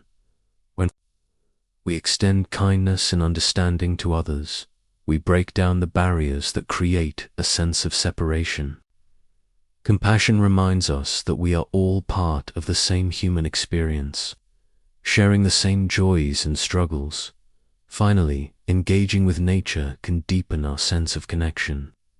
Spending time outdoors, observing the rhythms of the natural world, and reflecting on our place within it can help us feel more grounded and integrated. Nature serves as a mirror, reminding us of the unity that underlies all things. Closing meditation. Becoming the ocean as you prepare to rest tonight. Take a moment to connect with the lesson of the drop and the wave. Find a comfortable position, close your eyes, and take a deep breath. Imagine yourself standing at the edge of a vast ocean, its waves gently lapping at your feet. Visualize yourself as a single drop of water, distinct yet part of the ocean. Feel the currents moving through you, connecting you to every other drop. With each breath, imagine dissolving into the ocean, becoming one with its infinite expanse. Repeat silently to yourself, I am not separate. I am part of the whole. I am the ocean, vast and interconnected. Let this meditation guide you into a peaceful sleep, knowing that you are never alone. You are part of something greater, an endless, flowing unity that holds all things. May your dreams bring insight, your heart feel connected, and your spirit find peace. Sleep well, and may the ocean of life carry you gently wherever you go. Story 25. The Final Breath. Living fully in the present moment. It was a crisp autumn evening, and the temple grounds were bathed in the soft glow of twilight. The sun had just dipped below the horizon, leaving streaks of amber and violet across the sky. A gentle breeze stirred the fallen leaves, sending them skittering across the stone pathways like whispers of time passing. The air carried the faint scent of wood smoke from the village below, mingling with the earthy aroma of the forest that surrounded the temple. Inside the meditation hall, Master Daki sat quietly on a wooden mat, his presence calm and steady-like. The ancient cedar beams that framed the room. Before him knelt Ren, a middle-aged man who had come to the temple seeking solace. Ren's face bore the marks of a life lived in haste, lines etched by worry, eyes clouded with regret. He had spent years chasing success, accumulating wealth, and striving for recognition, only to find himself feeling empty and unfulfilled. "Master," Ren began, his voice heavy with emotion, "I have wasted so much of my life. I was always focused on the future, on what I could achieve, on what I could gain. And now, looking back, I see how many moments I let slip away. My children grew up while I was too busy working to notice. My parents passed away while I was too distracted to be with them. How can I make peace with all that I have lost?" Daiki regarded Ren with a steady gaze, his eyes reflecting both compassion and wisdom. After a moment, he spoke. "Come with me," he said simply, rising to his feet. Ren followed the master out of the meditation hall and into the courtyard. The moon had begun to rise, casting its silver light over the temple grounds. They walked in silence until they reached a small garden, at the edge of the forest. In the center of the garden stood an old stone lantern, its surface weathered by time but still standing firm. Daki gestured toward the lantern. "Do you see this lantern?" he asked. Ren nodded. "Yes, master." Daki knelt beside the lantern and lit the candle within it. The flame flickered gently, casting a warm, golden glow.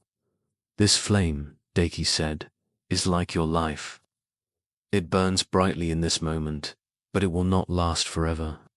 No matter how carefully we tend it, the wind will eventually extinguish it, or the wax will run out. Yet, does the impermanence of the flame make its light any less beautiful?" Ren frowned, unsure of how to respond. "No," he said slowly, "but knowing it will go out makes me feel sad." Daiki smiled faintly. "Sadness is natural," he said. "Do not let it blind you to the beauty of the light while it shines. Too often, we live as though we are waiting for life to begin, as though the next achievement, the next milestone, the next moment will finally bring us happiness. But life is happening now, in this very breath. To truly live is to be fully present with each moment, knowing that it is fleeting." The lesson of the final breath. Ren stared at the flame, his mind turning over the master's words. "But master," he said after a moment, "how can I live fully in the present when the past weighs so heavily on me? I cannot stop thinking about all the time I've wasted, all the opportunities I've missed." Daki placed a hand on Ren's shoulder, his touch light but grounding. "The past is like a shadow," he said. "It follows you wherever you go, but it has no substance of its own. You cannot change it, nor can you hold on to it. All you can do is learn from it and let it go. When you carry the weight of the past, you miss the gift of the present. He gestured toward the garden around them. Do you hear the wind? He asked. Ren closed his eyes and listened. At first, all he could hear was the rustling of leaves. But as he focused, he began to notice the subtler sounds, the creak of branches swaying, the distant chirping of crickets, the soft hum of life moving through the night. The wind does not linger in one place, Daiki continued. It moves freely, touching everything without clinging to anything. In the same way, you must learn to move through life without holding on to what has already passed. Each breath is a new beginning, a chance to start again. Ren opened his eyes, a flicker of understanding beginning to dawn within him. So I must let go of the past, he said quietly, and focus on the present. Daiki nodded. Yes, and remember, the present is not something you find, it is something you create. With each breath, you have the power to choose how you will live. Will you dwell in regret, or will you embrace the beauty of this moment? Deepening the practice of presence for a long time, Ren sat in silence, watching the flame dance within. The lantern, he thought about all the moments he had overlooked, the laughter of his children, the warmth of his parents' voices, the simple joys of everyday life. He realized that his regrets came not from what he had done, but from what he had failed to notice. But Master, he said finally, what if I fail again? What if I forget to be present and fall back into old habits? Daiki smiled gently. You will. Forget, he said, and then you will remember. Presence is not a destination, it is a practice. Each time you lose your way, you have the opportunity to return to the present moment. The key is not to strive for perfection, but to cultivate awareness, to notice when you have wandered and gently guide yourself back. He picked up a small pebble from the ground and handed it to Ren. Hold this pebble in your hand, he said. Feel its weight, its texture. Notice its coolness against your skin. This pebble is like the present moments, simple, ordinary, yet full of life. When you learn to appreciate the small things, you will find that life itself becomes extraordinary.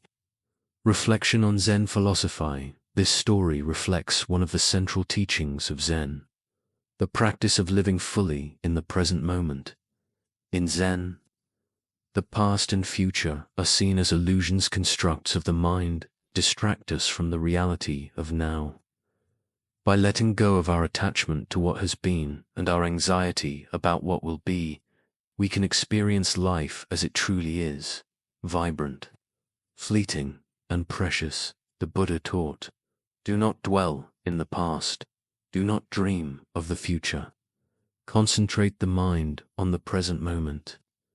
This teaching reminds us that true peace and fulfillment are found not in achieving some distant goal, but in embracing the here and now. Each breath, each step, each moment is an opportunity to live fully and authentically. The metaphor of the flame captures this beautifully. Just as the flame burns brightly in the present but cannot last forever, so too does life unfold moment by moment, each one unique and irreplaceable. By focusing on the light rather than the inevitability of its extinction, we learn to cherish the time we have and make the most of it. Psychological insight, cultivating presence, and letting go. Modern psychology offers valuable tools for cultivating presence and letting go of the past. One such tool is mindfulness, which involves bringing our attention to the present moment without judgment. By practicing mindfulness, we can develop greater awareness of our thoughts and emotions, allowing us to respond to life's challenges with clarity and calm. Another important practice is self-compassion. Many of us are harsh critics of ourselves, constantly replaying past mistakes and dwelling on missed opportunities. Self-compassion encourages us to treat ourselves with kindness and understanding, creating a supportive inner environment where growth and healing can occur. Gratitude is another powerful tool for cultivating presence. By focusing on the things we appreciate in the present moment, whether it's the warmth of the sun, the taste of a meal, or the sound of a loved one's voice, we shift our attention away from what we lack and toward what we have. This simple practice helps us anchor ourselves in the here and now. Closing meditation, embracing the present moment as you prepare to rest tonight. Take a moment to connect with the lesson of the final breath. Find a comfortable position, close your eyes, and take a deep breath. Imagine yourself sitting before a small flame. It's light, warm, and steady. Visualize the flame representing the present moment, bright, fleeting, and full of life. With each inhale, draw in the light of the flame, filling yourself with its warmth. With each exhale, release any tension or regret, letting it dissolve into the air. Repeat silently to yourself, I am here, I am alive, I embrace this moment fully. Let this meditation guide you into a peaceful sleep, knowing that each breath is a gift, each moment an opportunity to live fully. May your dreams be light, your heart open, and your spirit at ease. Sleep well, and may peace find you wherever you are. Thank you for joining us on this journey through today's story from the empty boat. As we reflect on the lesson of living fully in the present moment, I invite you to take a moment to share your thoughts. What does the idea of embracing the final breath mean to you? Have you ever found peace by letting go of the past or focusing on the beauty of now? Your reflections and experiences could inspire others who are also seeking clarity and calm. If this story resonated with you, please let us know in the comments below.